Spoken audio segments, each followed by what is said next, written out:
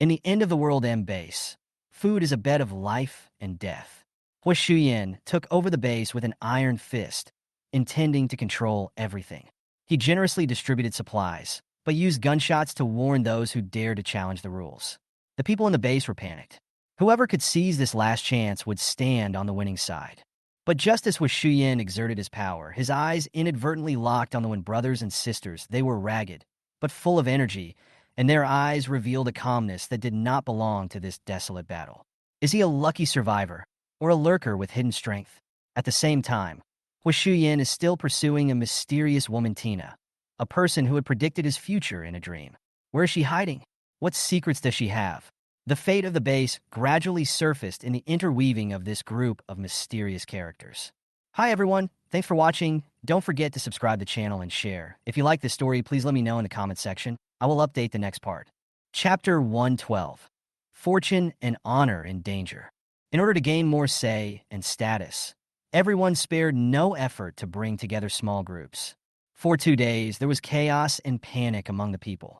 It was not until Hua Shuyan stepped forward and explained that he was the commander of the army, and that he was doing this in order to break up the small gangs and eliminate harm to the people that everyone calmed down. It's too chaotic outside, so the Wen family doesn't go out.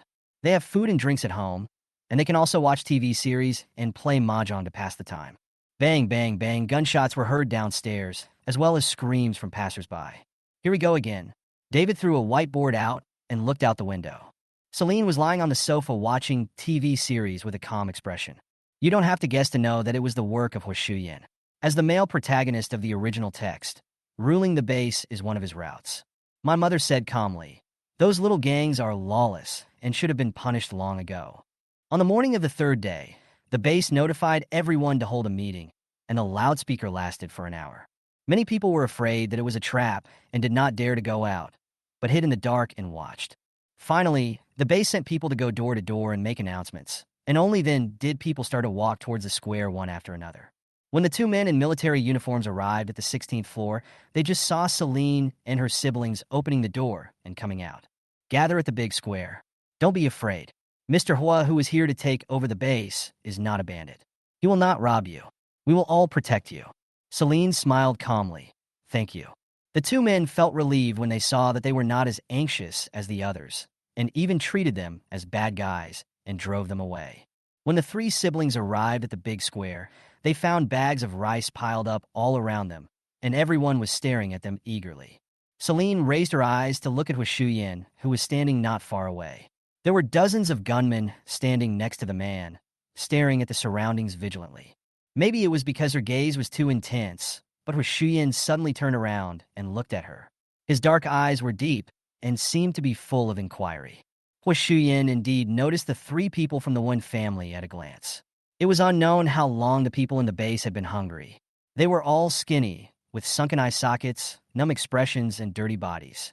Although Celine and the others were wearing old cotton-padded clothes, they were in good spirits and not thin, and did not look like people who were hungry. According to his observation, those who are not starving in the base are either gang members or people who are capable and can protect the supplies. Those 3 people are most likely the latter. It's not impossible to recruit them to expand the defense team. Hua Shuyan remembered them and planned to talk to them when he had time. Only when almost all the people had arrived did Hua Shuyan walk onto the makeshift stage. Good morning, everyone. I'm Hua Shuyan, and I'll be the manager of M Base in the future. As you can see, I can afford to distribute food. As long as everyone works together, we will definitely be able to develop M Base again. Hua Shuyan spoke a lot in a very eloquent manner, but the people standing below only stared at the pile of rice. His expression changed, and he said without further ado, "Everyone line up to get the rice. It's free for you, 1 pound per person." Upon hearing this, everyone immediately ran over and lined up. They looked full of energy, completely different from the lifeless look just now. Celine and the other 2 also went to line up. David whispered, "If I had known earlier, I would have asked my parents to come down so that they could have taken 2 more kilograms of rice." In the past, he would not have cared about 2 kilograms of rice at all, but now supplies are hard to find, and who would not want food? A strong man saw that 1 pound was too little and there was only 1/3 of rice left in the bag in front of him. He snatched the bag of rice from the ground and ran away. The people behind him went crazy when they saw this and immediately rushed over to follow suit. Bang! A gunshot suddenly rang out, and the strong man who was snatching the rice fell to the ground dead. The people who were trying to grab the rice stopped at the same time and stepped back in fear. I told you I'd give it to you for free. Can you please behave yourself? Do you have to kill someone before you listen? Lu Ting angrily retracted his gun. Having learned from the previous experience, those people no longer dared to make trouble and instead lined up obediently with their heads lowered. Each person can only take 1 kilogram of rice, and duplicate cues are not allowed. We will be watching here. If anyone does not follow the rules, our rice will be confiscated and they will not get any for the next 3 days. Don't blame me for not reminding you. We have good memories and can remember everyone who has been here. Don't try to play tricks on us. The words have been made clear, but some people just don't believe it, or they only believe that wealth and honor can be achieved through risk. Chapter 113, Crouching Tiger, Hidden Dragon. There was a man mixed in among them. He had just come to get the rice. Lu Ting looked at him steadily, remaining silent. The man was nervous for a moment when he met the land boat's eyes, but quickly pretended to be calm and continued to queue. Lu Ting sneered, saying that the man was really shameless. He strode towards the man, grabbed his collar, and threw him to the ground. Everyone turned to look over. The man felt guilty, but he still said stubbornly, "This is my first time here. You are bullying me if you don't want to give it to me. Just say so." Lu Ting said coldly, "Since I was able to find you out, it means I have enough evidence." He took out his phone from his pocket and asked with a half smile, "Are you sure you want me to turn on the video?" The man's face changed. He spat secretly in his heart and walked away with a look of unwillingness on his face. "Remember him and don't send him any more supplies in the next 3 days." Lu Ting said. When the people in the queue saw this scene, they all gave up the idea of queuing up again to receive supplies for fear of being put on the blacklist. Seeing how obedient they were, Lu Ting snorted inwardly, thinking that he had to kill a chicken to scare the monkeys before they would behave. When Dad and Mom saw them coming back with rice, they couldn't help but exclaim in surprise. These are all high-quality rice, and Hua Shuyan is willing to distribute them all over the base. David. Maybe it's to win people's hearts. He has to show some respect since he's new here. That's true. If we just use force to suppress the situation, it will eventually explode. Let's also line up to get rice. Mother pulled her husband out. Celine reminded, "Bring your weapons." "I have it with me." They had all seen how chaotic the base was before, especially their mother. Ever since she was kidnapped by Shu Qing, she had become extra cautious and would always carry a gun with her whenever she went out. As soon as the couple went out, they saw 2 men coming up to stop them. "Which floor do you live on?" One of the men asked. "Dad, 16th floor, any problem?" "Do you know this person? Or have you seen her?" The man took out a sketch. The mother looked carefully and was shocked to find that the person in the painting was actually Tina. "Who are these 2 people to Tina?" Dad pretended to think about it and finally shook his head. "No. Think about it carefully. As long as you find this person, Mr. Hua will reward you handsomely." The man held up the portrait and asked them to remember the person in the painting. My mother asked in confusion, "Is this person Mr. Hua's family member?" "You don't need to know this. If you see her, remember to report to the office building." The man handed the portrait to them and waited for a few seconds before taking it back. After the 2 men finished speaking, they turned around and knocked on another family's door. When they came downstairs, my mother asked in surprise, "Could that be Tina's relative or her boyfriend?" Tina could be having an affair with other men while dating her own son, so it's possible that she was also having an affair with a man named Hua. The mother mentioned that woman. She became unhappy. If she really came to look for Tina, we have to move out soon. If the Hua guy knew that Tina was killed by Celine, he might take action against their family. Dad thought so too. The 2 of them walked quickly towards the big square. No matter how urgent it was, they didn't want to rush. They just wanted to get the supplies first. At this time, there were not many people queuing in the square, only a few 20 or 30 people. Hua Shuyan was just about to ask someone to pack up and go back when he saw another middle-aged couple coming. They had rosy complexions, looked energetic, and were neatly dressed. Even their shoes were clean. The man had a stern face, looking intimidating without being angry. The woman had a kind face, but her eyes were filled with wisdom as she looked around. It seems that there are really hidden dragons and crouching tigers in this base. Hua Shuyan walked up to them and started chatting with them. Chapter 114, Dream Prophecy. "Hello, I'm Hua Shuyan. What are your names?" Hua Shuyan showed a rare smile on his face. Dad and Mom have heard this name a lot in the past few days, but today is the first time they have seen him in person. My name is Wang Tao, and this is my wifely fun. Dad made up a name. Celine said that Huaxuyin was not an ordinary person, and she would try to stay away from him if she met him. Although he didn't know why he was so scared, he didn't dare to reveal his real name. Huaxuyin didn't ask whether the name was true or false, and asked casually, "How are you doing at the base?" Dad sighed and said pitifully, "From the outside, others think we have a good life, but in fact, my wife and I have no food to eat. I used to weigh nearly 200 kilograms, but now I have lost dozens of kilograms. And my wife used to weigh 160 kilograms, but now she only weighs about 90 kilograms." Was Shuyan? Did these two really think he was a fool? He could still tell when a person was hungry and thin, but he didn't expose them. He had just arrived at the base, so it was normal for him not to be trusted. Now that I have taken over the base, I will definitely lead everyone to fight against the natural disaster. The final victory will belong to us. Shuyin stared at them and changed the subject. But it is not enough for me to fight alone. We must have more capable people to join us. I hope you two can consider it. Whoever has outstanding abilities can be the manager. Dad had no interest at all. He didn't show it, but just responded calmly, "Yeah, not bad. Also, join us in defending the base, and we'll distribute supplies every month." "Very good." Dad nodded, without any sign of excitement. Shuyin didn't expect them to be so calm. This showed that they were not short of supplies at all, so he couldn't impress them. "Mr. Hua, please don't waste your time here. My husband and I are old and don't like to make a fuss.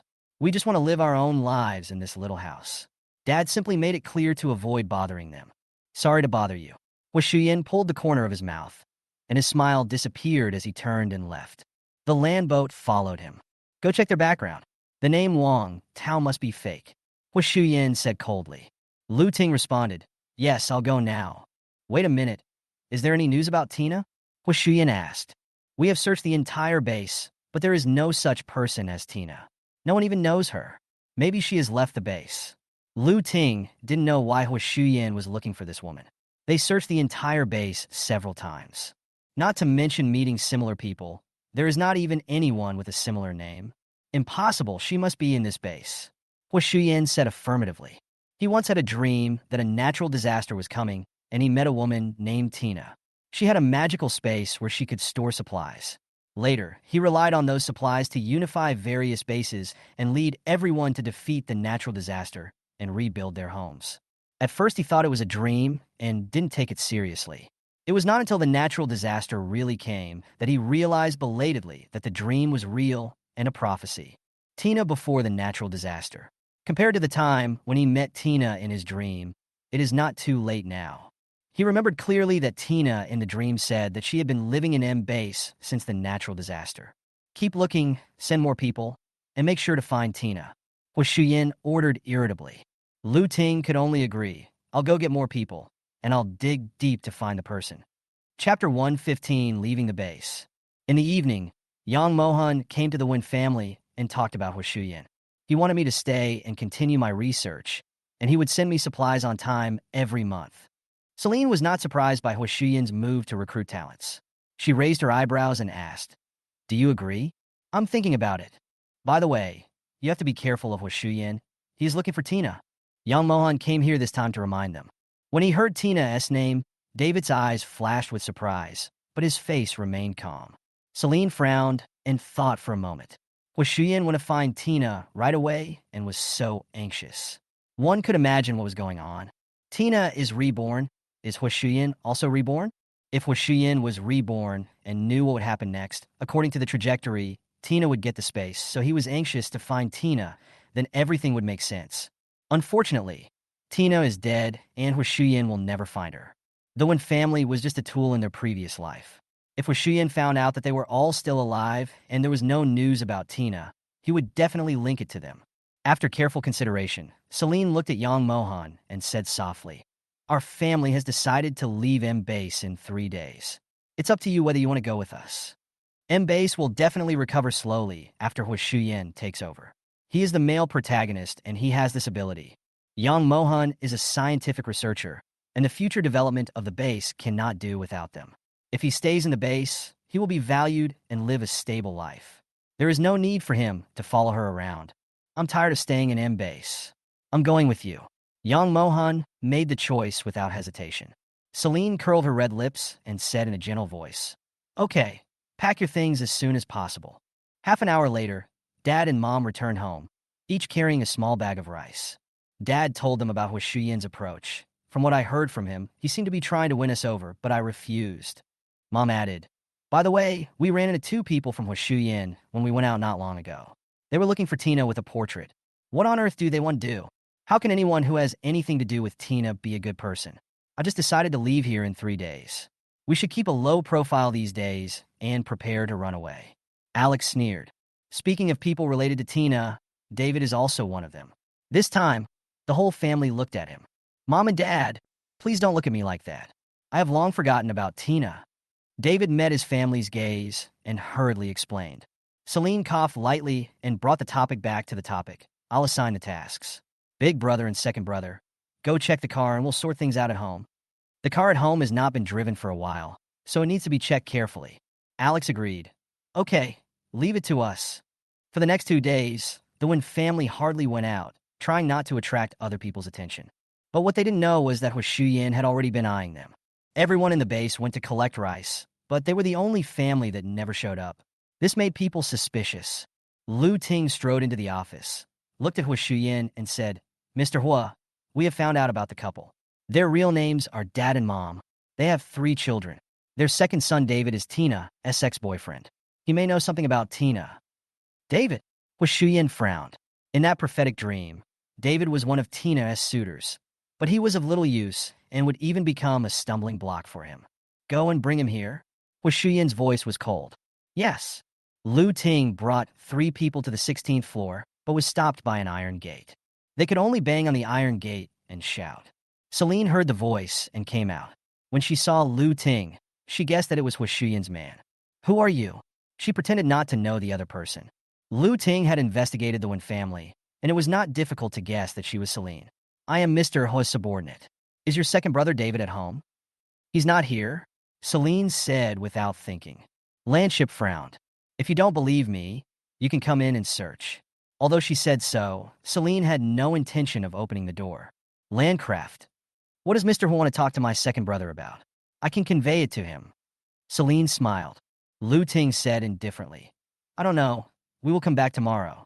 After saying that, he led his men away. Celine walked back into the room and looked at David, who was sitting on the sofa.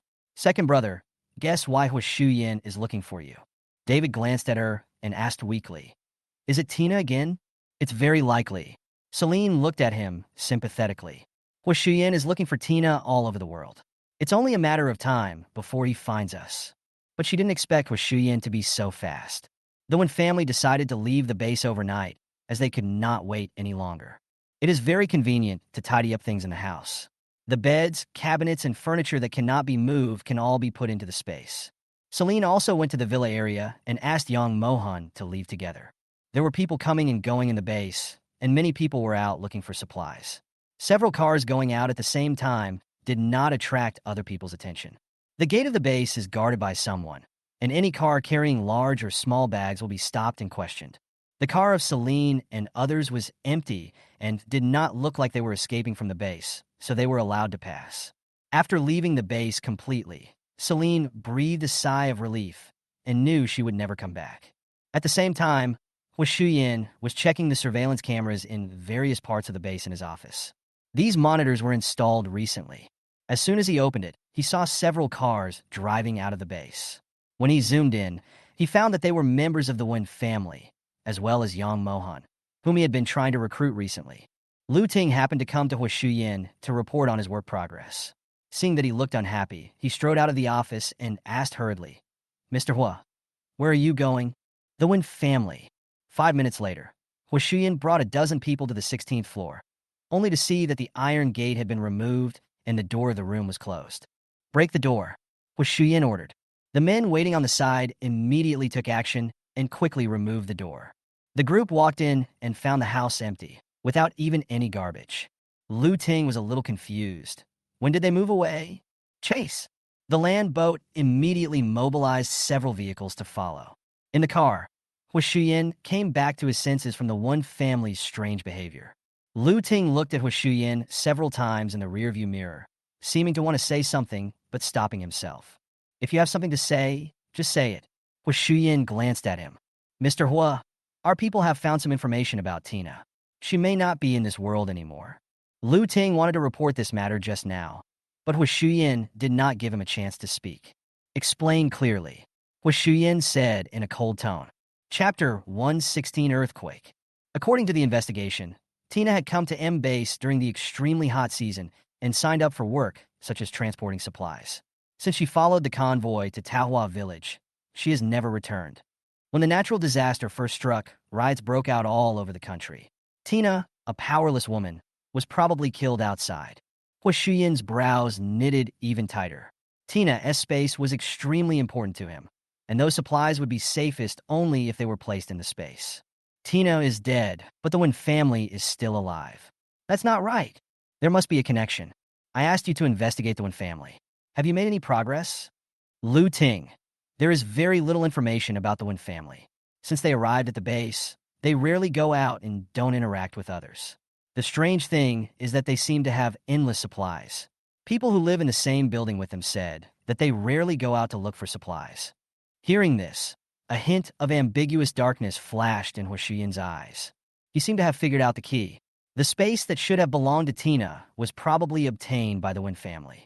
They stored supplies there so they had enough food and drink.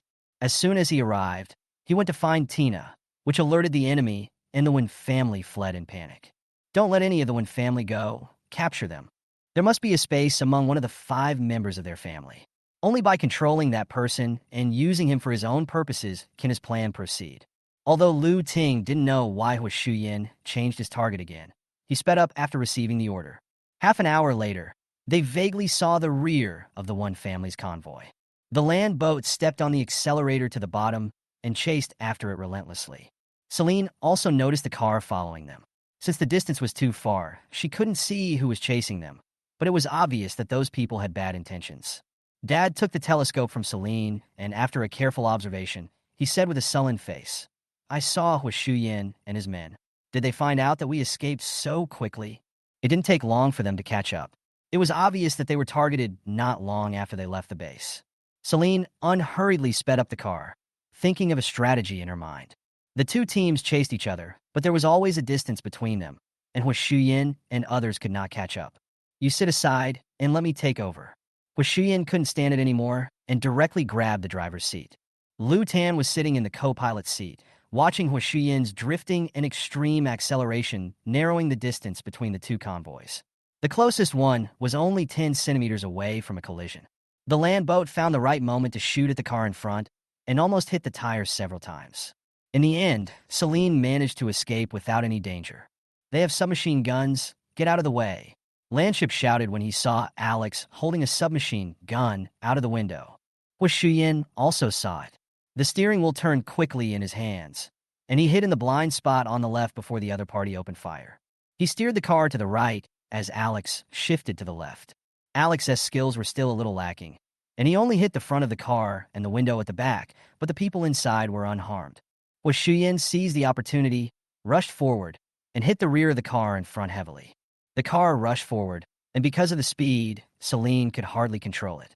After speeding for a while, the car slowly came to a stop. Celine said coldly, Fuck them, we won't run away anymore. We will fight them to the end. She has plenty of weapons in her space, and she doesn't believe that she can't defeat Hu Shuyin's men. David took the gun that Celine threw to him and said with shining eyes, Beautiful. Running away is too cowardly. They should have been punished earlier. Just as they were about to get off the car, it suddenly started to shake more and more violently. What's going on? David asked in a daze. Celine's face changed drastically, and she yelled, It's an earthquake. Get out of the car and find a place to hide. Everyone got out of the car immediately. The ground was shaking violently, and it was impossible to stand steadily. Young Mohan got out of his car with a map in his hand. He said nervously, There is an air raid shelter ahead. Let's hide there for a while. They had no other choice but to follow young Mohan away immediately. Hu Shuyin and the others had not expected an earthquake at all. After getting off the car, they found that the Wen family had already run away. He immediately said, Each of you find a place to hide and take precautions. Young Mohan ran while looking at the map. This was the direction marked out after the base had gone out to investigate. It would be correct to follow the map. After running for 10 minutes, they finally arrived at the air raid shelter. The shaking inside was not that strong, and the defense capabilities were excellent. It was the safest place to hide here. Why did an earthquake suddenly happen? This was the first time David had encountered such a thing in his 20-plus years of life. He collapsed on the ground, still not able to recover. Young Mohan consoled her. In this world, natural disasters can happen at any time. There are no signs at all. We can only take precautions. The mother leaned against her husband with weak legs and a pale face. Fortunately, there is an air raid shelter here. Otherwise, there would be no place to hide. Celine was also worried. The timing of the natural disaster was disrupted and didn't match up at all. She couldn't predict it either. There were 2 rows of chairs in the air raid shelter. They sat on them to rest while paying attention to the movements around them. If the air raid shelter can no longer hold up, they can escape at any time. An hour passed in the blink of an eye. No matter how small the earthquake is, it can still be felt in the air raid shelter, which means that the earthquake wave has not yet passed. 20 minutes later, the shaking completely disappeared, and everyone breathed a sigh of relief. Young Mohan said, "I'll go out and take a look." Celine followed him. The two couldn't help but look at each other. Young Mohan raised the corner of his mouth, but said nothing. When we arrived outside the air raid shelter, we saw deep grooves on the originally flat ground. Looking down, it was pitch black, like a whirlpool that swallowed people, terrifying. The snow and ice on the ground were all swallowed up by the gullies, revealing the yellow soil that had not been seen for a long time. "The earthquake is over for now, but there will likely be aftershocks, so don't leave yet," said Young Mohan. "It's better to wait a few more days." Celine thought so too, because she knew that this wave of earthquakes would not end so quickly. The original text recorded that it would take a whole month to end, including aftershocks. Finally, the earth was devastated, the mountains collapsed, and the forests were destroyed. The living environment is getting more difficult. The two returned to the air raid shelter, and Dad quickly asked, "What's going on outside?" "The aftershocks have passed for now." Everyone breathed a sigh of relief. As the sky gradually darkened, Celine took out a tent from the space and said, "Let's stay here for the next few days. We can discuss which base to go to." No one objected. Even if they were asked to leave now, they didn't dare to do so because who knows when the next earthquake will come. It would be terrible if there was no air raid shelter halfway through the journey. Chapter 117, Going to K-Base. Young Mohan has his own space and supplies, and everyone's secrets are shared, so there is no need to hide anything when getting along with each other. "And Mohan, what do you want to eat tonight? Andy will make it for you."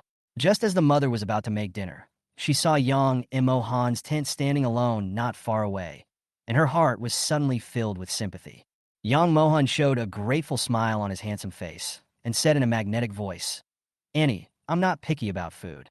I'll eat whatever you cook. My cooking skills are not bad, so I'll help you." David clicked his tongue twice when he saw this and approached his eldest brother and said, "Look at how attentive that boy is. He's just one step away from changing the word aunt to mom." Alex was also a little unhappy, but he couldn't resist the fact that the little sister had a good impression of him and treated him as a good friend, so there was no reason for them to drive him away. Well, they were just good friends, and he could accept that. Celine took out the gas stove and pots, pans, and 3 large bottles of bottled water, enough for washing vegetables and dishes. Young Mohan had no intention of eating and drinking for free, so he took out a pork elbow, a duck, and some fruit from the space. Seeing that he was still going to take out the food, the mother hurriedly said, "That's enough. I heard from Celine that your space is not big and the supplies are not much. Keep some for yourself. Supplies are hard to find these days. If you have food and drink, you can leave yourself a way out." David, who was drinking soda nearby, added faintly, "Men can't live off women. Even if it's the end of the world, they still have to be independent, don't you think?" Young Mohan pretended not to understand the hidden meaning in his words, looked at her mother and said, "Don't worry, Annie, the food in my space is enough to last for more than 10 years, and I can store it and eat it at the same time, so it will be no problem to eat it until I am old. As long as you have your own ideas, how about making beer duck and stewed pork elbow tonight?" Mom asked with a smile. "Oh, cool." The mother looked at David and said, "You are good at cooking, come and help." David. The last supper was prepared by David and Alex together.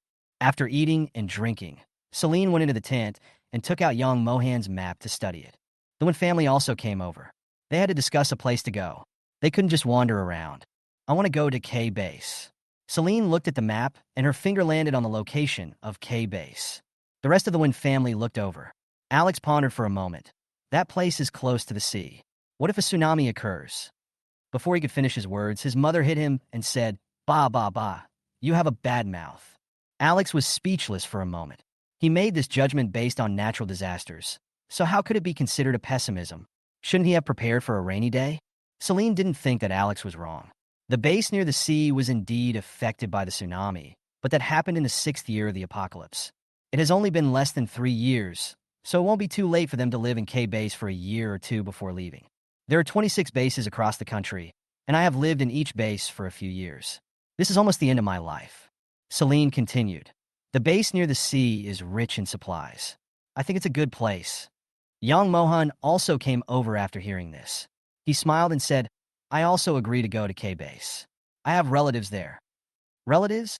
Celine raised an eyebrow. Young Mohan nodded, his voice clear. I contacted my uncle not long ago. He is now the base commander of K Base. Even if Celine didn't say it, he would suggest going to K Base. At least there were acquaintances there, and they could get shelter. Celine agreed. It's decided then. Let's go to K Base. After deciding where to go, they prepared to go to bed. In the middle of the night, Celine was awakened by a tremor, and she opened her eyes immediately. There were sounds of tree trunks breaking and falling outside the air raid shelter. Celine was about to open the tent when someone got there first. The Wynn family members also came out of the tents. This earthquake was more severe than the last one, and it was uncomfortable to shake in the air raid shelter. Mom became worried again, and that feeling of fear surged in her heart. Dad noticed and immediately hugged her to comfort her. It's okay. I'm here.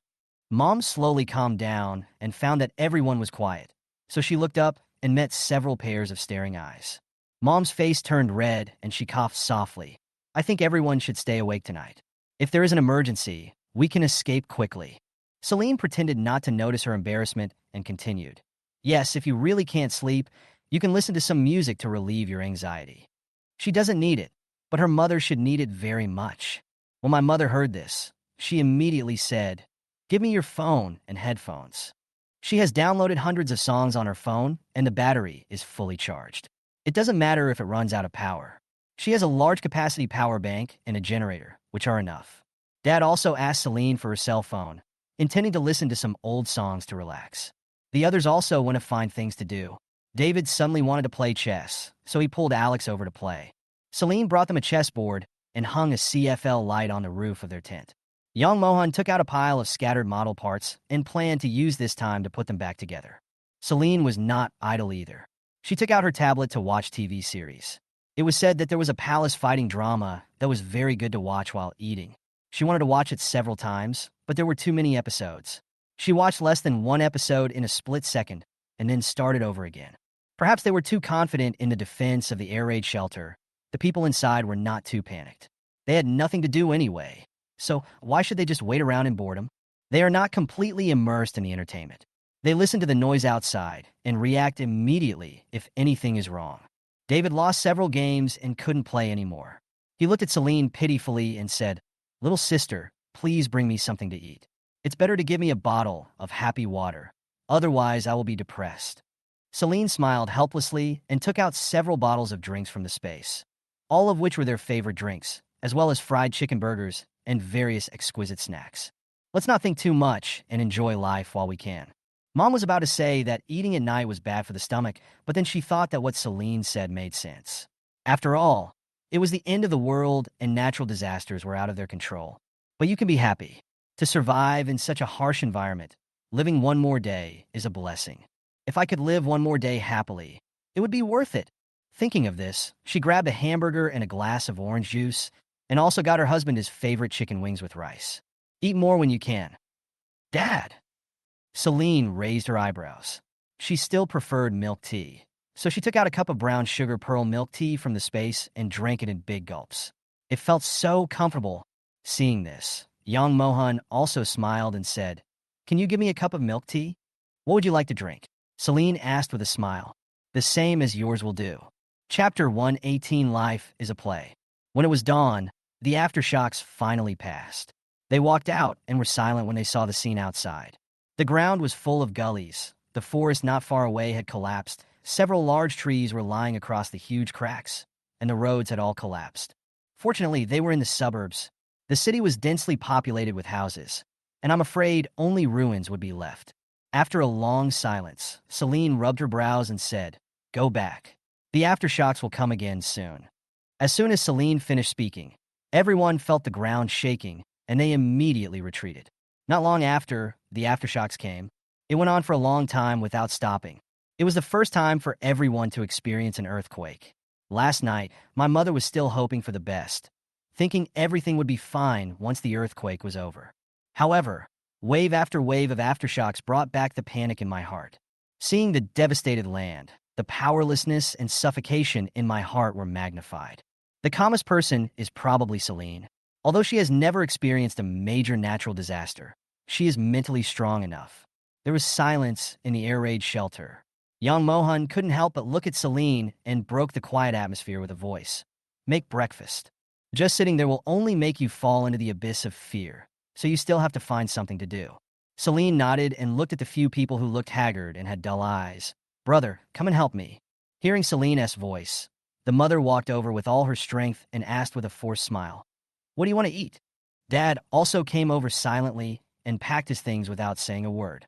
Seeing this, Celine stopped what she was doing and said, "The earthquake will pass. Let's hold on for a while.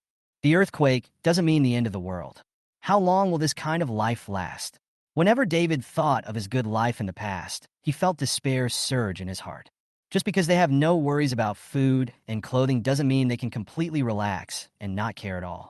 In the last days, no one feels free from depression. Celine moved her lips and was about to speak, but young Mohan said first, "If the end of the world will not end for decades or even hundreds of years, do you plan to die now? This is the only way to get rid of it." Although this may sound harsh, it does make sense, David. No, it's better to live a miserable life than to die. Whether you believe it or not, I always think that victory belongs to mankind. Since life is like a play, let's treat it as a game and see who can survive to the end. Celine's eyes fell on him. When she heard this, her lips curved up. After a while, she said, "That's right. The one who survives to the end is the winner." The other members of the Wynn family looked at each other. Alex curled his lips and said, "Only the second brother is timid and afraid of death. I have nothing to be afraid of. Second child, you have to learn from your older brother and younger sister. They are not afraid of a girl."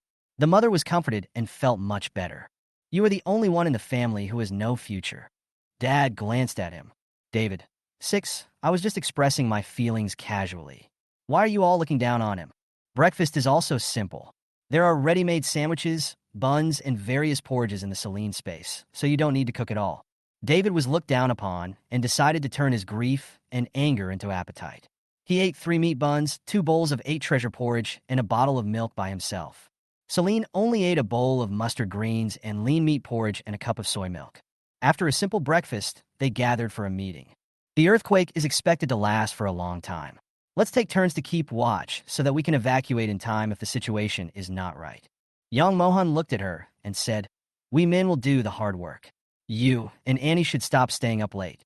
The father also felt sorry for his wife and daughter and nodded in agreement. Yes, women who stay up late age faster. The mother, who was about to refuse any special treatment, glared at him.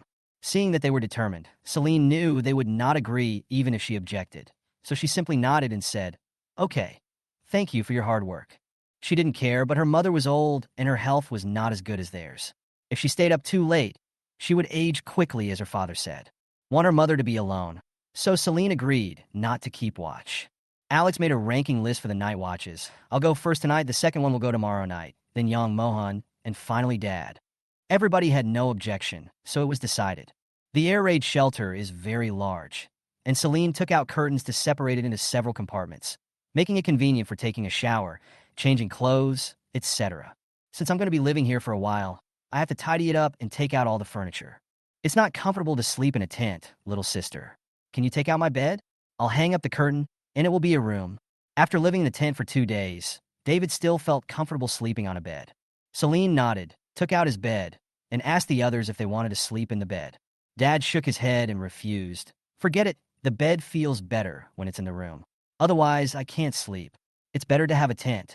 Young Mohan didn't want to make any more trouble, and he also felt that living in a tent was convenient. After asking around, I found out that only David was sleeping on the bed. Not only did he ask for a bed, he also asked Celine to take out the bedside table and then filled it with drinks and snacks. After thinking about it, he placed a pot of green plants next to it. He fenced it off on all sides, making it almost like a room. The others watched him work on it. You just don't know how to enjoy yourself. David was smug with satisfaction. Alex glanced at him calmly. You were so desperate just now, but now you're just a lifer. David glared at him. Shut up.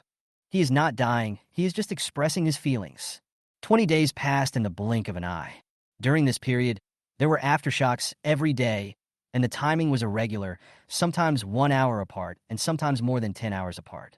Celine felt the aftershocks that had just passed, and she thought, the earthquake should stop soon. The aftershocks are no longer obvious and seem to be passing quickly. David was tired of staying in the air raid shelter. He couldn't go out because it was too dangerous outside. He lay in bed all day and night, feeling extremely exhausted. The days of lying down are not so good. Then let's pack up and go. He couldn't stay in this place for even a day. No, we have to wait a while. For safety reasons, Celine did not agree with his idea. The mother also stood on her daughter's side. Why are you in such a hurry? It's not over yet. Wait a few more days and observe it first. David stopped talking. He had no status in this family anyway, so he might as well just follow his younger sister and eat and drink for free. The next day, there were no more aftershocks. The same thing happened on the third day. After waiting for 10 days, no more earthquakes occurred. Everyone felt safe. Chapter 119, Leaving the Air Raid Shelter. David was packing his things in a hurry. There was nothing he could do as he had the most things here. Celine also doted on him and gave him whatever he wanted. We'll stay one more night and leave tomorrow morning. A month has passed, and the earthquake should have ended. Mom and Dad were also very happy and even cooked several dishes in the evening, all of which were their favorites. The earthquake is finally over. We must celebrate. I hope the journey ahead will be smooth. As usual, young Mohan prepared the meat and vegetables. The two twin brothers cooked, and Celine helped. I can finally get a good night's sleep tonight and don't have to stay up all night. Celine couldn't help but smile. It was late at night, and everyone was sleeping soundly. There was a sudden earthquake in the air raid shelter. Get up quickly, the earthquake is coming again, young Mohan shouted. The others immediately came out of the tent, and the entire air raid shelter was shaking violently. Crack! Cracks appeared in the walls of the air raid shelter. It shows how severe the earthquake outside is. Damn, is this never going to end? David cursed in annoyance. Fortunately, the air raid shelter can still hold up. The cracks are not big, and it will not collapse in a short time. My mother suddenly said with great relief, this earthquake is several times stronger than the previous ones. Fortunately, we did not leave today, otherwise we would be in trouble now. There have been countless earthquakes and aftershocks in this month. The air raid shelter was in good condition, but tonight it not only shook violently, but even cracks appeared. You can imagine how terrifying it is outside. Celine frowned. No wonder the next 10 days were so peaceful. The most intense ones were still to come. Not to mention that everything would have been fine if we had left 10 days ago. The roads outside have been completely destroyed and cars cannot pass through. We can't go far on foot in 10 days. The earthquake is still ongoing, and I am destined to be sleepless tonight. The earthquake lasted for 5 days. Even if peace is restored, I dare not leave. Even David stopped asking to leave early. The group stayed in the air raid shelter for another half a month. Celine thought the earthquake should be over, so she suggested leaving. You really won't stay a few more days? David asked worriedly. Celine said with a smile, Second brother, a few days ago you were still shouting that you wanted to leave, and now you can go, but you want to stay again. Without waiting for David to speak, she continued, we can't live here any longer. There are more and more cracks on the walls. I'm afraid they will collapse at any time. Since the first day of this strong earthquake, the cracks in the air raid shelter have continued to increase, and now they are as dense as a spider web. I wouldn't feel safe living here any longer. Besides, half a month has passed, and they have to take a gamble regardless of whether the earthquake has completely passed. Young Mohan supported Celine, as always. He took the lead in putting his tent into the space and said, I'll help you clean up. Since you have decided to leave, do it quickly. Procrastination will only waste time. David had the most stuff, and he didn't want Celine to be so tired. So he simply put the odds and ends on the bed and put the whole bed into the space. An hour later, they walked out of the air raid shelter. The road outside no longer resembles its original appearance. The ground is not only full of gullies, but also buried trees. Some branches are covered with mud, and it is easy to trip if you are not careful. It is definitely not possible to drive on this road, so you can only walk. Be careful, Celine warned. After walking and stopping for nearly 10 hours, they came to a small city where all they saw was ruins. All the buildings collapsed, rubble was everywhere, and there was no place to step. It was getting dark, there was no one around, and the calls of unknown birds were particularly creepy. David just felt goosebumps all over his body. But they can only rest here for a while tonight. Due to the lack of information, they had no idea how big the earthquake was and could only grope their way forward. Celine found a slightly flat place and took out 2 RVs from the space. This was not an air raid shelter, and it was not safe to live in a tent. There is a bunk bed in each RV, and the sofa inside can also be used as a bed when unfolded. There were 4 men in one RV, and David could only squeeze with Alex. Celine sleeps in an RV with her mother. After it got completely dark, we started cooking in the RV. The dining table and kitchen are in the RV where Celine lives, and the Won brothers are still the ones cooking tonight. Celine got out of the RV and planned to take a walk around. Young Mohan thought that he was not needed in the cooking, so he followed. K-Base is far from here, so it shouldn't be affected by the earthquake. Young Mohan walked side by side with her. This section of the road will be more difficult, but it won't take long to drive there once we pass the earthquake zone. Celine walked to a high place, looked at the ruins not far away, and chuckled. I know, I'm not in a hurry. There's no point in being anxious. They just have to walk slowly through this stretch of road. Celine took out a telescope and looked around. Not a single building or house was in good condition. The surroundings were dark and eerie. When the cold wind blew, it felt like something out of a horror movie. Young Mohan stretched out his hand towards her. Let me see. Celine handed him the telescope, pointed to a road not far away, and said, try going there tomorrow. All the roads on the map were blocked, so they had to take a detour. The two of them discussed the route and didn't go back until Alex came to call them for dinner. No matter how bad the environment is, it will not affect their eating and drinking well. Young Mohan and Celine washed the dishes. They returned to their respective RVs. After a while, David knocked on the door again. Little sister, give us some hot water. Let's take a bath. Sorry, I forgot. Celine immediately took out 4 empty buckets and poured half of them with hot water and half with cold water. Since the earthquake, the temperature has miraculously warmed up and it is around 25 degrees outside. The hot water mixed with the cold water is not too cold. The temperature is just right. Living in an RV is quite convenient. They have no shortage of electricity, and the washing machine and refrigerator can be used normally. Celine also went to take a shower.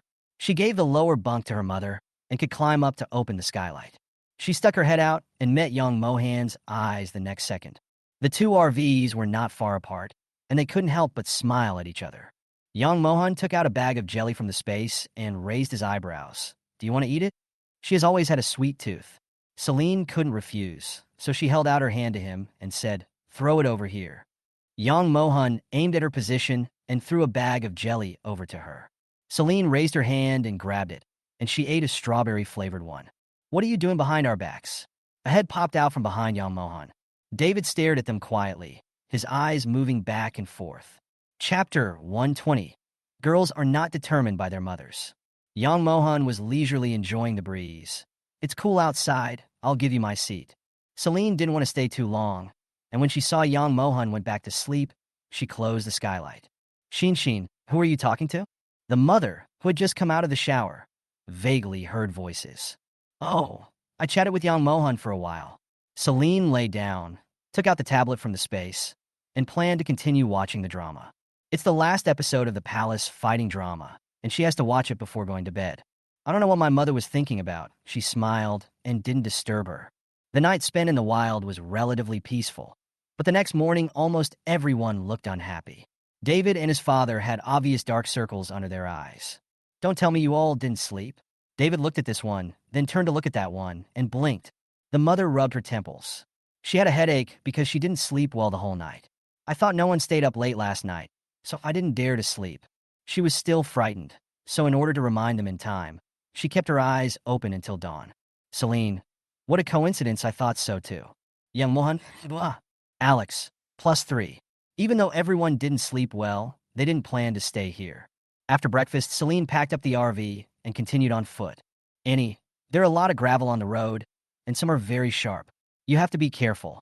Young Mohan was walking next to her mother and reminded her kindly. His mother looked at him with a smile on her face. Okay, you should be careful too, and try not to step on places with a lot of rocks. David saw this and couldn't help but go to Alex to complain. From the tone of our mother's voice, why does it feel like she's looking at her son-in-law? Alex felt the same way. He sighed and said, girls are no longer under the control of their mothers. When my sister grows up, she will have her own family. We just need to wish her the best. Celine, who was walking in front and behind them, do you really think she doesn't exist? After 10 days of trekking through mountains and rivers, they finally walked out of the earthquake zone. Looking at the flat road in front of me, I suddenly felt sad. It is really not easy. Sister, get our car out. David didn't want to move at all. Celine nodded and took out a few vehicles. After walking for 10 days, she didn't want to walk anymore. David wiped his car again and again, and only after driving on the road did he realize how fun it is. How far have we come in these 10 days? David asked with a smile. This could be considered a milestone in his life. 200 kilometers. That's an average of 20 kilometers a day. The limit for ordinary people to walk is 20 kilometers a day, but they exercise regularly and have good physical fitness. So walking 30 or 40 kilometers is not a problem for them according to their physical strength. However, the road was not easy to walk on, so the distance was shortened by about half. How far is this place from K base? David asked again. Young Mohan took out the map and looked at it. It's about 1,500 kilometers away. It will take about 2 or 3 days to drive. If you are not in a hurry, it will take about 5 days to a week. Have lunch first and rest for a while before you go. Mom was so tired that her legs and feet felt weak. No one wanted to cook at noon, so Celine took out some fast food which was still steaming hot. I want to eat pork trotter rice, said David. Dad, I want a roast duck rice. Young Mohan smiled and said, Boss, I want a braised pork rice. Semna? I didn't feel that way just now, but when I heard him call me boss, I felt like I was selling fast food. Celine ate the barbecued pork rice by herself, and also had a bottle of fruit wine to wash away the greasiness. After a simple meal, they rested in the car for 2 hours.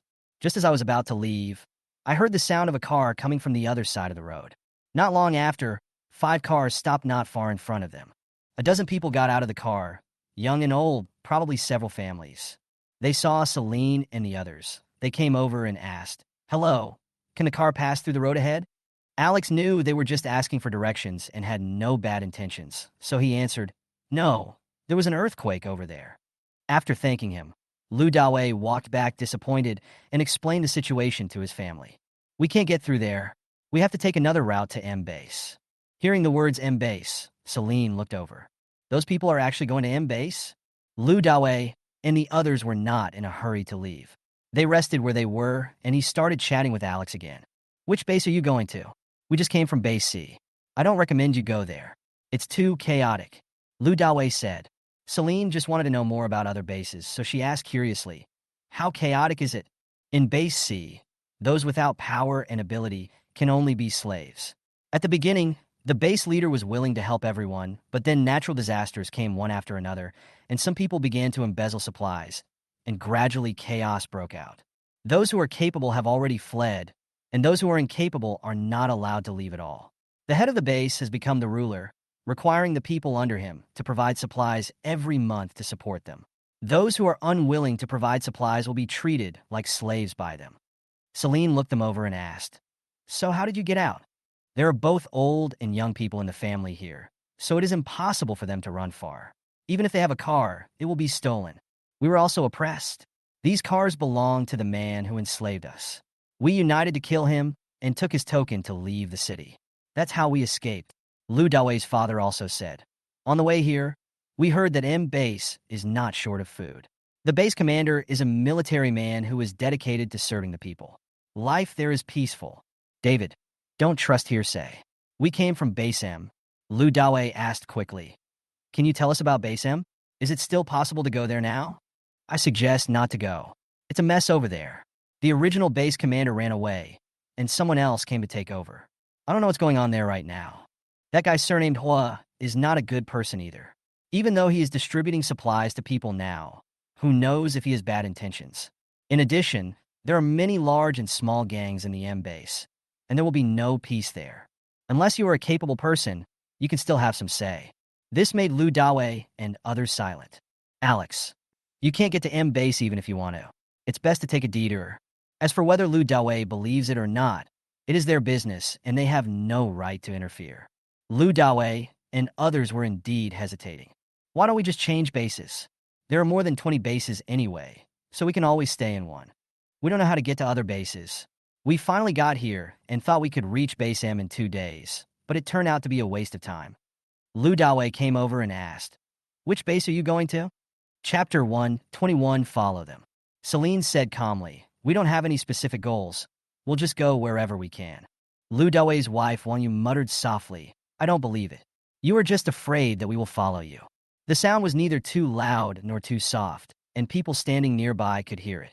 Celine really didn't want to go with outsiders, so she didn't want to reveal the destination. She glanced at Wang Yu and admitted, "You're right." After saying that, regardless of whether they were embarrassed or not, Celine glanced at her family and said, "It's getting late, let's go." The family got into the car one after another and left. Wang Yu curled her lips and said viciously, "What's the big deal? There were so many robbers before us, and they suffered."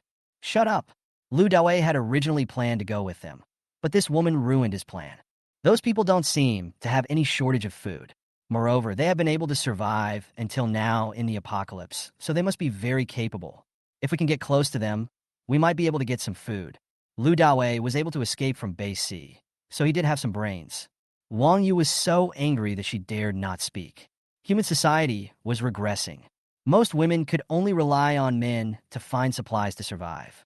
If the men in the family were angered, they could replace the women at any time.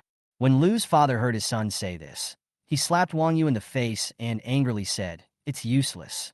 You're still not honest. If you act on your own next time, get out of here." Wang Yu covered her face, which was hurt, and dared not speak. "Dawei, why don't we follow them secretly? Since we can't get through M base, we have to take a detour to other places anyway, so it's definitely right to follow them."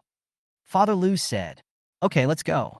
Not long after, Celine noticed a car following behind her. Mom looked back and frowned. "Why are they following us?"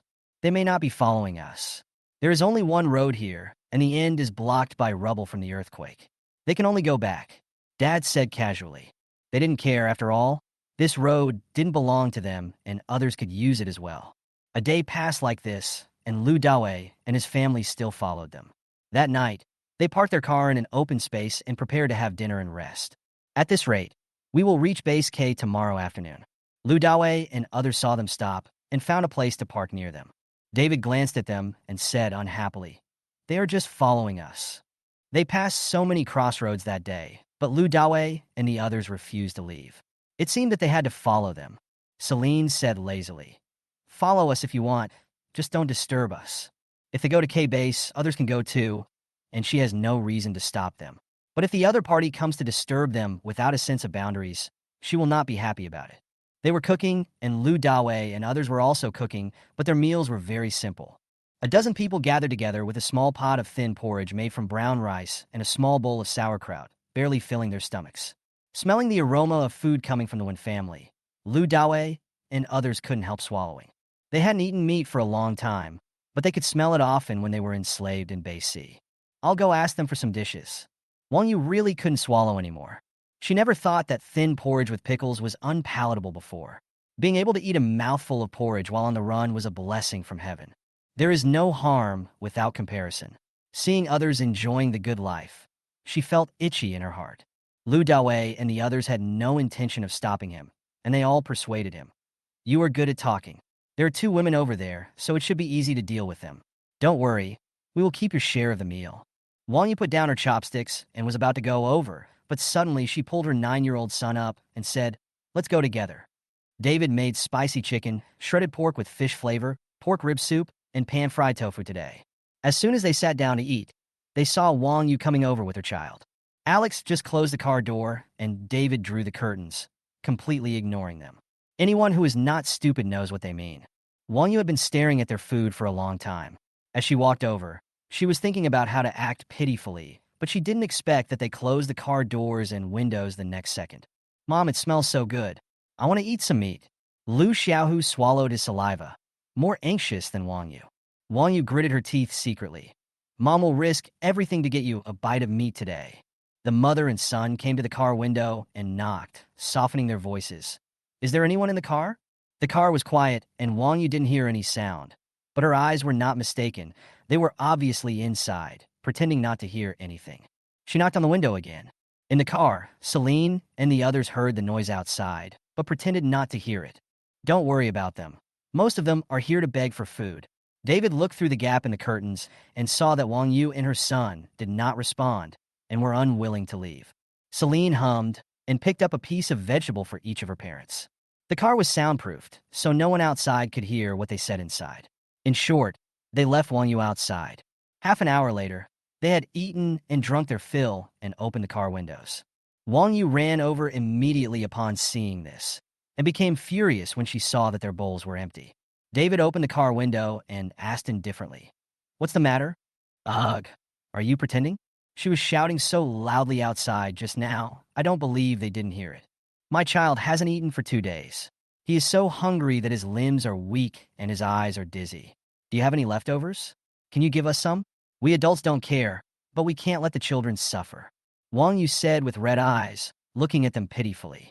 Celine's eyes fell on Lu Xiaohu. Apart from being a little thin, the boy was in good spirits. This obviously did not fit Wang Yu's explanation. "I'm sorry, but we don't want to suffer for your child.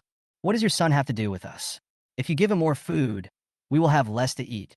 If you want to blame someone, you can only blame your useless mother for not being able to give him food. This child is so pitiful, but he is still lucky. At least he is still alive. Human wisdom and potential are infinite. Come on." Wang Yu listened to their ruthless words and said in a broken voice, "You are too cold-blooded. He is just a child. How can you say that to him? What if it leaves a psychological trauma on the child? Then don't bring him here. If you choose to beg for food, you should put aside your pride. No one owes anyone anything. If you don't raise your own child, how can you expect others to raise yours? Let's be frank. We won't give you a single grain of rice." Chapter 122, Arriving at K-Base. Wang Yu looked at the cold expressions on their faces and felt suffocated. Lu Daowei and others had been paying attention to the movements here. When they heard that Celine and the others seemed angry, they immediately came over. Lu Daowei slapped Wang Yu with his backhand. "You stinky bitch. Am I short of food or drink for you to come here and embarrass yourself?" Lu Xiaohu was frightened and burst into tears. "Don't hit mommy, I won't eat meat anymore." Wang Yu was beaten repeatedly, and she was so angry that she scratched and clawed at Lu Daowei, cursing, "I will fight you today, and the worst that can happen is that we will die together." The couple started fighting, completely disregarding whether their child would suffer psychological trauma. The Wen family just watched the fun, and no one tried to stop it. Finally, Lu's father brought 2 women over and held Wang Yu down, and she stopped making trouble. Lu Daowei quickly apologized. "I'm sorry. I didn't know this woman would come here to embarrass herself. I apologize to you, and I will definitely keep an eye on people in the future." "Really? I hope you'd better keep your word. We all like quietness and don't like to be disturbed. If you make us angry, you will bear the consequences yourself." There was a hint of cruelty in Celine's tone in the last sentence. Bang! A gunshot suddenly rang out. Lu Daowei and others were startled and looked over quickly. Yang Mohan slowly wiped the gun, and after noticing their gazes, a faint smile appeared on his handsome face. "Don't be afraid. It was just an accidental discharge." Lu Daowei swallowed his saliva, and his legs trembled. These people were really not easy to deal with.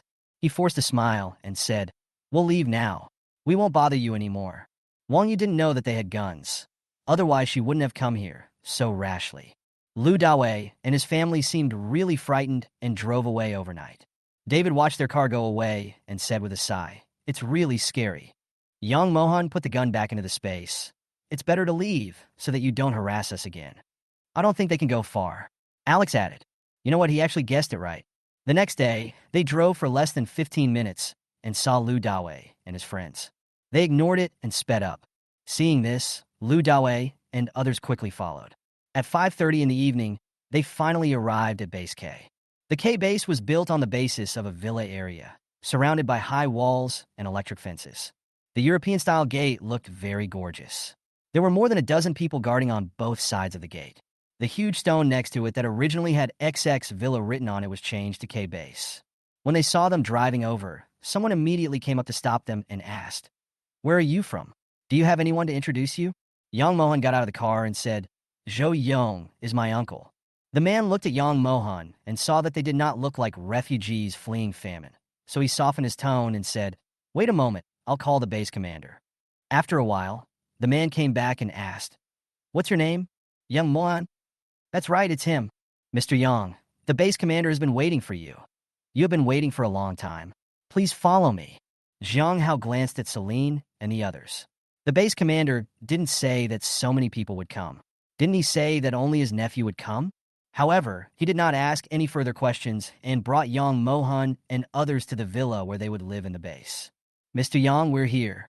As soon as Yang Mohan got off the car, he saw a middle-aged man walking towards him. He was neither fat nor thin, with a smile on his face, giving people an amiable feeling. "Uncle." Yang Mohan Jun had a deep smile on his face.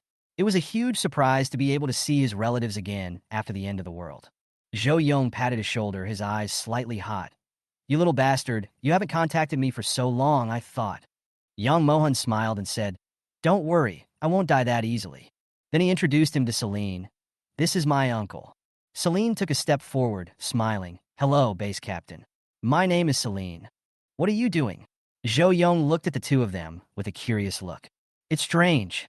Before the apocalypse, no matter how many girls were introduced to Yang Mohan, he was unwilling to date them.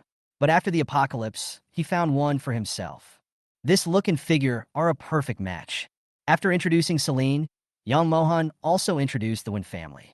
He mainly wanted the Wen family to become familiar to Zhou Yong so that it would be easier to ask him for help in the future. But this action meant something different to Zhou Yong. He gave Yang Mohan an appreciative look. "Of course, that's a good idea. You're responsible and brought the girl and her family here. Unlike some men, the mother-in-law's family is unwilling to take care of them at all. No matter whether they had feelings for them in the past or not, they all turn against them. You can live in K base peacefully and treat it as your home. If you have any difficulties, come to me," Zhou Yong said with a smile. "Dad." "Thank you, base commander. Sorry for the trouble." "That's a bit too polite," Zhou Yong said with a smile. "We are all family, so let's not talk behind each other's backs." "Dad." This sounds a bit strange to him. "Come, I'll have someone arrange a room for you. You'll live here from now on," Zhou Yong greeted warmly. However, the Wen family are all polite people. If they have no ability and can only rely on others, they will not refuse. But they have supplies, so they can exchange them for houses according to the rules of this base. "Thank you, base commander, but we have a large family, so we won't bother you." Celine smiled and refused. "We have supplies in the car. Can we change houses?" Seeing that they refused without any hesitation, Zhou Yong could tell that they really didn't want to live here. He pondered for a moment and said, "Yes, in the redemption hall. We use points here. All transactions are in points." Zhou Yong explained the rules to them in detail. In fact, it was similar to the work points at M base, and points were also earned in exchange for labor. Zhou Yong was worried that they would be cheated, so he took the initiative to take them to the exchange hall. Celine was looking at the people at K base along the way. Life here seemed to be pretty good. Although there were many thin people, the expressions on their faces were not numb. There were even two children aged 13 or 14 who looked very energetic. It can be seen that if you work hard here, your life will get better and better. When we arrived at the redemption hall, many people were exchanging points, and the line formed a long queue. The things that can be exchanged and the corresponding points are written on it. You can buy a house at the window over there. If you can't afford it, you can rent it. Some are expensive, some are cheap, depending on your needs. Zhou Yong explained. When the people in the exchange hall saw Zhou Yong coming, they all stood up and greeted him. "Hello, base commander." Zhou Yong waved his hand, signaling them to continue working and not to worry about him. Celine saw all of this. Chapter 123, Not Good Enough with Celine. The smiles on these people's faces were genuine, not just simple compliments. It can be seen that Zhou Yong has a good reputation in the base and is highly respected. Celine plans to go see the house first and then decide how much supplies to take out for exchange. Her mother leaned close to her and whispered, Xin, do you want to live here for a long time? If not, don't buy a house. It's a waste of resources." Alex also thought so. Why not just rent a small yard? The rent is not expensive. A small villa costs 50,000 points. An apartment building costs 20,000 points. A small courtyard costs 10,000 points to buy, and only 100 points to rent for a month. If you get tired of living here in the future and want to move to another place, you can leave without having to worry about what to do with the house. No matter how you look at it, renting a house is more cost-effective. Celine thought so too. Since the whole family agreed, they chose a small courtyard with 4 rooms, which was just enough for them to live in. The staff asked them to choose a small courtyard. There are not many courtyards left in the base. There are only 3 empty ones. In recent days, someone has been asking how much it costs to buy one. If you want to rent one, act quickly. Celine chose a small yard with convenient transportation and parking space. Please wait for us for a moment. We will go to redeem the points now. If it were someone else, the staff would have retorted long ago. The rule is first come, first served, and they won't wait for anyone. However, after seeing Zhou Yong not far away, the staff member smiled and said, "Okay, I'll keep it for you." Celine and the others were not people without vision, and it was obvious that they had benefited from Zhou Yong's help. They planned to rent for a year, which would be 1,200 points. Seeing that high-quality rice had the highest points on the exchange column, and 1 kilogram could be exchanged for 20 points, Celine pretended to get on the car, but actually took out a 100-kilogram bag of rice from the space. It could be exchanged for 2,000 points. Of course, it is not up to her to decide whether the rice is high quality or not. The staff has to make the assessment. The 2 staff members poured out the whole bag of rice, and after confirming that it was not adulterated, they said with a smile, "It is high-quality rice." Seeing this, people who were queuing up to exchange their tickets cast envious glances. At that time, it was impossible to find high-quality rice outside, and it was good enough to find some that had been soaked in water. It is obvious that these people have a rich family background. They have been eating since the end of the world until now, and yet they still have so many supplies. The staff quickly processed the cards for them, and Celine asked him to deposit 100 points into his parents' cards. She still had 1,600 points left, and after deducting the 1,200 points used for rent, she still had 400 points left. Yang Mohan also wanted to rent a house, but Zhou Yong refused to allow it. "You can live with me. If you think you have too much food, you can give it to me as your rent." Zhou Yong pulled him aside and told him, "You have to save some money. You are getting married soon, so you can't spend lavishly. You have to support your family in the future." Yang Mohan looked at him with a frown. "Where did you get this information? How come I didn't know I was getting married? TSK, TSK, TSK. Why are you pretending? We are all men. How can I not see the look in your eyes?" Zhou Yong glanced at him. "If the supplies are not enough, I will give you some later. Your parents are gone, so I am your relative." "Yeah, moi?" He looked at Celine, who was filling out rental information not far away. She lowered her head. Her eyebrows were focused. Her eyelashes were long and narrow, and her fair profile was very delicate. The dropped collar revealed her slender swan neck and small and attractive collarbone. Somehow, he subconsciously thought about what Zhou Yong said. "Suddenly, I realized that he is not worthy of Celine at all. She has a space with infinite capacity, and the supplies in it are enough for her to eat for several lifetimes." Although he can ensure that he has enough food and clothing, he still needs to keep looking for supplies and storing them in the space. Celine took the keys of the yard and walked out. She inadvertently saw Yang Mohan's gloomy look. She paused, then walked over. "What's wrong with you? Wasn't he very happy having just seen his relatives?" Yang Mohan put away the expression on his face, curled his lips, and asked, "Are all the procedures completed?"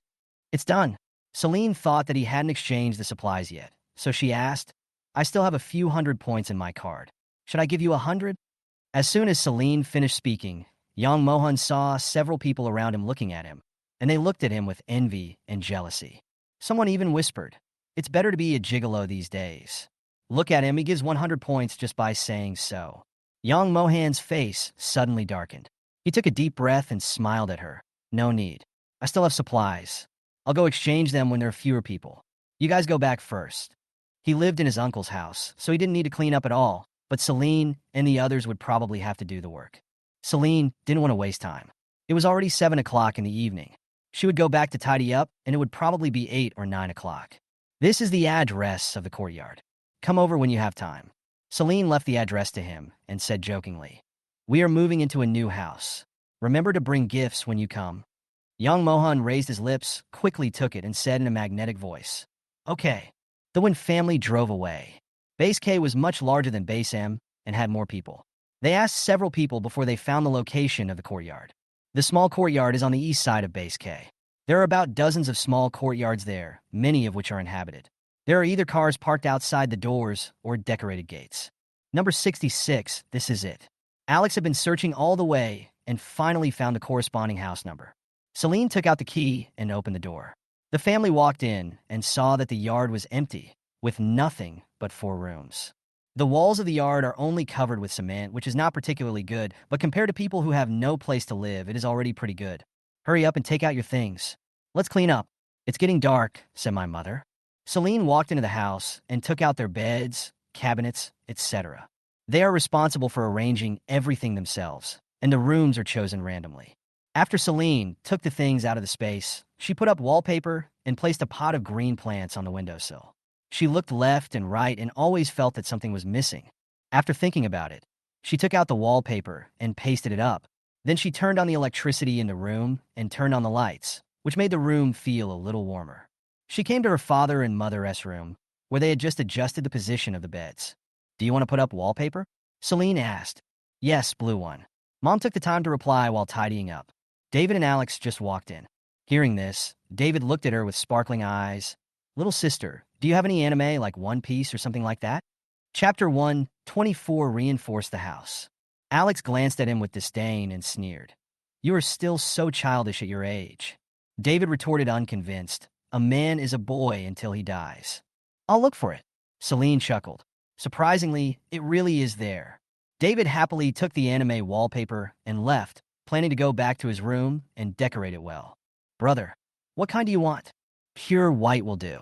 He doesn't like anything fancy.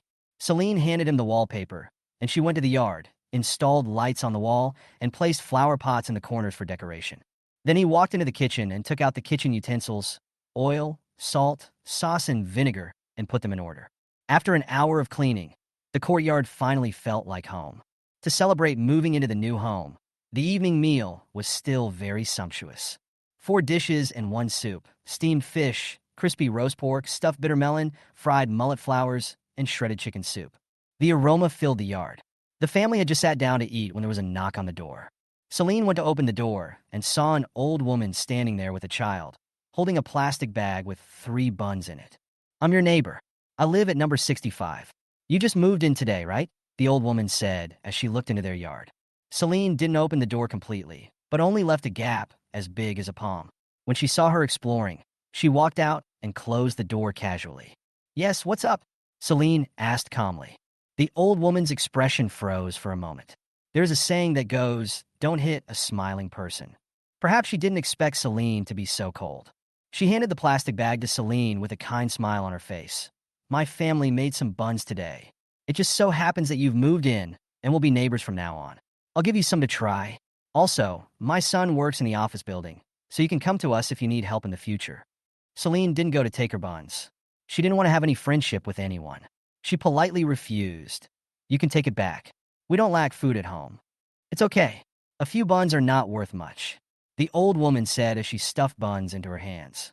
Celine took 2 steps back, avoiding her hand, and said directly, Thank you for your kindness, but my family doesn't like to interact with people. We all live our own lives behind closed doors. After saying that, Celine opened the door, walked in, and closed the door behind her. The old woman's face darkened instantly, and she spat. Bah, what a shameless person. The child standing by shouted, Grandma, I want to eat meat. Be good, baby. Grandma will make sure you get some meat. The old woman took her child home and deliberately slammed the door loudly when she closed it. The old woman's daughter-in-law, Hulan, was shocked. Seeing the 2 men returning empty-handed, her eyebrows immediately raised. Why did you return empty-handed? They were the first to arrive and were the first to move into the courtyard. Whenever there were neighbors coming, they would bring things to their door to try to get close to them and take some food from them. In order to build good relationships, newcomers are willing to give gifts. They can often exchange steamed buns, sweet potatoes, and other things for bacon and sausages, and this trick has always worked. It failed today. The family next door is very arrogant and doesn't take us seriously at all, said the old woman angrily. In the past, as long as she said that her son worked in the office building, many people would take the initiative to curry favor with her. That is why, when she offered worthless things in exchange for meat, People never dared to give her anything, but we have to let them taste our power. Hulan is white and plump and is the focus wherever she goes.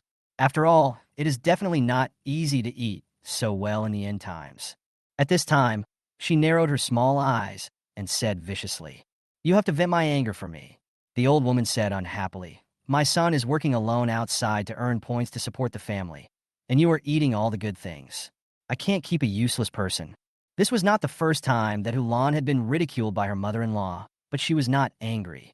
As long as she was given good food and drink, a few scoldings from others did not matter. In this day and age, can dignity be eaten as food? She was open-minded and willing to run around for her mother-in-law.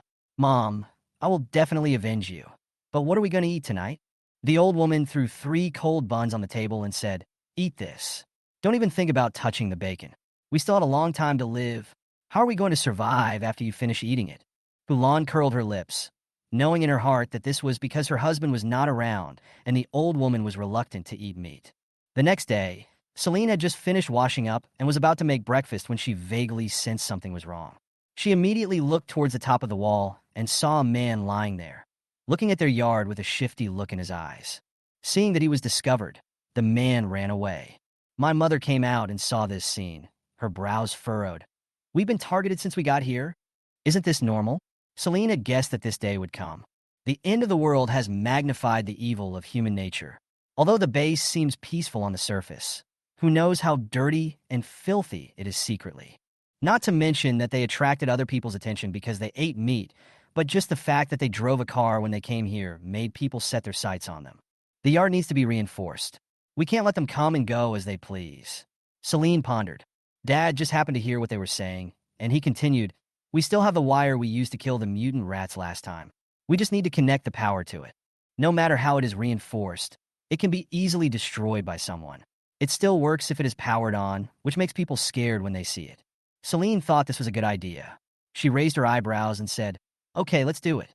After the family discussed countermeasures, they had breakfast. Today is another day of eating ready-made food. The Wynn family, father and son, ate Rugiamo, while Celine and her mother ate fried dumplings with milk. After eating and drinking, they started to work. When the neighbors saw them pulling the wire, they came over and asked, "What are you doing?" "Celine, we found a pervert peeping this morning. We felt it was unsafe, so we reinforced the area around the house." The woman who asked the question laughed at their naivety and said, "What's the point of wrapping a few thin wires around it? If someone is strong enough, they will break if they pull hard." Celine said with a half smile, "What if the electricity is turned on? Would he dare to come and make trouble?" The woman paused and asked awkwardly, "You still need electricity, but the electricity bill is expensive. It's not worth it." David added, "We've already rented the yard, so why should we pay the electricity bill? Safety is the most important thing, so that no one will covet the things in our house, and all kinds of ghosts and gods will come out." The onlookers kept silent, and in order to confirm whether they could really turn on the electricity, they stood there and watched until the work was completed. Celine turned on the switch, and soon electricity flashed on the wire, making a crackling sound that was scary to hear. Chapter 125, Renting a Fishing Boat. The onlookers all took a step back and looked at each other in confusion. Celine chuckled and explained, "We did this to prevent people with bad intentions. Besides, our family likes peace and quiet and doesn't like to be disturbed. Everyone saw it today, so you can't blame us for not reminding them in the future." She didn't care whether what she said was harsh or not. It was better to make it clear now than to argue about it later. After the Wynn family reinforced the house, they went back without saying anything to their neighbors. Many people are not happy with their behavior, but it doesn't bother them, and there is no reason to scold them. Hulan and her husband were standing in the crowd. Seeing this, they felt a little disappointed. It seemed that many methods were of no use. In the evening, Celine took a walk around the K-base. The base will give a map to newcomers, so there is no need to worry about getting lost. Celine walked to the door of the office building and stood in front of the bulletin board for a while. At this time, a group of people came from not far away. Dozens of people were pushing several broken-down cars, and they were all sweating profusely from exhaustion. When those people came closer, Celine realized that they were Lu Dawei and his friends. No wonder it took Lu Dawei and others 2 days to catch up with them. It turned out that the car broke down. Lu Dawei didn't notice Celine. He was exhausted. To thank the people who helped him push the cart, He took out 2 bags of toast and gave 2 slices to each of them. No one was disgusted. They just took it and left happily. Wang Yu's heart was bleeding. Those were the few food items they had, and they were all distributed. They approached the redemption hall, ready to exchange some points. Celine left without saying goodbye. Wang Yu then noticed her, but she didn't dare to call her Celine as the scene of that day was still vivid in her mind. After leaving the office building, Celine took a walk around the nearby commercial street. I have to say that the K base is well built. Living in the end times, many people have smiles on their faces. It's not a forced smile, and you can see satisfaction on their faces. Without the comparison and involution that existed before the end of the world, almost everyone earns points through labor and exchanges them for food, and they don't feel so tired inside. She walked to a hillside and saw many people building something not far away. The K base is surrounded by the sea on 3 sides. Many people go out boating to fish. If they can't finish the fish, they can exchange it for points. She remembers that dried fish is more valuable than live fish. It is said that because of the current environment, dried fish can be kept longer, and the fish in the sea may be caught out at any time, and the base can then sell the collected dried fish. Because of the high points, many people prefer to process the fish and dry them into dried fish, while others prepare for a rainy day and store them at home. Celine watched them sail out and wanted to see the deep sea as well. Just then, a fishing boat arrived at the port, and everyone cheered. It seemed that they had a good catch. Thinking of the tsunami in a few years, Celine sighed. It seemed impossible to live here for a long time. Suddenly, she heard footsteps behind her, and she subconsciously turned her head to look. Zhou Base Commander. Celine greeted. Zhou didn't expect to meet her here. He asked with a smile, "Are you used to living here?" "It's pretty good." She was a person with strong adaptability. She could live in the wilderness, let alone such a nice yard. "What are they building over there?" Celine pointed at the busy workers. Zhou looked in the direction she pointed and explained. "Not long ago, I heard that there was an earthquake near M City. Although it's far away, I'm still worried about a tsunami or something. No one can predict natural disasters. They're reinforcing the levee over there." Celine smiled when she heard that. "That's good. It's better to be safe than sorry. Take precautions now before the tsunami arrives." "Base Commander, can we rent their fishing boat?" Celine was still thinking about going out to sea. She did have a boat in her space, but she couldn't just take it out of thin air. It would be best if she could rent it. Zhou immediately understood what she meant. "You want to go fishing too?" He looked at Celine and said with a smile, "Your skinny arms and legs are not suitable for you. Some factories in the base are recruiting workers. Why don't you go work in the factory? It will earn you 80 points a month." Celine shook her head. "I live in a city without an ocean, and I've never experienced fishing, so I want to give it a try. If I can't do it, it's not too late to give up." Zhou was happy. "I'm not trying to stop you. Apart from this reason, you may not know that some people have become pirates now. It's very dangerous. People who go fishing now don't dare to go far. If you want to go deep into the sea, you need to form a team of dozens of people and bring your gear. Fishing is not that easy. Otherwise, why don't people in the base go?" The danger level was unimaginable. Zhou continued to persuade. 3 days ago, a ship was attacked by pirates and almost sank. In the end, only 3 people survived. The guards at K base are very powerful, so the pirates don't dare to cause trouble. But if they fought in the sea, they might not be able to win, so a standoff situation was formed. The pirate ships and weapons are more powerful than ours. We can't destroy them. We have to think twice before going out to sea. Many people think it's dangerous and would rather find a job in the base. The points earned from working are not many, but they are enough to have enough food and clothing. In this case, why take the risk? Celine listened carefully and waited until he finished before asking, "I see. Where can I rent a boat?" Zhou all he said was in vain. This girl won't turn back until she hits the wall. In the end, Zhou had no choice but to take her to the place where he rented a boat. Only with him did the fisherman dare not cheat her. Some smart fishermen gave up going out to sea and simply rented out their fishing boats. Of course, they had to pay a deposit, and if the fishing boat was damaged when they returned, the deposit would be deducted. "Base Commander, why are you here?" Several fishermen were lying on chairs and chatting. When they saw Zhou coming, they immediately stood up and walked over with smiles on their faces. They can live a peaceful life without being harassed by pirates, all thanks to Zhou. The people in the base are very grateful to him. Zhou pointed at Celine and said, "This is my nephew's girlfriend. She wants to rent a boat to go out to sea. Please pick a good one for her." Celine, what the hell is nephew's girlfriend? The fisherman showed a surprised look in his eyes. Little girl, I suggest you don't go out to sea. Dozens of tall and strong men would be scared if they go. If you go, won't you be giving yourself to others for nothing? There weren't many women in the base, and even fewer beautiful women. They felt sorry when they thought of Celine falling into the hands of pirates. How could such a beautiful girl be so depressed? Zhou Yong also said helplessly, I've said everything I should say, but she insisted on going. Hearing this, the fishermen stopped trying to persuade them.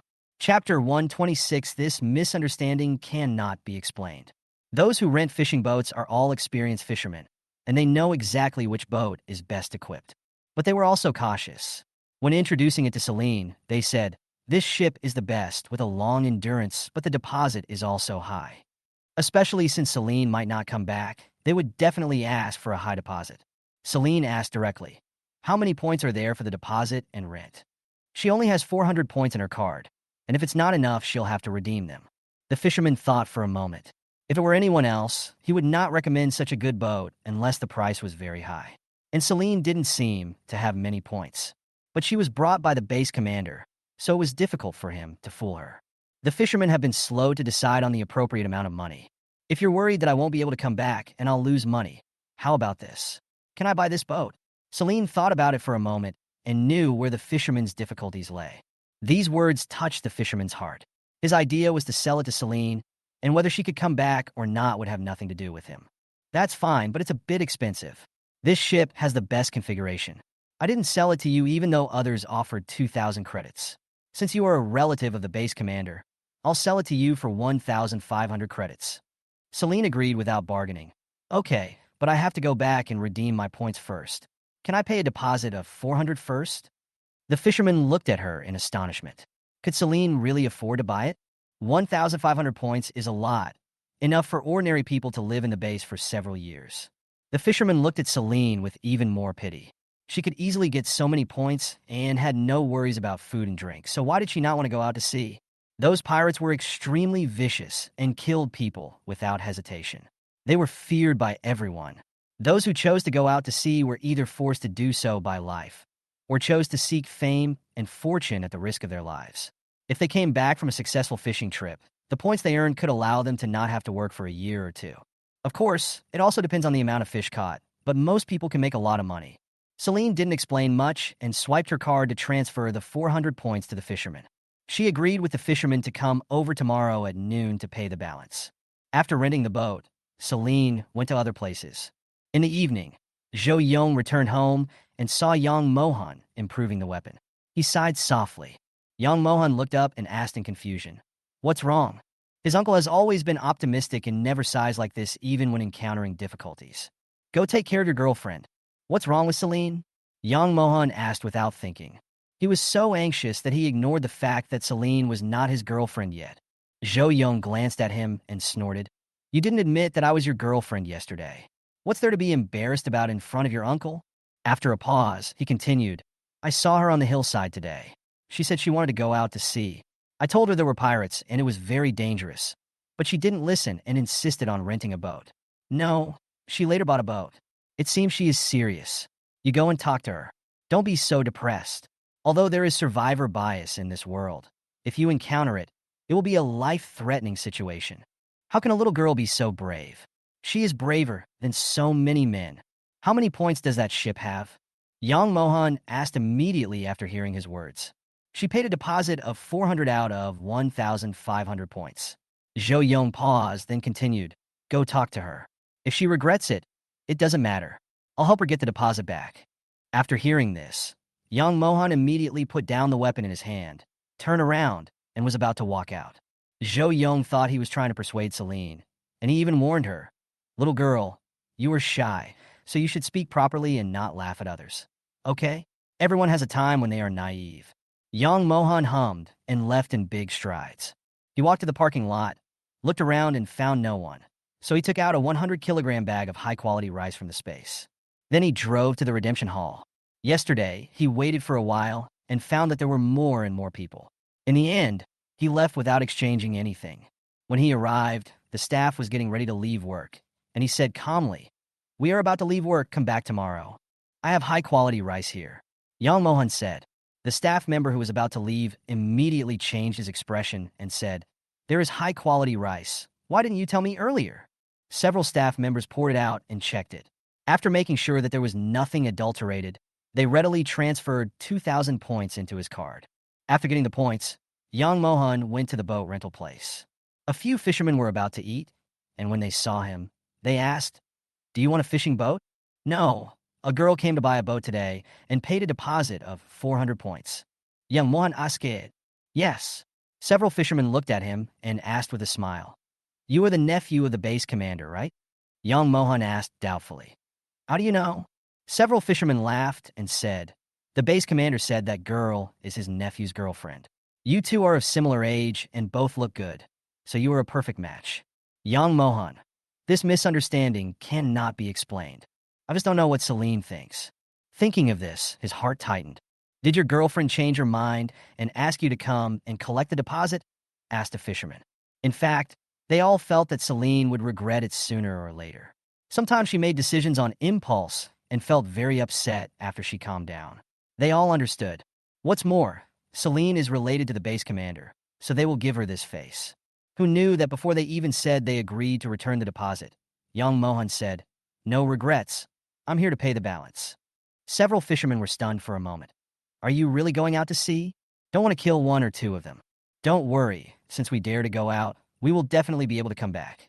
Young Mohan didn't want to explain too much and asked directly, how can I give you the money? After swiping the card, Young Mohan still had 900 points left in his card. After deducting Celine as 400 deposit, the remaining balance is 1,010 points. The fisherman saw that he paid the money readily and praised him. You are a good guy. There are not many people in this world who are willing to spend a lot of money on their girlfriends. Let's leave the boat here first and come back to get it when we go out to sea. Young Mohan said. Okay. Young Mohan returned home, and Jo Young asked, how's it going?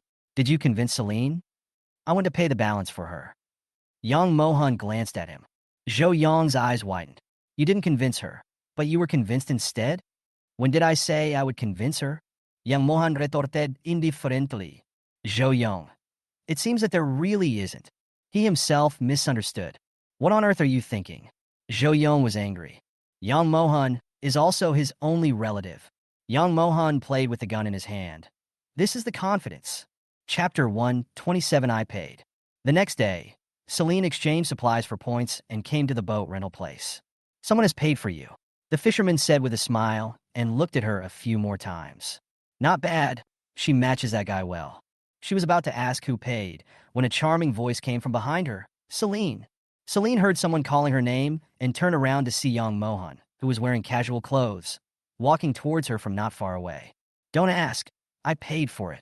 Young Mohan brought her to the side. My uncle told me everything. What a coincidence. I also want to go fishing, so I want to share the cost of buying a boat with you. You want to go out to sea too? Celine was a little surprised. After a pause, she said, you don't have to spend so much. I'll give you the money.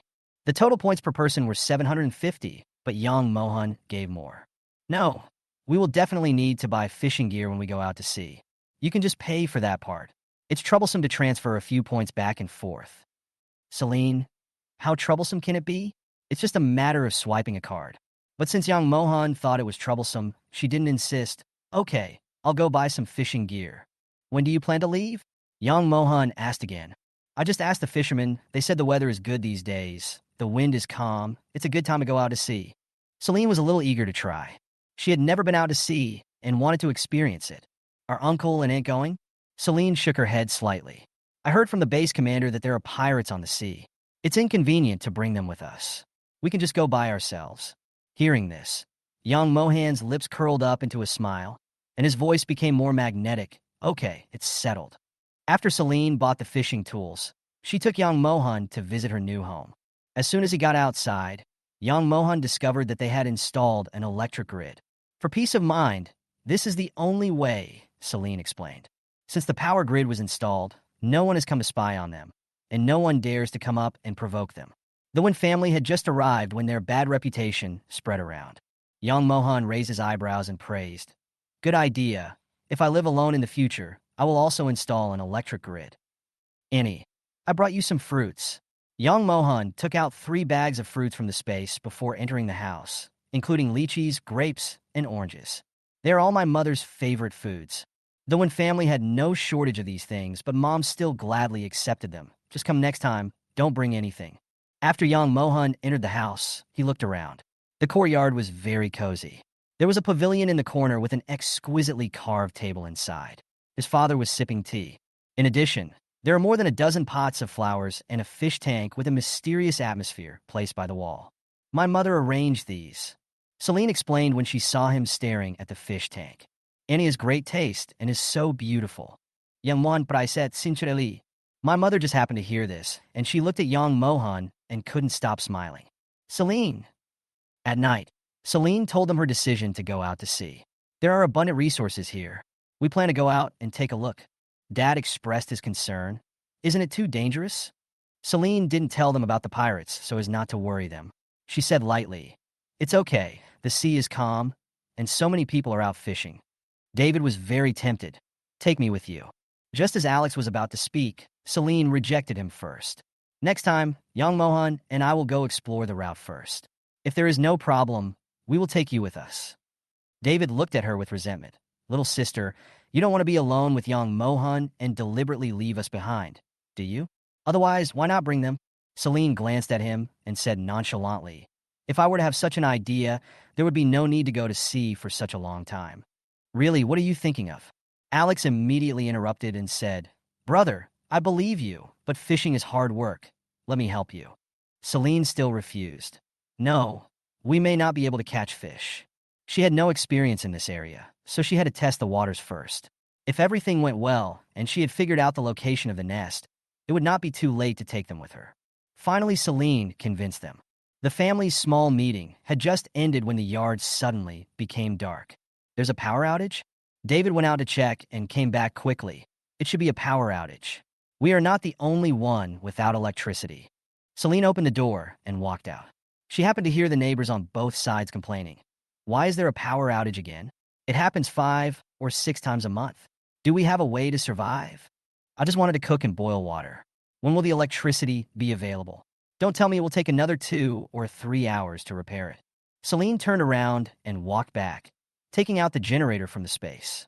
The house could be without electricity, but the power grid had to be connected to prevent someone from sneaking in. Just as the current was reconnected, a scream was heard from outside the wall. Not long after, someone shouted, "Help, help, someone has been electrocuted." There was a noisy sound of footsteps, and soon the door of the Wen family was smashed with something, and the people outside shouted. The residents inside come out. Celine walked out slowly, followed by her father and mother. They first turned off the power grid current at the gate before opening it. There was a group of people standing outside the door watching the fun, led by Hulan and her mother-in-law Lu. "What's wrong?" Celine asked casually. Seeing her indifferent attitude, Hulan immediately exploded. "My brother was injured by your electric fence and has been sent to the hospital. If anything happens to him, I will never forgive you." Lu had long disliked their family, so she naturally supported her daughter-in-law. "We are going to report them to the base commander and have them arrested." The onlookers thought that Celine didn't know the seriousness of the matter, so they explained to them, "Let me tell you, the laws in K-base are strict. Anyone who commits a serious mistake will be sentenced." Other bases would have been in chaos long ago with no laws at all, but their K-base was different. As the saying goes, when in Rome, do as the Romans do. If you commit a crime here, you will have to pay the price. Celine pointed to the large words on the wall. "There is electricity in the power grid.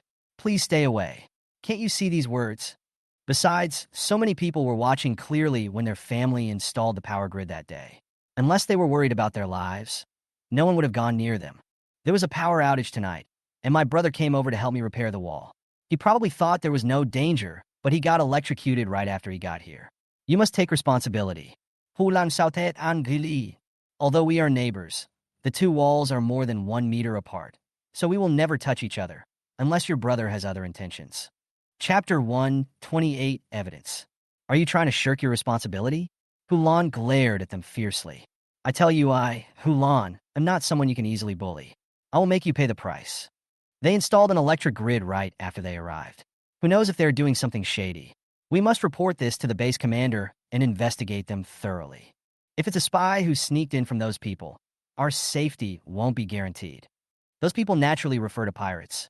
People who have just arrived may not know this, but those who have lived here for a long time understand. Hearing this, the onlookers looked at the Wynn family with a hint of wariness in their eyes. It's true, the Wynn family's behavior is the strangest. Who would install an electric grid? There must be something fishy. Go report to the base commander and tell him there's a spy in the base. Someone shouted. We are here to watch them and will never let them get away. David listened to them with a confused look on his face. One spy on the left and one spy on the right, and whispered, do they think we are the enemy of a certain faction? After thinking for a while, David explained, everyone has misunderstood. We are not spies. A thief won't admit that he is a thief. We will know whether he is a spy after the base investigates. That's right, you don't have the final say. I've long felt that there's something wrong with your family. So this is where the problem lies. When Hulan saw the Wynn family being attacked, a smug look flashed in her eyes. No matter whether they were spies or not, she would make sure they were convicted. The family had several cars and lived in a courtyard that was not cheap. She didn't believe that they had no supplies. As long as the Wynn family is taken away, won't all those things belong to them? Celine was too lazy to argue with them. It would be pointless to say anything at this time, and it would be a waste of time. Not long after, the base commander came hurriedly with a dozen people. Zhou Yong asked seriously, where is the spy? Those pirates have tried to capture the base more than once, so it is normal for spies to sneak in. He said that as long as someone behaves strangely, you can come and report it. If the person found out is really a spy, there will be a huge reward. Seeing the base commander coming, everyone made way for him. Base commander, they are the family. They are new here. They never leave the house, and they even installed an electric fence around the house. They must be hiding something.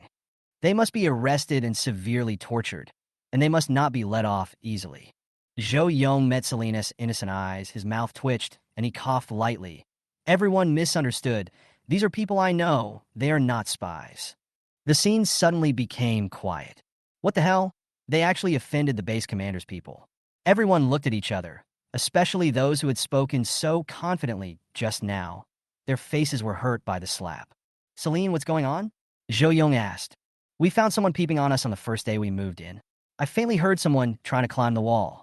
For the safety of my family, I had to install an electric fence. In addition, warnings were written on the wall, but there were still people who were determined to steal. It's not our fault. Hulan never thought that the Wynn family knew the base commander. She was stunned for a moment and didn't come back to her senses for a long time. The onlookers then told the story of Hulan's brother and finally said, this is an accidental injury. He didn't go to peek. Base commander, my brother was wronged. He just came to build a wall for me, but he got injured. His family is unwilling to compensate and makes all kinds of excuses. Hulan cry loudly. Zhou Yong looked at Celine in embarrassment. How do you explain it? Celine turned to David and said, brother, they are trying to scam us. Go get my phone. David looked at her in confusion and finally ran into Celine's room and took out his cell phone. I forgot to tell you that I installed cameras around the area. Celine raised her lips and turned on the surveillance footage on her phone. Here is the evidence. The base commander took the phone and saw Hulan's brother sneakily trying to pull the electric grid. He was relieved when he found there was no electricity. Then he was ready to climb up the wall, but he was electrocuted as soon as he stepped on it. What else do you have to say? The base commander showed the surveillance footage to the onlookers and finally looked at Hulan coldly. Looking at the high-definition surveillance footage, it was useless for Hulan to deny that it was not her brother. Hulan was speechless and dodged. I didn't see what my brother did. I guessed. Okay, this matter ends here. Don't spy on others for no reason. Whether others are doing well or not is none of your business. Zhou Yong gave Hulan a warning look. These little tricks could not be hidden from him. Hulan was frightened by the look in the base commander's eyes and dared not breathe. Everyone left one after another. Celine smiled and said, Captain, do you want to come into my house and sit for a while? No need, I trust you. Zhou Yong waved his hand. If they were really spies sent by pirates, they wouldn't even know how to fish. That's right, young Mohan didn't know how to fish either, so in the end he could only ask his uncle for help. After Zhou Yong and others left, the Wynn family walked back to the yard, closed the door again, and turned on the power. Those people are so shameless. They deliberately labeled us spies. Luckily, the base commander is young Mohan's uncle. He probably stands on our side for the sake of his nephew. David said angrily. If it were a base commander who was extremely suspicious, he would probably arrest them and interrogate them without saying a word. Zhou Yong is still okay. Dad looked puzzled. Are there still enemies in this base? Otherwise, why would they be so defensive? Alex, I'm not sure. I'll ask tomorrow. Celine, who knows the details.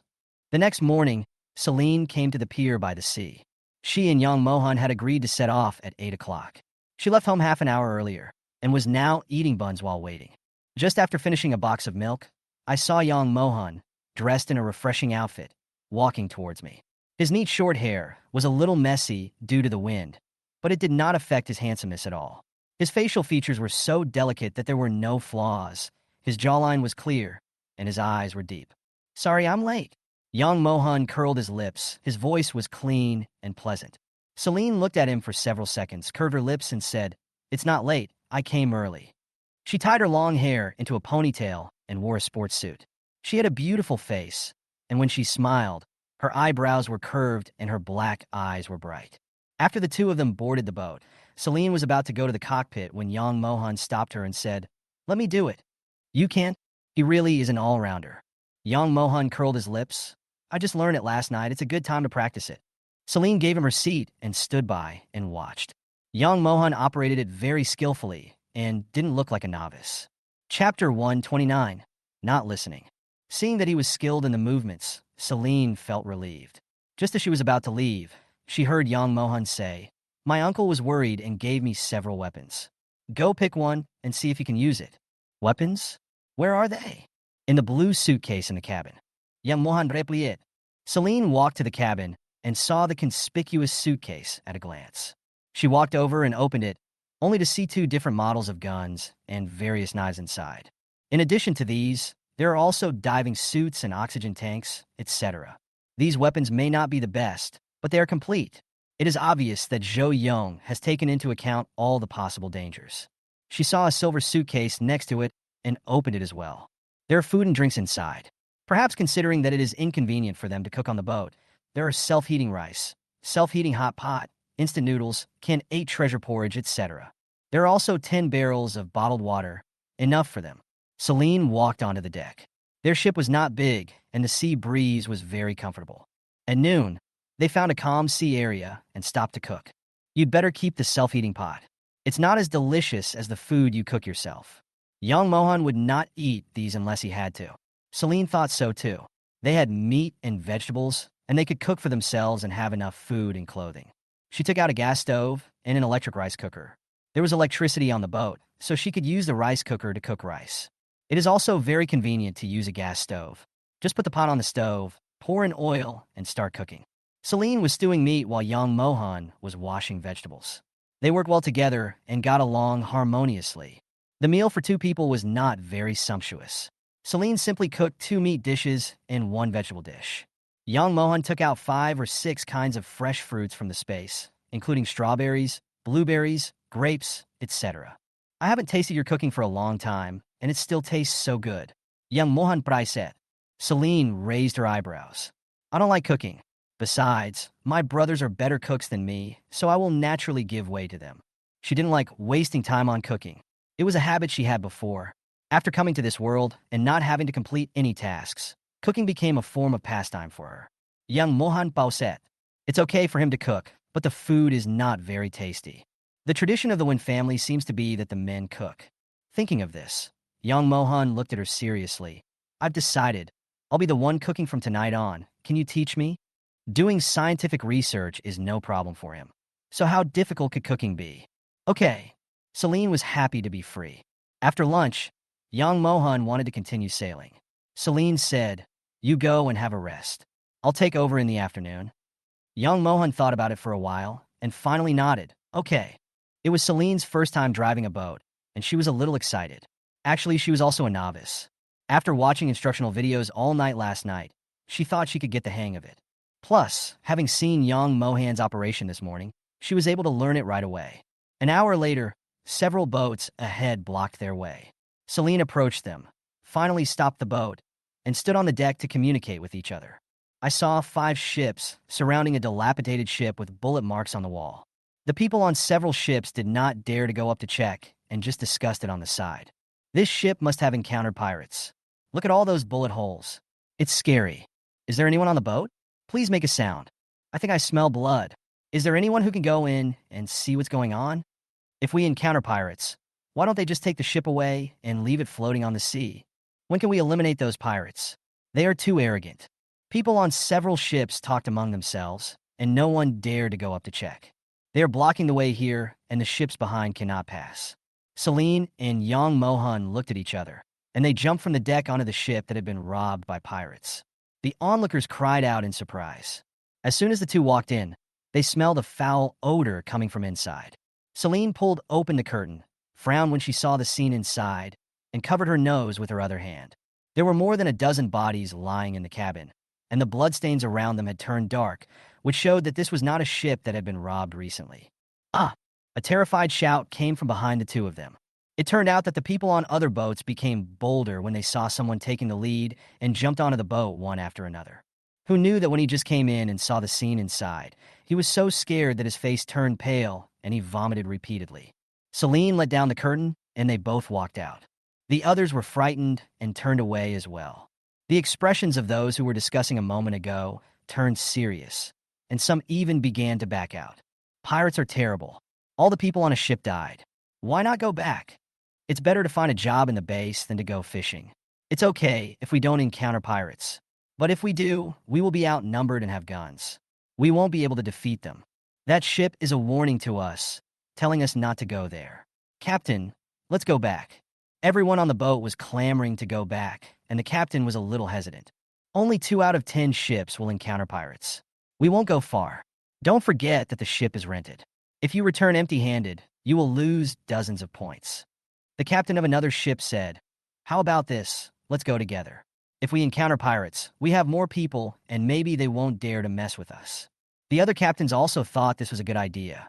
Before, they were worried that the other party would take away their nesting spots and were unwilling to join the team. But compared with your life and property, a little less is better as long as you don't lose anything. Someone also invited young Mohan and Celine. Do you want to go together? The captain who made the invitation also had selfish motives. They didn't have many points, so they could only rent an ordinary boat. Unlike Celine and the others, this boat looked better than theirs. Celine didn't like to travel with others, so she shook her head and refused. "Thank you for your kindness, but we are used to being alone." The captain was still trying to persuade them. "This is your first time out at sea, right? I tell you, those pirates are very fierce, and you two can't handle them. The best option is for everyone to unite." This time it was young Mohan who refused. No thanks. Seeing that they would not listen to their advice, the other captains simply waved their hands and said, "Forget it, let's go." Wish them good luck. Celine and young Mohan walked into the cabin and continued to sail away. Soon, they were drifting away from the other ships. Young Mohan looks for a suitable place to make a nest. That's it. Celine stopped the boat, looked around and thought this was a good spot, so she poured the bait into the sea. Chapter 130 Bullying. The two waited quietly. Celine took out 2 boxes of ice cream from the space and handed one to young Mohan. With the sea breeze blowing on her face, Celine was eating sweet ice cream, feeling as comfortable as she could be. Young Mohan didn't like sweets, but after seeing her eat a lot, he gradually started to like them. Not long after, there was some movement in the sea, and a few fish jumped out from time to time. "The fish are coming. Let's cast the net quickly." Celine quickly finished her ice cream and prepared to go fishing. They spread a lot of bait, attracting more and more fish. When the first net was pulled up, it was full of lively fish. Some of the big ones were estimated to weigh 30 or 40 kilograms. "We were pretty lucky.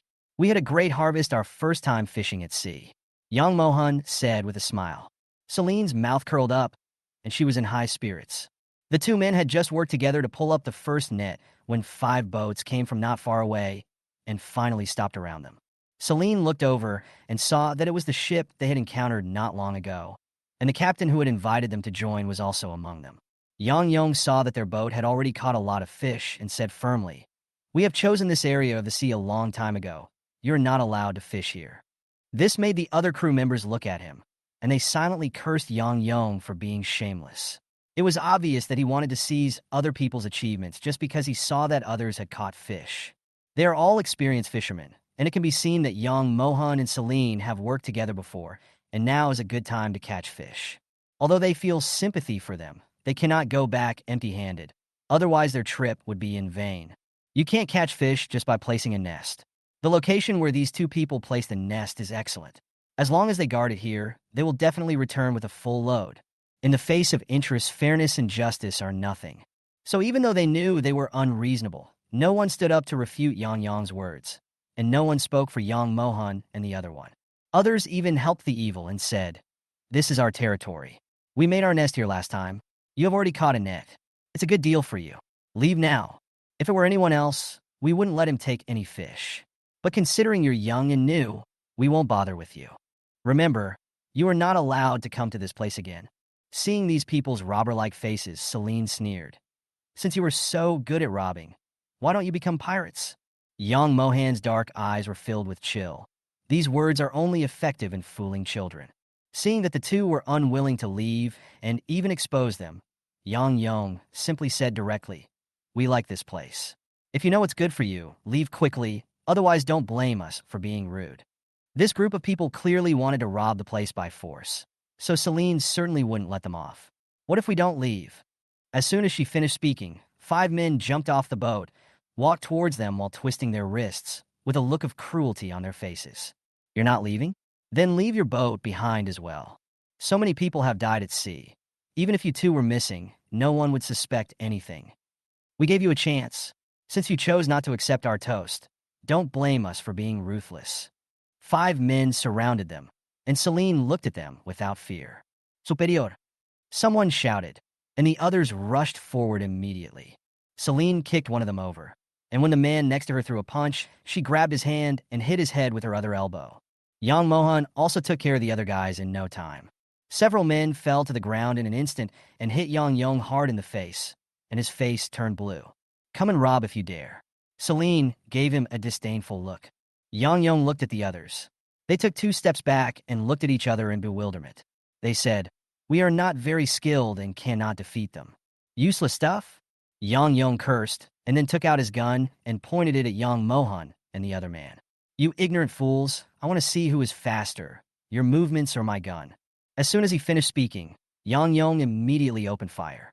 The moment the gunshots rang out, Yang Mohan and Celine flashed into the cabin. Celine took out a submachine gun and fired a burst of shots. The scene was filled with smoke, and soon there was no movement outside. Yang Mohan lifted the curtain and took a look. The fishermen on the opposite boat were trembling with their heads in their hands, and Yang Yong was lying on the ground. The 2 men walked out of the cabin, and the fishermen on those boats begged for mercy. "Sorry, we were wrong. We will never bully others again.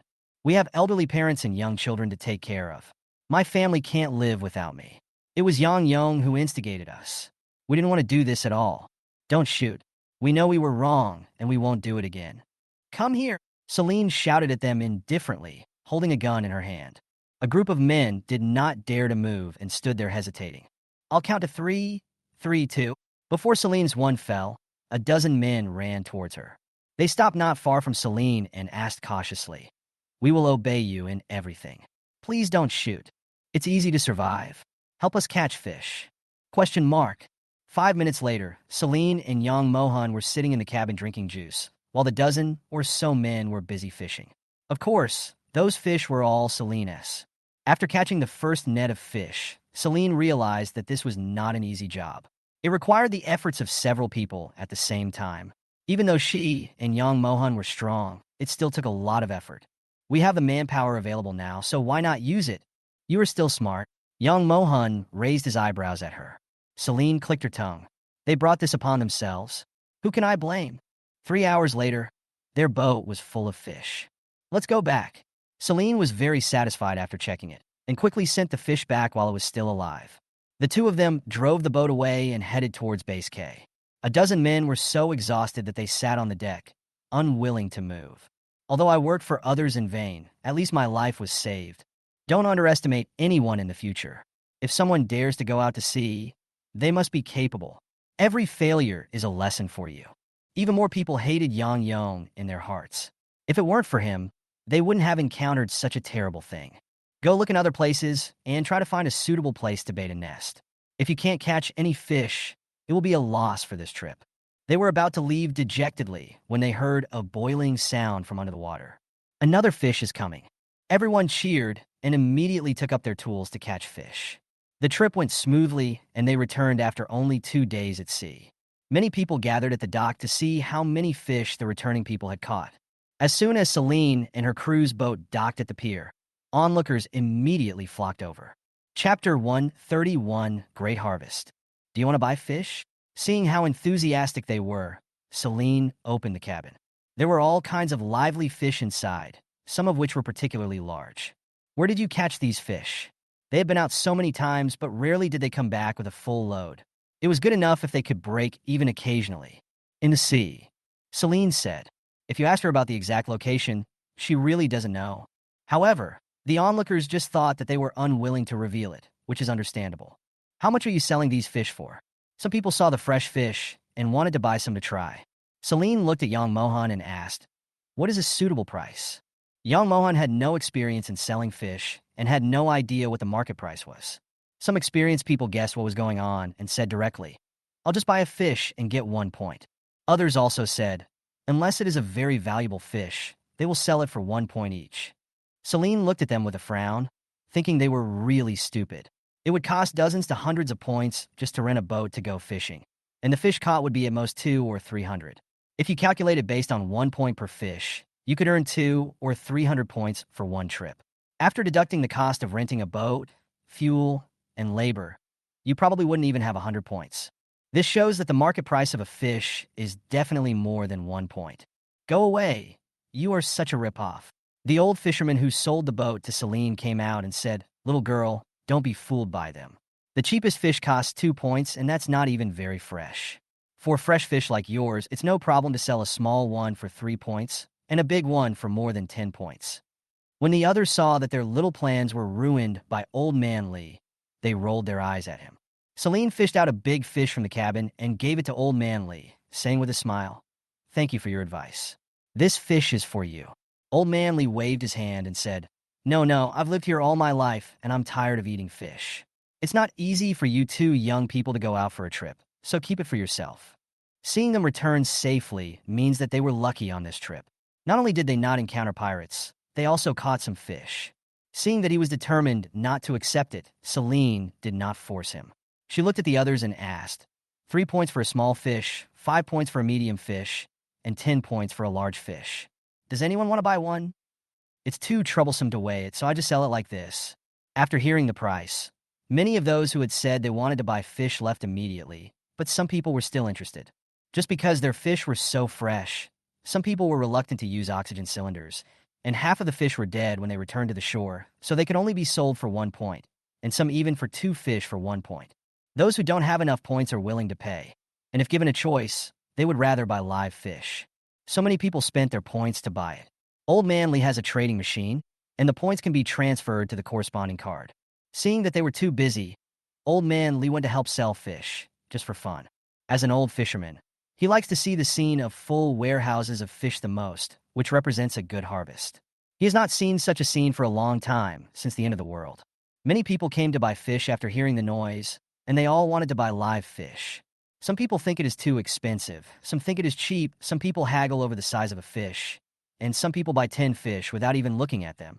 An hour later, the work was finally done. All the small and medium-sized fish in the boat were sold out, leaving dozens of large fish weighing dozens of kilograms that no one wanted. Big fish are hard to sell. If you are willing to cut them into several large pieces, you can sell them. If you set up a stall in the market tomorrow morning, there will definitely be a lot of people rushing to buy them. A fish weighs dozens of kilograms, and the points alone require more than 10 or 20 points. So few people are willing to buy it. Celine also thought this was a good idea. To thank Old Man Lee for his help and advice, she pretended to walk into the ship's cabin, but actually took out a bunch of bananas and some apples from the space. After coming out again, he handed it to Old Man Lee and said, "Thank you for your help just now. Otherwise, we would definitely be too busy to handle it." Old Man Lee was about to refuse, but when he saw it was fruit, he hesitated. It was easy to eat seafood in their place, but difficult to eat fruit. In the past, they could bring it from other places to sell, but now it is difficult to even get a meal, let alone fruit. It is good enough to be able to eat dried fruit. Celine could see that he was very interested, so she stuffed it into his hand and said, "Take it. I don't like to owe favors to others. Owing a favor means future dealings, which is troublesome. Old Man Lee finally accepted it and thanked repeatedly. He happily took it home to share with his family. Old Man Lee's grandson is 6 years old this year. He was very excited to see his grandfather bringing back the fruits. His son Lee Dalong came out of the house and was also surprised to see the fruit. "Dad, where did you buy the bananas? Are there still fruits for sale these days?" Old Man Lee told him what happened and finally murmured, "These bananas look fresh. Could they be grown on an island?" "It's really possible. I'll go look for it someday. It's possible that I can dig up a banana tree and plant it. Then I won't have to worry about eating bananas in the future." Lee Dalong said with some longing, "I never craved fruit before, but now I want to eat whatever I need." Old Man Lee glared at him and said, "Why are you going? There are so many pirates out there. Be careful not to lose your life. Just because someone is lucky doesn't mean you will be so lucky. I'd rather spend money to buy it from her."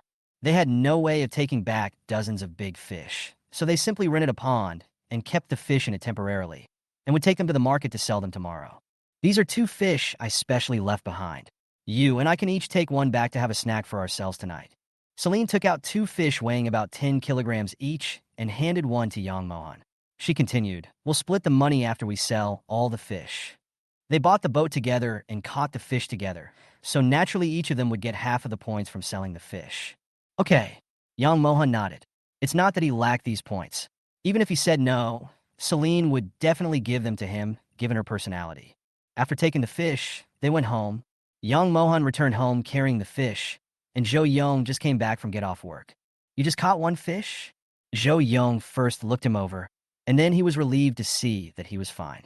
"Forget it, 1 fish is enough. You know how hard it is to fish. Don't go next time. You can talk to Celine about renting out the boat." Yang Mohan looked at him speechlessly. "It's not just one. We almost sold all of them when we got back.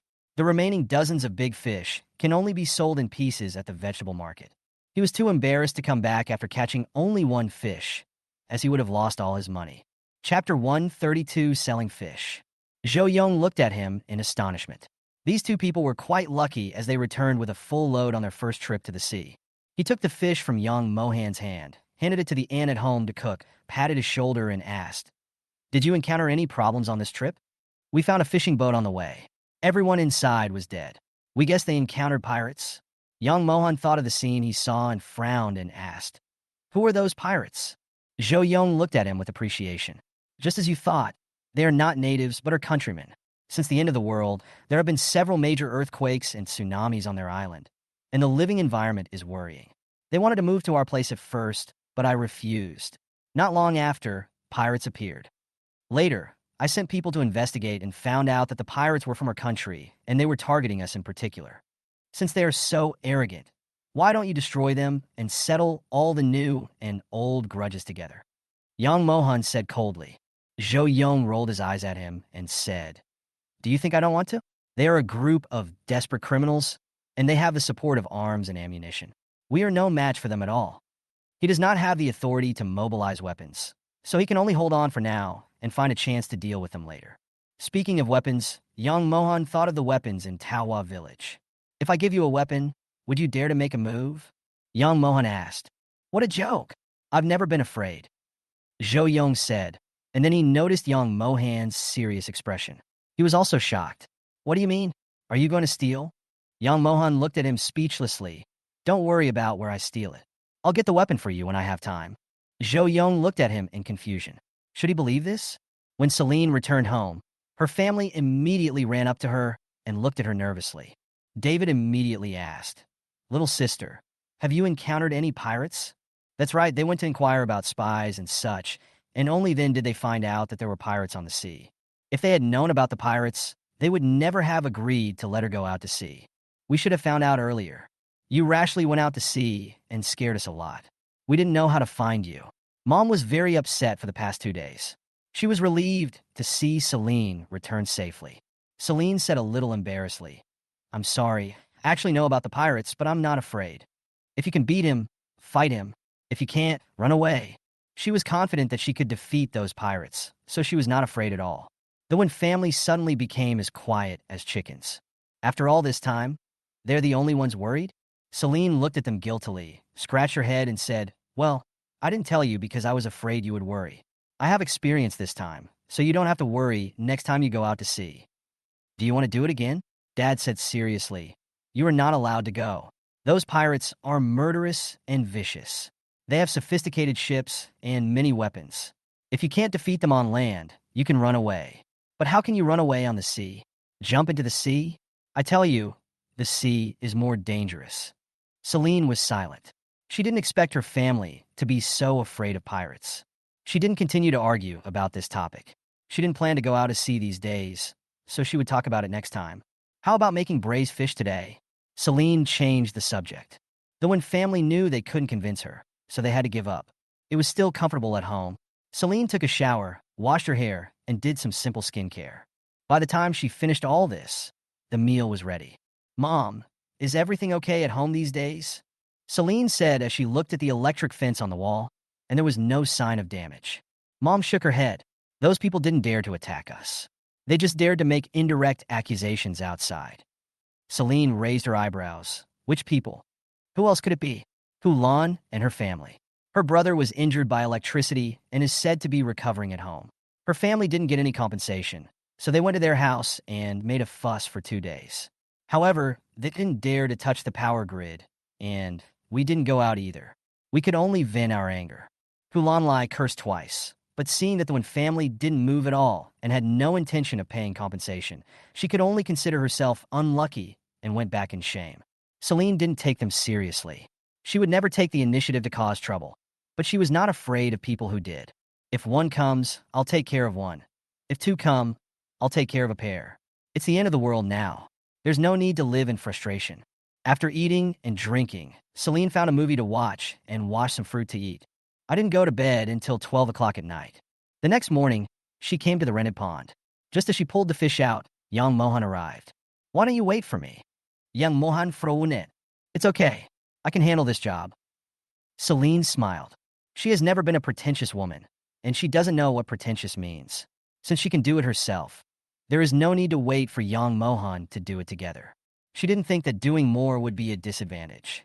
The two rented a tricycle to transport fish to sell, and young Mohan was responsible for driving. The K base is well built, with not only a small shopping mall, but also a vegetable market. Of course, this vegetable market is not as good as the one before the end of the world, where anyone who has something to sell can sell it. Celine went to rent a transaction machine. There was no other way.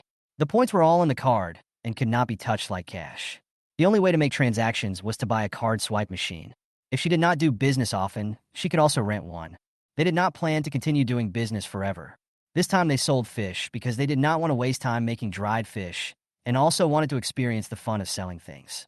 The fish in the tricycle were big and fresh, and many people gathered around. Celine has already thought of the price. 2 points per pound. Compared to 3 points for a fish, it is not expensive. Celine had already taken out the electronic scale from the space. She was responsible for weighing and collecting money, while young Mohan was responsible for killing the fish. The fish is too big. I can't finish it. Can I just buy this section? A customer made a gesture. Young Mohan responded, okay. He cleaned the fish deftly and cut off a piece of meat. Celine took it and weighed it. 3 pounds and 1 ounce, so it's 3 pounds for you, 6 points. Since there were no plastic bags, people who came out to buy vegetables would bring their own baskets and just put the fish directly into the customers' baskets. The first order was completed smoothly, and more people came to their stall. This fish is really good and fresh. We can make sashimi. Some people are good at eating and took a fancy to a big fish at first sight. How much is this fish? It also needs to be weighed. 2 points per pound. We can help you with it. Young Mohan responded. The man waved his hand and said cheerfully, just weigh it. It has to be fresh enough to cook sashimi. I'll take it back and process it myself.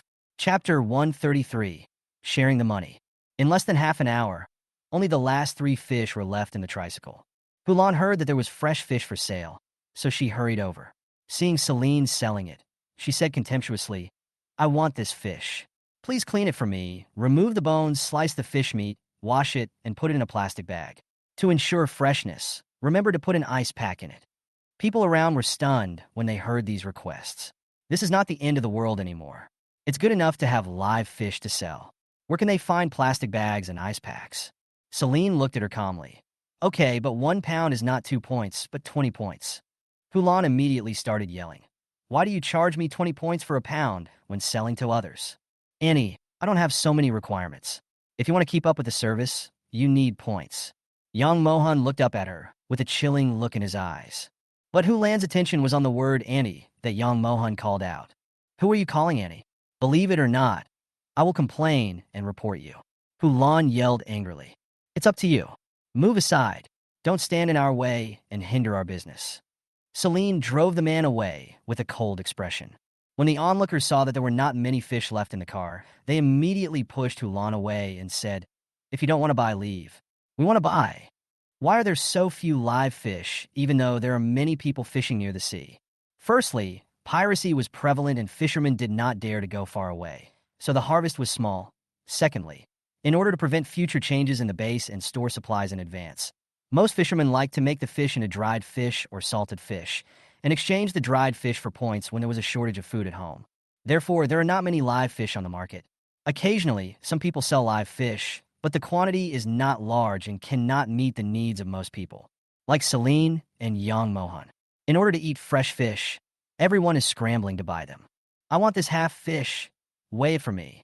I want this piece. Help me cut it quickly. I'm afraid someone will snatch it away. I want this fish head. Can you give me a cheaper price? Don't help me deal with it. Just cut it off and weigh it quickly. I need it urgently. The people who were watching calmly at first saw that there was less and less fish, so they started to gesture for the fish they wanted. Young Mohan looked at their hands on the fish in silence. Take your hands away. In order to let everyone eat the fish, I will cut it into small pieces. Each person can only buy one piece. Many people were happy to hear this because this is right. Celine smiled and said, Don't worry, we will go fishing again in a few days. So, when can you come back? I can come and watch over you. The time is uncertain. If we catch some fish to sell, we will definitely set up the stall in the morning, Celine explained. Everyone took note of it and would walk around to take a closer look when they came to buy groceries next time.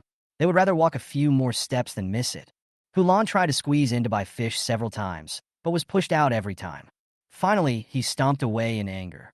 As they walked away, he turned back and glared at Celine, cursing in his heart that they would encounter pirates next time they went out to sea. The fish was sold out very quickly, leaving those who arrived late disappointed.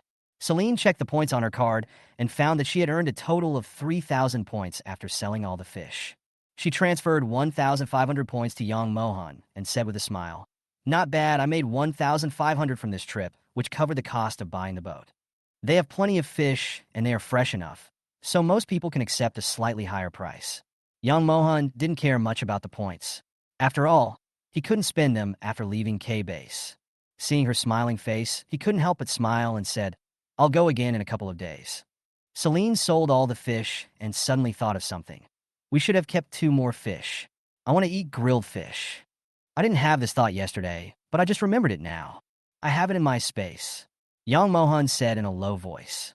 He could put living things in his space, but the area was not large because the space was already filled with other supplies.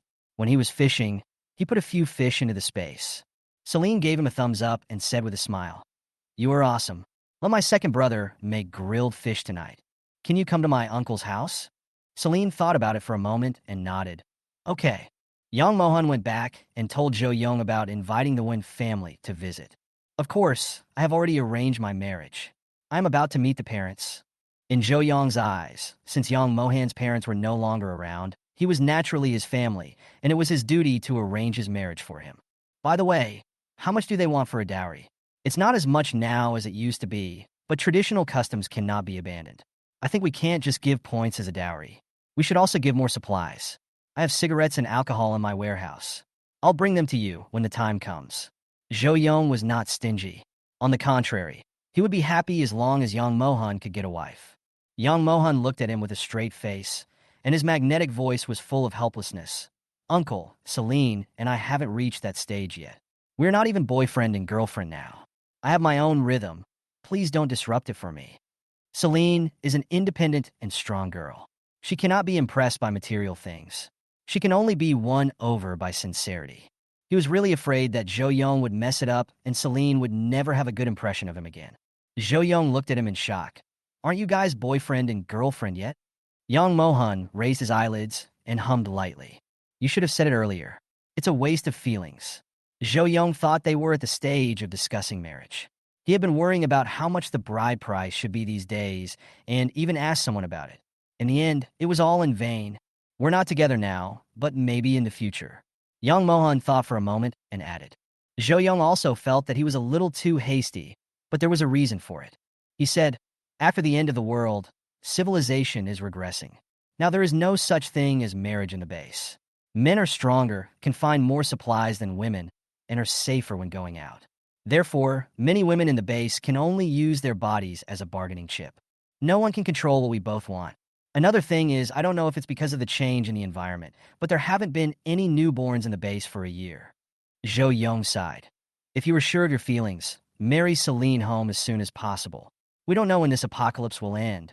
The longer you delay, the more worried I am that you won't be able to have children in the future. After a pause, Zhou Yong continued. If it really doesn't work out, you can marry into the family. I'm not a pedantic person. I raise my hand in favor. Young moi? Uncle, stop worrying about nothing. You have more white hair on your head. You have no conscience. I'm doing this for your own good. Zhou Yong glared at him. Chapter 134 Weapons Depot. Yang Mohan had never managed a base, so he really didn't know that no children were born. Now that I think about it, I didn't seem to see any babies at Base M. The youngest children could already walk. Human survival is facing a huge test. It is better not to have children, otherwise it would be cruel to them if they were born. Yang Mohan whispered. Zhou Yong fell silent. This was a heavy topic. No newborns means that human beings will disappear forever in a few decades. Forget it. He is not the savior, so just take care of yourself. Zhou Yong stopped nagging Yang Mohan and told someone to prepare the ingredients to entertain the Wen family tonight. We are planning to eat grilled fish, so just prepare some side dishes. Yang Mohan took the time to say. Seeing that he had arrangements, Zhou Yong did not interfere and went about his own business. At 6 o'clock in the evening, Celine went to Zhou Yong's house with her family. Just when I was halfway there, I saw a group of people carrying a stretcher running towards the hospital. The person on the stretcher was injured and kept wailing. As the crowd of onlookers tried to get up, someone said in a nonchalant manner, looking at this, they must have encountered pirates again. There are already few resources for survival. Their people are going too far. Not only do they occupy land as kings, they also rob fishing boats at sea. They know we don't have weapons and don't dare to confront them head-on at sea, so they are becoming more and more rampant and arrogant. If they continue like this, they will land and attack us sooner or later. We just want to ask if the base commander can be of some use. We can only grit our teeth and swallow our anger while watching us being bullied. You damn Chinese, I'm going to destroy them sooner or later, but I'll let them be so arrogant for a while. Celine listened in the crowd for a while and then left. Zhou Yong is not an inactive base director. If he had the ability, he would not watch the people in the base suffer harm.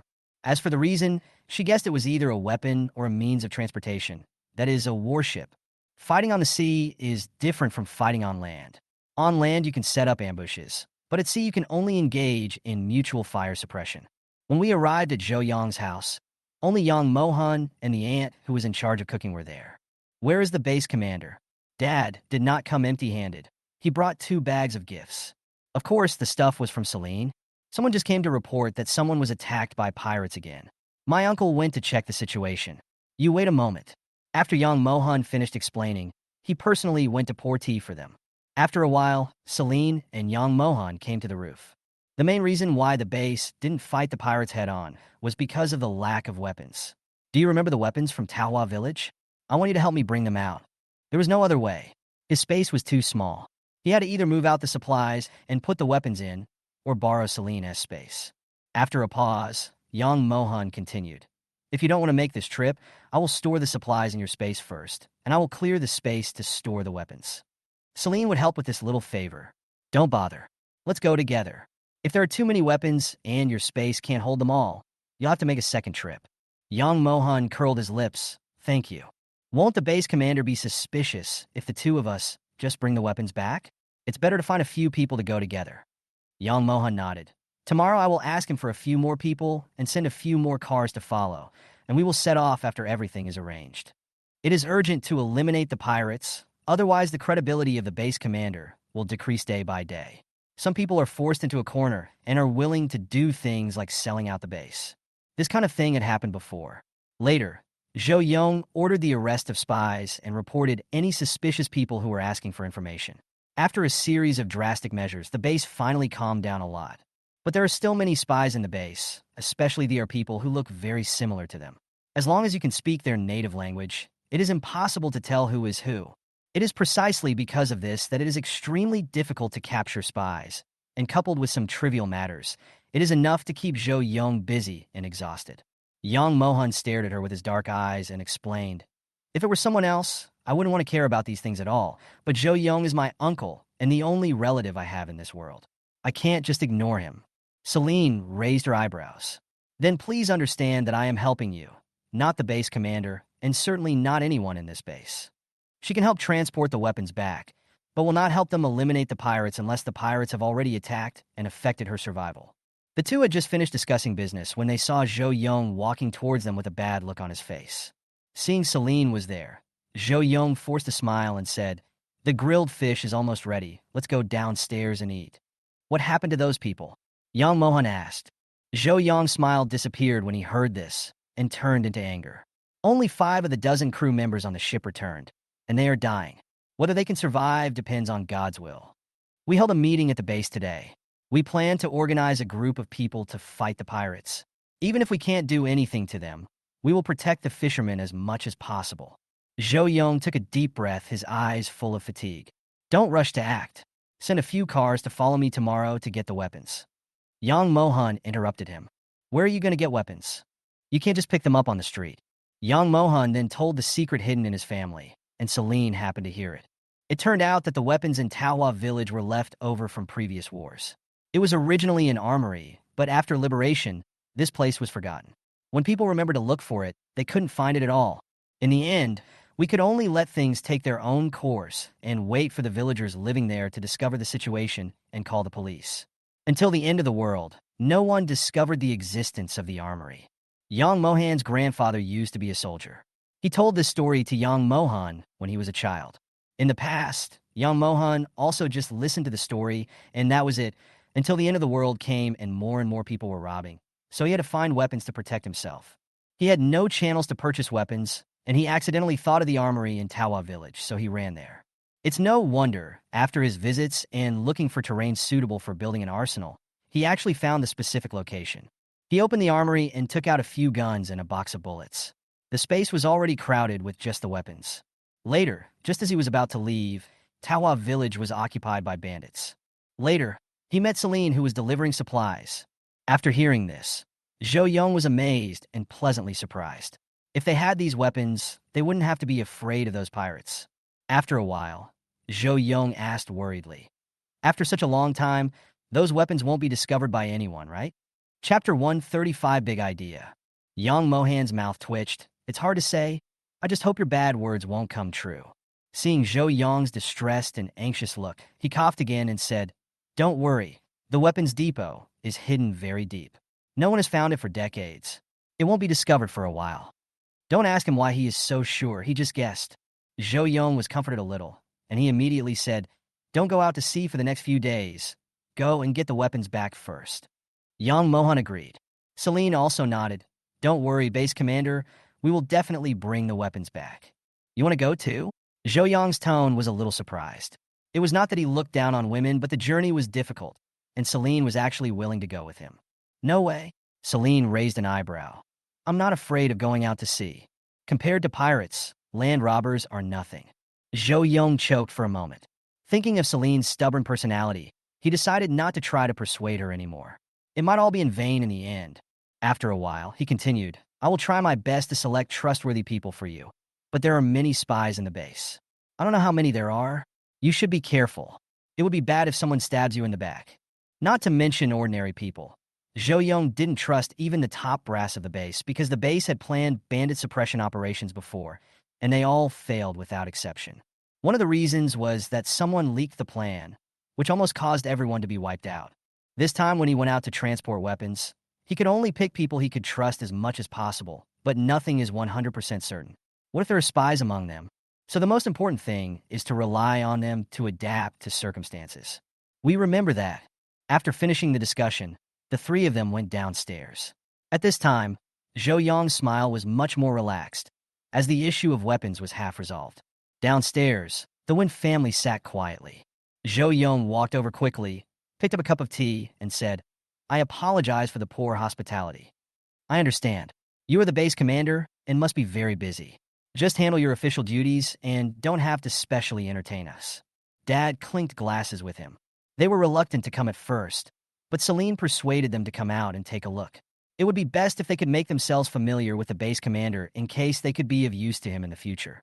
After thinking it over, the mother agreed, and the whole family came over with gifts.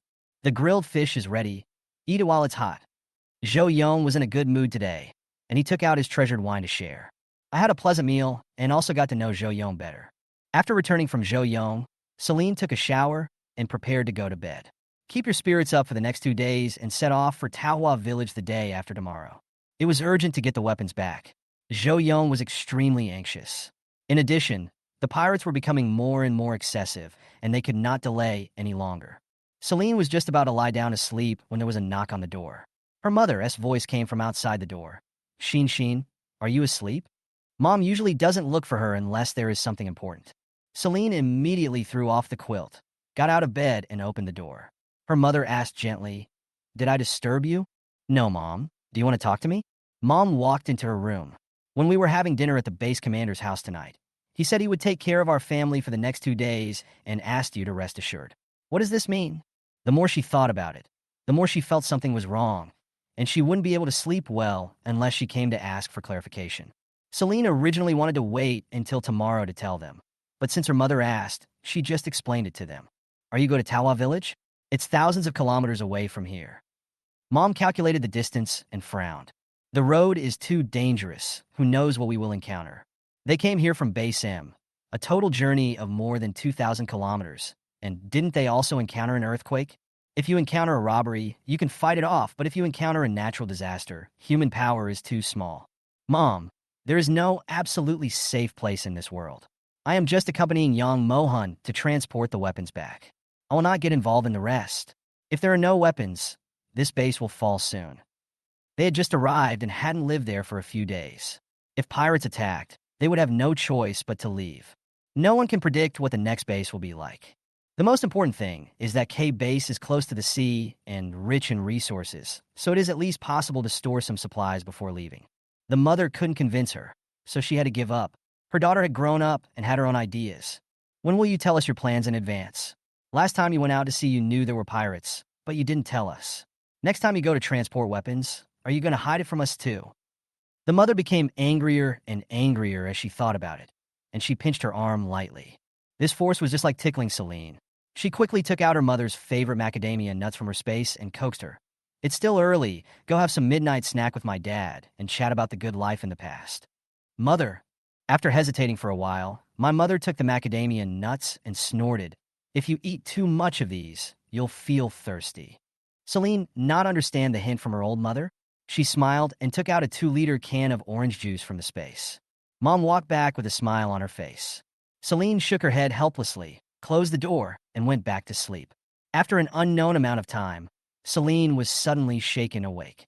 She opened her eyes immediately, and just as she sat up in bed, she felt the bed shaking under her, but no, not only the bed was shaking, but even the tables, stools, and murals on the wall in the room were moving. Earthquake?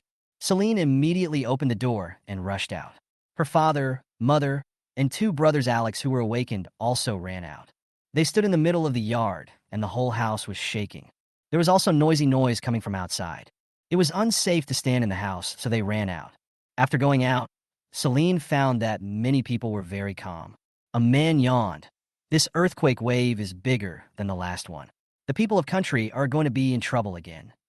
It's theirs. God bless our country. The epicenter is not here. Everyone should go back to sleep. Running out here is a sign of respect for earthquakes." Senna? There were also newcomers who were confused and asked, "Why are you so calm? Aren't you afraid of earthquakes at all?" "Well, you guys who just got here don't know, but since half a year ago, earthquakes have been happening several times a month. The epicenter is in Country R. We will be affected a little, but the impact is not big. Even though it's shaking violently now, it will stop soon." Hearing this, Celine also found it incredible. She didn't know whether to praise them for being calm or say that they were generous. The person who ran away from home did not show any anxiety on his face and was still chatting and laughing with others. Chapter 136 Departure to KnowThe Village. Alex chuckled.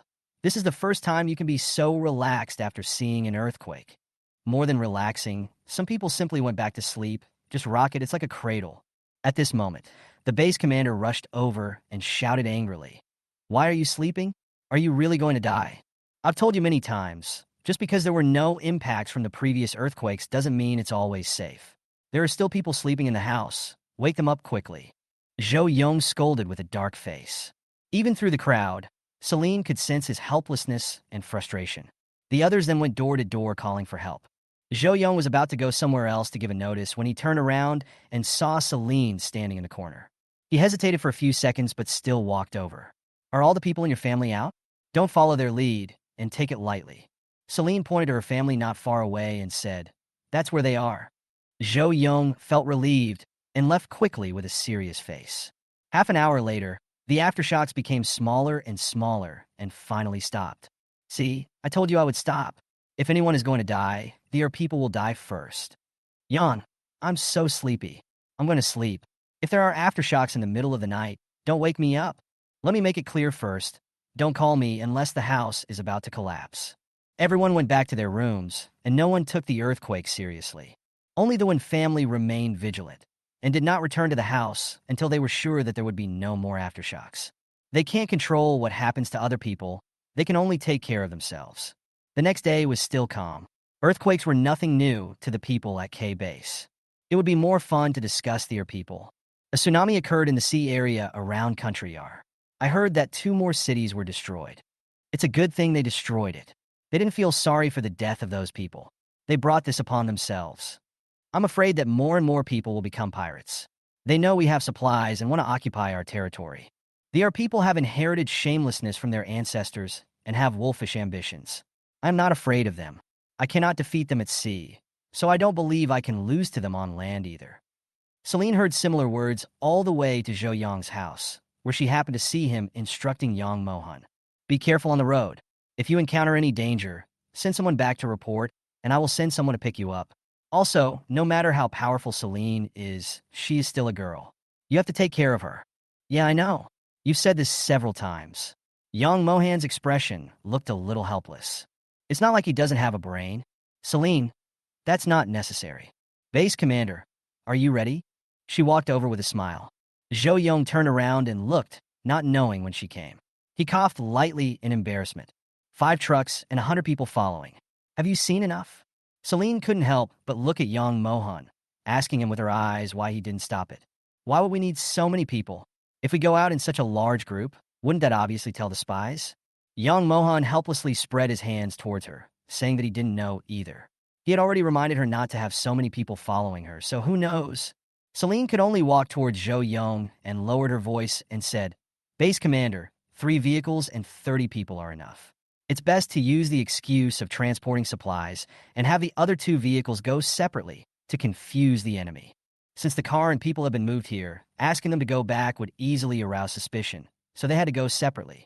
Aren't 3 cars too few? Zhou Yong asked solemnly.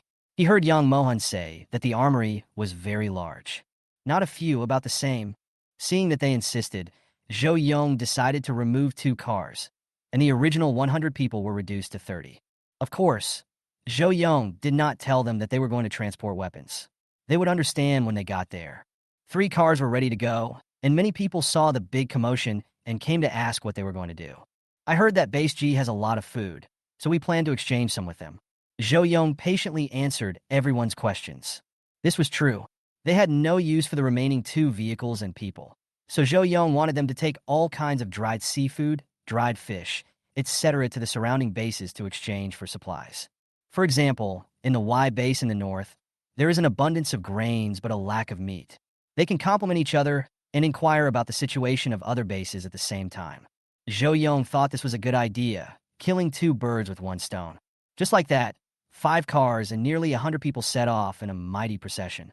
Celine and Yang Mohan drove their own car and didn't go with anyone else. Everyone knew that Yang Mohan was the base commander's nephew, so they naturally obeyed his orders. Yang Mohan had a map in his hand. He led the way in front, Celine followed closely behind, and the 3 trucks were at the back. Base K is 2,800 kilometers away from KnowThe village, and the trip will take at least half a month to return. Celine has become accustomed to life on the road and doesn't find it difficult. They walked 500 kilometers on the first day and stayed overnight in a small city. After the end of the world, all cities became almost deserted, and the place where they were was so quiet that only the sound of the wind could be heard. Some people have never traveled far since they were young, and they got goosebumps when they saw this. Celine and the others were already used to it, so they didn't want to make a big show of dinner and decided to just eat some dry food. Jean Dawei walked towards them and asked with a smile, "Mr. Yang, Miss Wen, we are baking pancakes. Come over and eat together. It would be better if there were more people. This place is too empty." Not only was the surrounding area empty, but the buildings in the adjacent community were also dark and looked lifeless. Celine smiled and refused. "No, we've had our rations and we're not hungry now. You guys can eat." Jiang Dawei was not in a hurry to leave. He stood beside their car and asked in a low voice, "Miss Wen, what are we going to do on this trip?" Yang Mohan looked at him calmly and asked casually, "Why, didn't the base commander tell you?" The base commander said that we were going to transport supplies. All the other vehicles were filled with supplies, but our 3 vehicles were empty. I was just asking out of curiosity. If it's not convenient to say, forget it. Jiang Dawei always felt that something was wrong. "Don't think too much. We're just transporting goods anyway." Celine smiled. Jiang Dawei didn't ask any more questions. Never mind. He would know sooner or later anyway. He had just returned to sit with his teammates when Ding Guang, who had always been on good terms with him, came over and patted him on the shoulder. "How's it going? Did you find out? Miss Wen only said that we were transporting goods. What else could we be other than transporting supplies? We just need to do our job well." Jiang Dawei picked up a hot pancake and started to eat it in big mouthfuls. Ding Guang said casually, "Yeah, that's right." After eating and drinking, they left a few people to keep watch and got in the car to rest. Chapter 137: Pirates Are Coming. It was late at night at K Base. A scream pierced the sky. "The pirates are coming! Get up!" The alarm suddenly sounded throughout the night sky of Base K. The Wen family members woke up immediately. Alex took up his weapon and said seriously, "Mom and Dad, don't go out. I'll go check it out." David followed him with a gun in hand. "Brother, I'm going too." As soon as I ran to the avenue outside, I heard gunshots. Not far away, Zhou Yong was leading his men to fight against the invasion of Country R, but they were being beaten back step by step. It was only because their people had more weapons and their firepower was too strong that they were almost overwhelming and forced to retreat. David couldn't stand it anymore, so he took out the submachine gun that Celine had left behind and started firing, cursing, "These bastards, kill them." Alex glanced at him and said, "I'm going to the base commander. You cover me." If the base commander can't hold on and can't wait for Celine and the others to return with weapons, K base will fall. Good. Under David's cover, Alex successfully came to the base commander. He placed his submachine gun on the sandbags and fired directly. A large number of enemies on the opposite side fell down. Zhou Yong looked at him gratefully, but now was not the time to talk. The important thing to do first was to repel the enemies. When the pirates saw the submachine guns at Base K, their firepower gradually decreased and they kept retreating. At the same time, many pirates poured into the courtyard area. Bang, bang, bang. The pirates smashed the door with a gun. "Open the door, Baka!" When my father and mother heard the noise, they immediately turned off the electricity and deliberately said, "Husband, quickly hide the fish and the rice. Don't let them be discovered."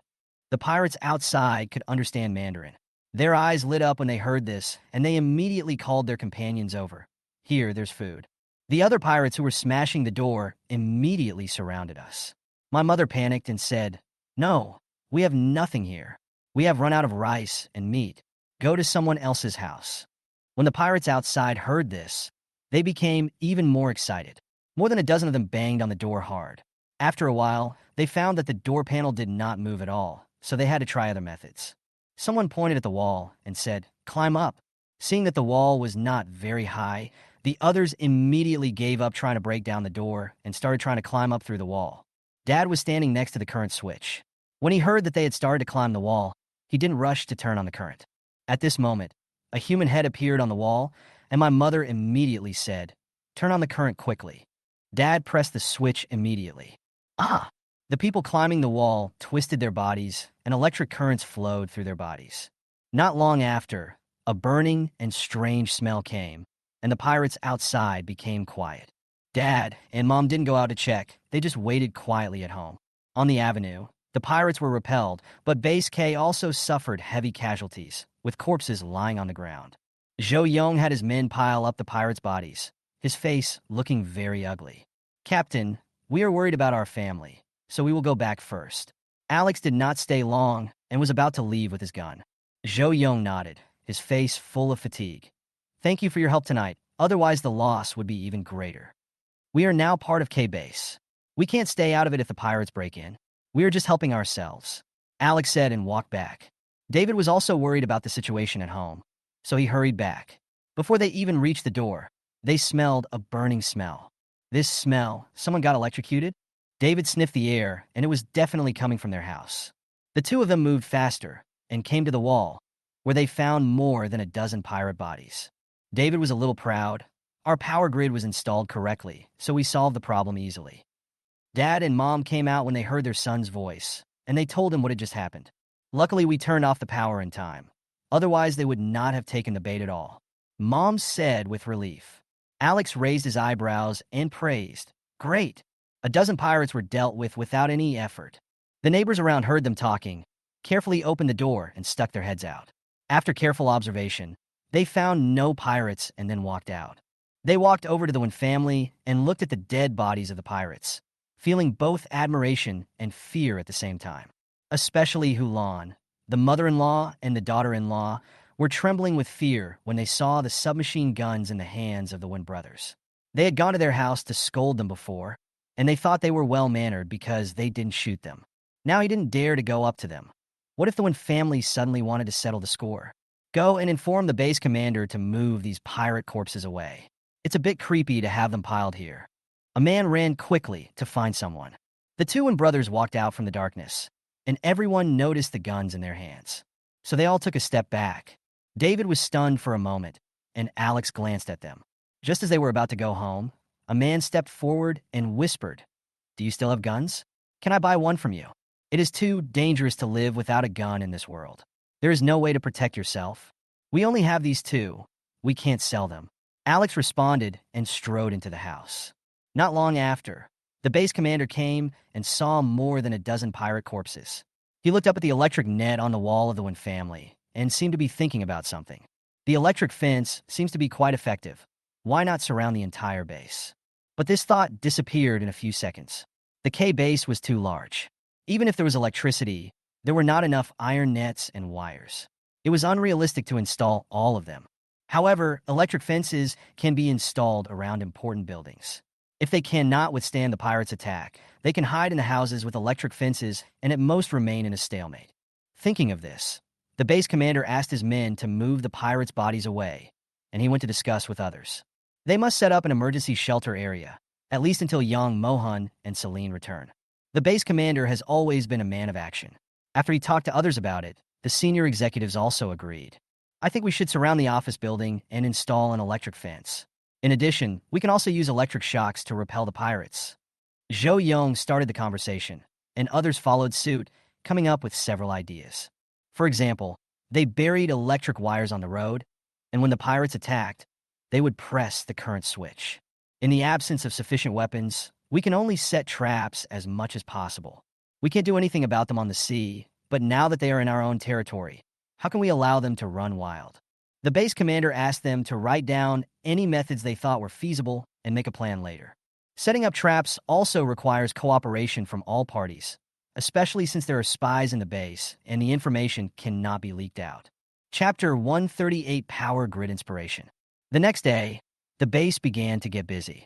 However, the news was not announced to the public.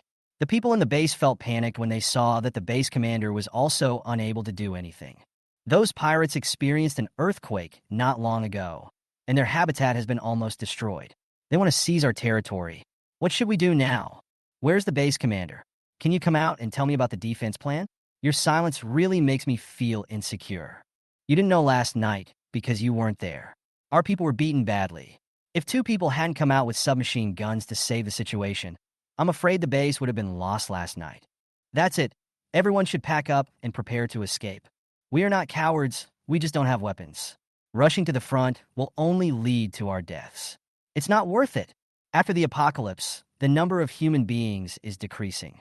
As long as I live one more day, human beings have not completely disappeared. Take care, everyone. No matter how the people in the base make trouble, Zhou Yong has no time to care about them. It was not until the power grid in the office building was installed and an ambush was set up on the road that everyone was gathered together. Everyone, please be patient. We have already come up with a good plan to deal with the pirates. You don't have to leave the base. Others asked curiously, what method? There are spies in the base, so we won't publicize the specific plan. Please trust us. By the way, if you feel unsafe at home, you can come to the office building or Ziyuan building. We have installed an electric fence outside, so even if pirates break in, they can't get in. Zhou Yong said. Hearing this, everyone became happy and ran home to pack their things. There is a safe place to stay, so what are you waiting for? As soon as Zhou Yong finished speaking, everyone ran home impatiently, fearing that if they were slow to pack up, they would have no place to stay. Some people split into two groups. One group went home to pack up their things, and the other group ran into the office building or Ziyuan building to pick a good seat. When Zhou Yong saw them all running over here, he suddenly felt overwhelmed. He thought that at most half of them would move in.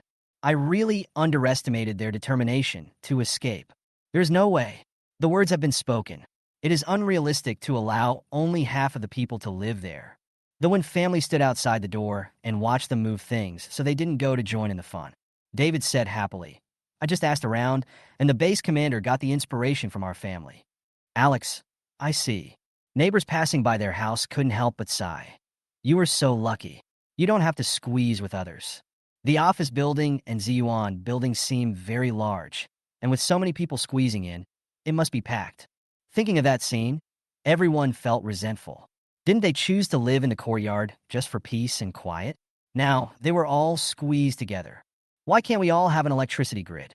I can pay for the electricity myself. Forget about installing it in every house. It's hard to install it in the office building and Ziyuan building. Forget it. Just bear with it for now. This won't last long. Yeah, give the base some time until they figure out a way to repel the pirates. There were many people who envied the Wen family, and some shameless people came up and asked, well, you don't have many family members and the yard is big enough. Can you let me stay for a few days? I won't live here for free. I will provide supplies. The man's eyes rolled around. He thought about it and reluctantly said, I will give you a dried fish and 10 points for each day you stay. Upon hearing this, people passing by also stopped and stared at the Wen family. Alex refused without a second thought. No, my home is not a shelter, and I don't need these supplies.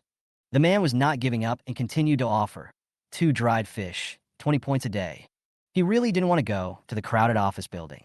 He had been in a shelter before and met some people who didn't take a shower for months, had no hygiene, and urinated and defecated anywhere. It really made him feel overwhelmed. It would be nice if I could live at the Wen family's house, which is close to my own home. He paused and said, I don't live here all the time. If the pirates come, I can just hide at your house, okay? This place is quite far from the office building and Ziyuan building. If pirates come, he won't have enough time to run over and take refuge. What if the people inside don't open the door for him? Wouldn't he have nowhere to hide? David, who refused. Don't you understand what I'm saying? We don't want to, and we don't need your points. Seeing their firm attitude, the man became angry and said, Humph, I don't care.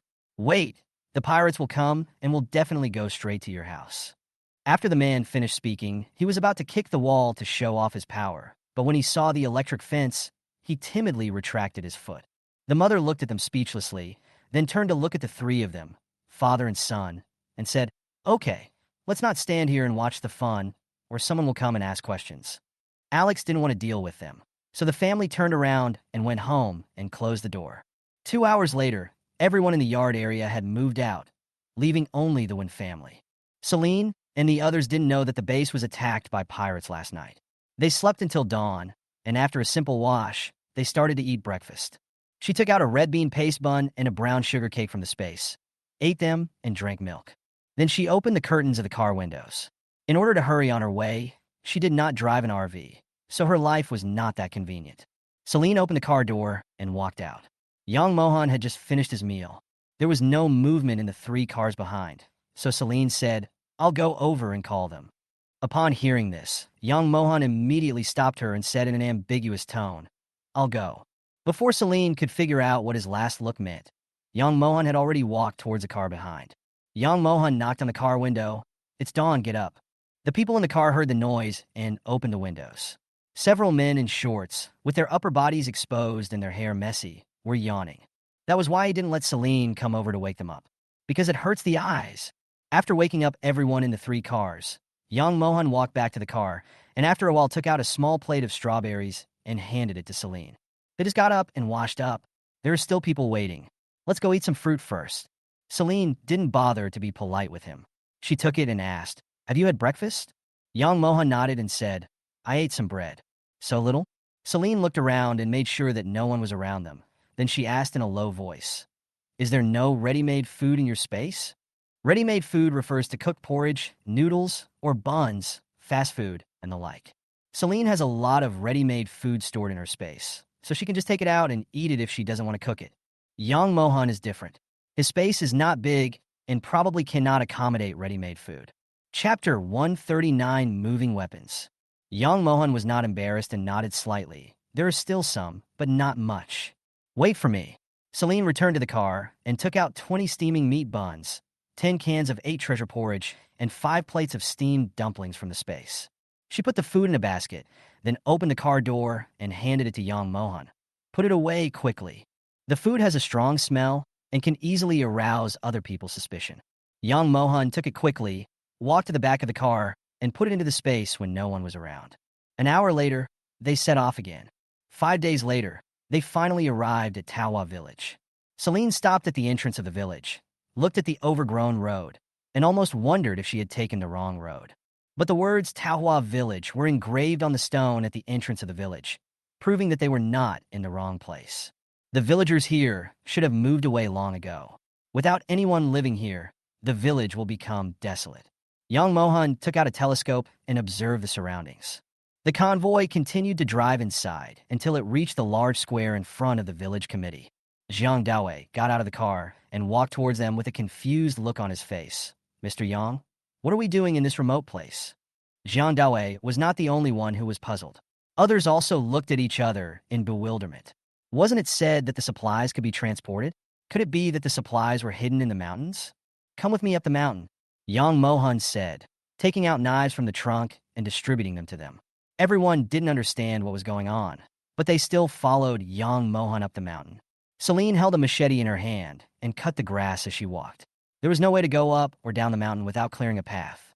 They arrived at KnowThe village at 9 o'clock in the morning. After working for 3 hours, they stopped to rest. "Miss Wen, what exactly is our mission? What are we looking for?" Jiang Daowei unscrewed the cap of the water bottle and drank it in one gulp. Seeing Celine standing next to him, he asked in a low voice. Celine thought that since it had come to this point, there was no need to keep it a secret from them. "The purpose of our trip is not to transport supplies, but weapons." This made everyone present stunned for a moment, and soon Jiang Daowei asked in surprise, "Really? Where are the weapons? Shouldn't the weapons be moved to the military/factory? Why do they have to be moved to the deep mountains and forests?" Celine could guess what he was thinking from his expression. "The people above won't give us weapons, so we have to rely on ourselves. There is an arsenal here hidden in the mountains. After the end of the world, what is the most important thing besides supplies? It must be weapons. The weapons in the army/factory were probably already divided up long ago. Not to mention those far away, the troops near Base K fled and their weapons were also taken away. It is not easy for K Base to have these weapons for self-defense, but these weapons are not enough to fight against pirates." Everyone was pleasantly surprised to hear what Celine said. With weapons, they were no longer afraid of those bastards. Everyone worked very hard and quickened their pace, and 2 hours passed like this. Everyone, eat and rest first and continue later. Clearing weeds is strenuous work, and you have to eat and drink enough. Jiang Daowei and others had a simple lunch, just eating from the self-eating pot. "Miss Wen, I have a box of sauerkraut beef hot pot here. Do you want one?" Jiang Daowei greeted. Celine smiled and refused. "No, I have instant noodles here." She carried a large capacity thermos with her, and the boiling water in it was just poured in when she got off the bus. It was still very hot, enough for making noodles. Young Mohan also ate instant noodles and threw a sausage into it. "Just take a quick bite and move on." "How far is this place from the armory?" Celine asked the man beside her while mowing the grass theoretically. Young Mohan looked up and said after a while, "It's about 50 meters away. If you are tired, take a break, and I will do it." Celine shook her head. "Are you fine?"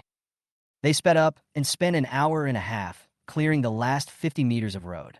But he still couldn't see the shadow of the armory. Zhang Daowei scratched his head and said, "Isn't it the wrong way? Get out of the way." Zhang Daowei stepped back a few steps and gave his seat to Yang Mohan. Celine also looked at him, only to see Yang Mohan raising the shovel in his hand and shoveling soil onto the hillside behind them. "This earthen slope is the armory," Yang Mohan explained it.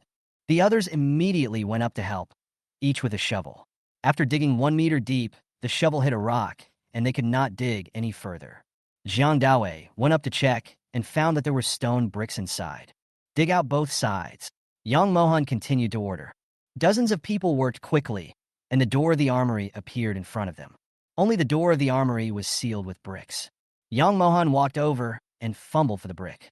Suddenly, the brick under his hand shook, and he pulled out the brick. After pulling out the first brick, he continued to pull out the second brick. After a while, a half-meter wide hole appeared in the door of the armory. This was where Yang Mohan had gotten in. "Follow this hole and smash the bricks next to it." Zhang Daowei responded, and together with the others, he swung the hammer and smashed it hard on the bricks. Boom tilde. All the bricks were broken, and the scene was filled with dust. Celine and Yang Mohan walked in first, and she took out a flashlight from the space while no one was paying attention. Only with the light of the flashlight could they see the scene in front of them clearly. I saw that the armory, which was 3 meters high and 10 meters deep, was filled with boxes. The boxes were stacked very high and were covered with dust and cobwebs. Yang Mohan casually moved a box from the side and opened it in front of everyone. It was a box of grenades. Then he opened the second box, which contained a machine gun. Seeing these weapons and bullets, everyone was shocked and happy. "With these weapons, we no longer have to fear the provocations of pirates. What are you waiting for? Move down the mountain quickly." Yang Mohan gave them a look. Zhang Daowei immediately called out to the others, "Come over and lend a hand. Let's quickly pull the weapons back." The others seemed to have just woken up from a dream and walked quickly over to carry boxes of weapons down the mountain. They worked until dark and had only operated less than 1/3 of the weapons in the armory. "Let's stop here today and continue moving tomorrow." Celine saw that Zhang Daowei wanted to bring people upstairs and quickly stopped him. Zhang Daowei thought for a moment and finally stopped. Although he was anxious to return to the base, he couldn't afford to waste some time. They still had the self-heating pot tonight. Celine returned to the car and took out some light fast food to eat. "I sweated a lot today and couldn't take a shower. I could only wash myself in a basin with hot water. After washing, the wastewater is collected into the space, and everything is done without anyone noticing." Celine looked at the time. It was 8 o'clock in the evening, still early. She couldn't sleep, so she started reading novels. She not only downloaded movies and TV series on her mobile phone, but also many novels. Chapter 140, The Fight Begins. Celine didn't like reading online novels before, so when she was bored, she only liked to watch TV series or listen to music. She casually picked up a novel about a domineering president falling in love with me and started reading it. Although the descriptions were exaggerated, the plot was good and it was suitable for entertainment. It is said that many girls become obsessed with the domineering CEOs in books. After reading the book, Celine felt that it was just SOSO. Such men simply could not exist in reality, and she could not relate to them. In the end, I quit and picked a comic to read and prepared some snacks and fruits on hand. I lived a very carefree and happy life. At 11 o'clock in the evening, Celine turned off the lights in the car and prepared to lie down and rest. After an unknown amount of time, Celine vaguely heard footsteps. She was used to being alert, so she opened her eyes immediately. She sat up, slightly opened the curtain, and the two men walked into the grass together. Not long after, rustling sounds were heard. "Be careful." The urine flew onto my feet. "There's room over there. Why are you standing so close to me? Are you trying to peek? I'm not being arrogant, but I guarantee you'll feel inferior when you see me. Get lost." "Celine." She continued to lie down and rest. The next day, after breakfast, the group continued to move the weapons. Each box was very heavy, so the moving speed was slow. Zhang Daowei is very strong and is still full of energy today. He can walk 3 times in the time it takes others to walk 2 times. Celine observed everyone and whispered to Yang Mohan, "Zhang Daowei is not bad. You can say a few good words to the base commander when you go back. That's not bad at all, but you only have brute force. Young Mohan Frounet, Lo Oking Bisa Profing. Celine, who had just read a domineering Seo novel last night, looked at him and blurted out, "There's something wrong with you." In the domineering president novel, the male protagonist's behavior is jealous, but what kind of jealousy is Yang Mohan? Yang Mohan paused while drinking water and asked calmly, "What's wrong?" Celine raised her eyebrows. "Tell me the truth. Are you jealous of Jiang Daoi's ability and feel unhappy?" "Nonsense," Yang Mohan said calmly, and then handed her the kettle. "I'm going to move the weapons. There's no water in the kettle. Please fill it up for me." Celine shrugged, found a deserted place, took out a bottle of iced mineral water from the space, and poured it into his kettle. When she returned, she saw Yang Mohan walking down the mountain with a box in one hand, looking very relaxed. Celine looked at them in astonishment, and then went to help move the weapons. The weight of each box was different, but there was only heavier ones, not the heaviest. After several rounds, Celine was exhausted. She didn't know where Yang Mohan got the energy from. It seemed like he had endless energy. They emptied 2/3 of the armory that day, and the remaining 1/3 would take another day. Fortunately, the trucks are big enough, and 2 of them are now full, leaving 1 empty. Celine sweated a lot today, and her body was sticky and uncomfortable, so she had to take a shower. She looked around the car, finally put away the chair, took out a bathtub for 1 person, and poured half a bucket of hot water into it. There were people outside, so she didn't dare use shower gel or shampoo. She could only wash herself simply, which was much more comfortable than not washing at all. After taking a shower, I put away the bathtub and then took out a rechargeable electric fan to dry my hair. She got out of the car after doing all this. At this time, Yang Mohan walked towards her. He was still wearing the same clothes he wore today, which were very dirty due to moving boxes. Celine asked first, "Do you want to take a bath?"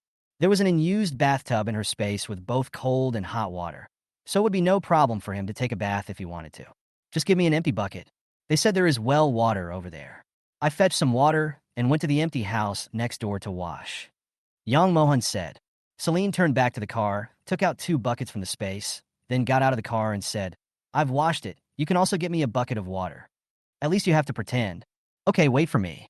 Yang Mohan went to fetch her some water first. Celine was the only girl in the team, so no one would say anything even if she washed up in the car. Men are much more casual. They can just find an open space to wash. After all, they are all men, so they're not afraid of being seen. When Yang Mohan brought the water back, he reminded her worriedly, "They're taking a shower over there. Don't go over there yet." Celine looked at him speechlessly. "Do I look like a peeping Tom? Others are taking a shower. Why should she go over there?" In terms of figure, those men can't compare to Yang Mohan. Thinking of this, Celine couldn't help but look at him, and her eyes gradually became meaningful. Yang Mohan? Celine had only taken a shower and hadn't eaten dinner yet, so it was a good opportunity for her to have a meal while they were away. She plans to have shrimp fried rice tonight, with a plate of dompa pork and a dish of blanched Chinese cabbage. She gave 1 portion to Yang Mohan. They waited until she had eaten and drunk her fill before returning from her bath. Someone noticed that Selena's car was tightly covered with curtains, so they joked about it without restraint. "Why cover yourself up so tightly? We can't see you. If you're so shy, don't follow us out." "That's right, if they're going to come, there should be more than a dozen women. That's only fair. I heard everything you were planning, but 1 woman is really not enough. There are too many wolves and not enough meat to go around." "Ha! Bang!" The laughter stopped abruptly, and the man who was hit by the bucket looked up angrily. "Young Mohan, why did you throw me?" "Just because you bully your teammates. I can't just sit there and do nothing." Young Mohan's handsome face was gloomy, and his black eyes stared at him coldly. Jiang Tao rubbed the aching back of his head. The more he thought about it, the angrier he got. Finally, he rushed over regardless of everything, bared his teeth, and punched Yang Mohan in the face. Yang Mohan curled his lips and sneered, then kicked him out. Jiang Tao fell heavily to the ground. He had just finished taking a shower and was only wearing a pair of shorts. The exposed parts of his body were scratched by the stones. He stood up angrily, holding his waist and glaring at Yang Mohan with bloodshot eyes. Jiang Daowei and others quickly went up to stop him. "We are all from the same team, so let's talk it out and don't fight." Others couldn't understand, but Jiang Daowei knew that Yang Mohan and Celine were a couple. It would be strange if Yang Mohan wasn't angry when Jiang Tao made such a joke. Others also reacted and immediately stopped Jiang Tao. You are such a talkative person. Don't talk nonsense next time. That being said, everyone who was joking just now felt a little guilty. Jiang Tao spat, pushed away the person who was trying to stop him, and walked away. The others also dispersed. Yang Mohan picked up the bucket and put it in the trunk. As soon as he opened the car door, he saw a steaming dinner. Chapter 141, Evil Intentions. A smile appeared on Yang Mohan's face. He picked them up and saw that there were 2 meat dishes and 1 vegetable dish, both of which he liked to eat. He is not too picky about food and has similar eating habits to Celine. Yang Mohan picked it up and ate it. He was really hungry after a busy day. Celine was not unaware of the conflict just now. Men just like to make jokes about anything, and she had originally intended to ignore it, but she didn't expect Yang Mohan to be even angrier than her. Celine raised the corners of her mouth slightly and continued to lie down and read comics. Time always passed quickly when there was something to entertain herself. Every night, at about a certain time, Celine would consciously put down her electronic devices and prepare for bed. In the middle of the night, there was a rustling sound outside again. She thought someone got up to go to the bathroom, so she didn't pay any attention. After a while, she gradually realized that something was wrong and the footsteps were coming towards her. Celine opened her eyes in the dark. She could feel someone standing outside, circling around her car, as if looking for a way out. She quietly unlocked the car, and anyone outside could come in just by opening the door. At this moment, someone outside grabbed the car handle. He wanted to try whether it could be opened, but he didn't expect that the car door would be open the next second. The man was delighted and leaned into the car to take a look. Celine was lying on the bed made from a chair, covered with a blanket, sleeping soundly with even breathing. The man quietly got into the car and crept toward Celine. His big hand fell on her waist, his eyes full of desire. Just as he was about to take further action, a calm voice suddenly rang out in the car. "What do you want to do?" Jiang Tao never expected that Celine would wake up suddenly. He was stunned for a moment, and the next second, Celine sat up. Before he could do anything, she was kicked out of the car. Celine turned on the car lights before getting out, and she walked up to Jiang Tao and stood in front of him. "You bitch, you dare to attack me?"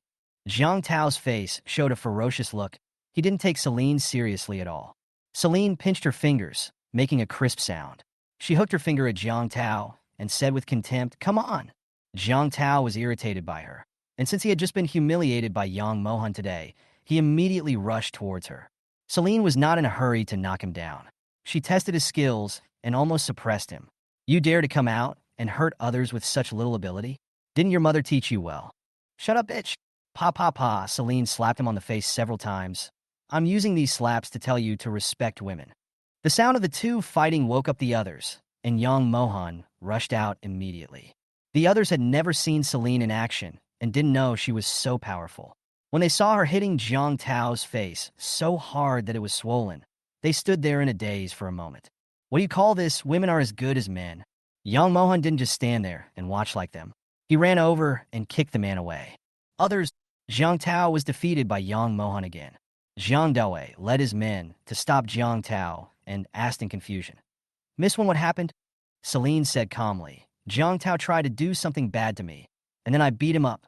These words made Yang Mohan's eyes filled with murderous intent, and he walked towards Jiang Tao. "Mr. Yang, calm down." As soon as Jiang Daowei finished speaking, he was pushed aside by Yang Mohan. The others just watched Yang Mohan and Jiang Tao fighting. No, it was watching Jiang Tao being beaten. Because Jiang Tao was no match for Yang Mohan, he could only beg for mercy. "I'm sorry, I was wrong. I won't dare to do it again. I didn't touch her. Seriously, stop it, help." Before long, Jiang Tao was beaten so badly that his face was bruised and swollen, and it was almost unrecognizable what he looked like before. Jiang Daowei was also scared when he saw Yang Mohan's brutal look. He didn't dare to stop him and could only look at Celine. "Miss Wen, please persuade her. We will report this to the base commander when we return." "Is it okay for the base commander to punish her?" These people have positions in the base, and of course their main responsibility is to protect the safety of the base. If they do something wrong, they will also be punished. Celine walked over and blocked Yang Mohan's fist. "Forget it. Let him go this time." Besides, she didn't suffer any loss. Before Yang Mohan came out, Jiang Tao was also beaten to a pulp by her. Yang Mohan then stopped, his face still looking very ugly. Seeing this, Celine lowered her voice and said, "I opened the car door on purpose to let him in." She is not that stupid. If she is not sure about dealing with Jiang Tao, she will not catch him in a trap. Yang Mohan's expression eased a little, but she was still upset at the thought that someone had ill intentions towards her, and she wanted to kick Jiang Tao a few more times. Jiang Tao was first beaten up by Celine, and then by Yang Mohan. He was in so much pain that he couldn't move and could only wail on the ground. These two people were ruthless and showed no mercy at all. Jiang Dawei quickly asked someone to carry Jiang Tao back. No one else dared to get close to Celine. My God, this woman is too scary. Thinking of the joke they made, I swallowed in fear and secretly warned myself not to talk nonsense again. Fortunately, Celine didn't bother with them. Otherwise, they would have ended up like Jiang Tao. It's getting late. Let's all go back to sleep. Jiang Dawei gave the others a look, telling them to leave quickly. Don't anger Yang Mohan. After this incident, everyone can see that these two are a couple. You should go back to sleep too. Celine yawned. Beating someone was very exhausting. Yang Mohan looked at her, frowned, and asked, "Are you really not being taken advantage of?" Celine shook her head and chuckled. You underestimate me too much. If I can't beat you, I'll use a gun. Yang Mohan then smiled and said, Go back to sleep. Remember to call me if you are in danger next time. Yes, I remember that. They both returned to their cars, and Celine locked them again. The next morning, Celine also got up early, and Jiang Tao hid when he saw her from a distance. The scenes of last night were still vivid in his mind. He had no intention of doing anything to Celine, but he was kicked by Yang Mohan and felt depressed. Thinking about how Yang Mohan cared about Celine, in order to retaliate against him, she had that idea about Celine in the middle of the night. Who knows that in the end you will be the one who suffers? Celine also noticed Jiang Tao. He walked with a limp, holding his waist, and a look of pain appeared on his face with every step. He deserved it. He had thoughts that he shouldn't have had. That would be fine, but he still came to me without knowing whether to live or die. Seeing the unlucky thing early in the morning, Celine looked at the flowers and plants, not far away for a long time to clean her eyes. Jiang Tao had just dodged Celine, but when he turned around, he saw Yang Mohan walking towards him from not far away. He was groaning in pain, ignoring the pain all over his body, and quickly climbed into the car. Chapter 142 Return. No one paid attention to Jiang Tao. After breakfast, he continued to go up the mountain to carry weapons. Yang Mohan and Celine were walking at the back. She pulled the man aside and asked, Do you want to transfer the weapons in the car into the space? I'm afraid I'll encounter robbers on the road, or some other unexpected incident will prevent me from collecting the money in time. No one can guarantee that there are no spies among them. Once something happens, there are so many boxes in the car that there is no way to avoid people and store them in the space. Now that all the weapons on the mountain have been moved, we can only make plans at this time. Yang Mohan hesitated for a moment and finally nodded. You put away the weapons of the two vehicles first. I will try to delay them. One must be on guard against others, and he doesn't want to take the risk of gambling. Good, Celine responded softly. After discussing it, the two went their separate ways. Everyone had already gone up the mountain to move the weapons, and Celine opened the first truck, which was filled with boxes. In order to avoid being discovered, she left the outermost layer of boxes and put away all the boxes at the back. It took 10 minutes to collect all the weapons in the first truck, and Celine went to the second truck. In order to delay time, Yang Mohan took out a lot of snacks from the space and asked them to sit down and eat together. Everyone has worked hard. I see there are not many boxes left in the armory. There is no need to rush to move them today. The others looked at each other with confusion on their faces.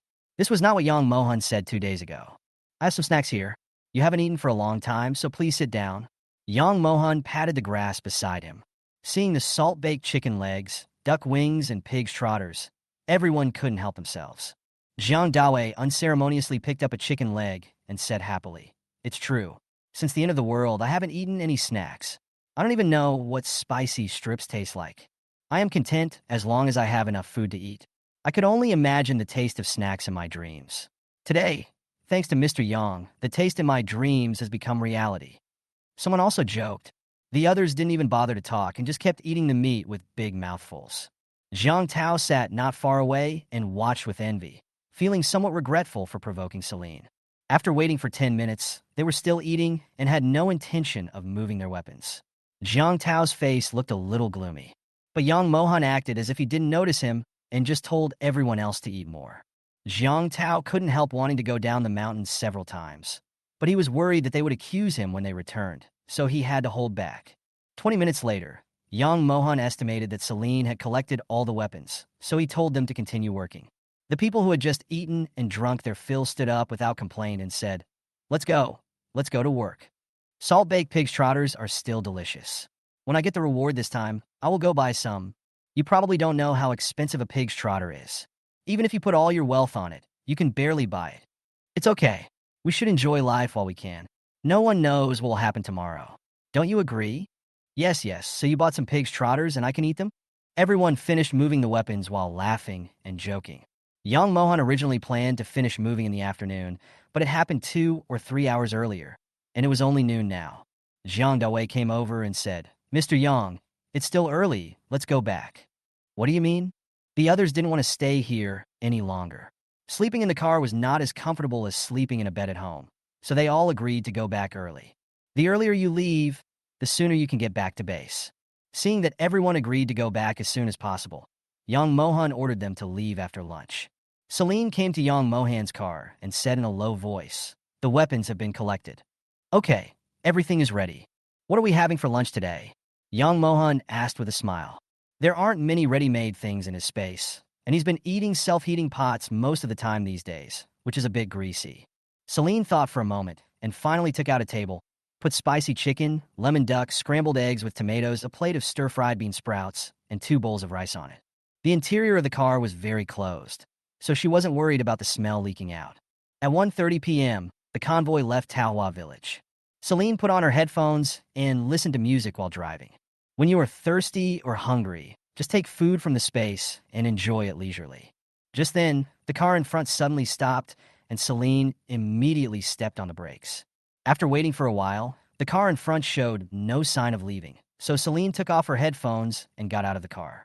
She had just taken 2 steps when Young Mohan came towards her and explained, "There's a big hole in the middle of this road. Trucks can't get through.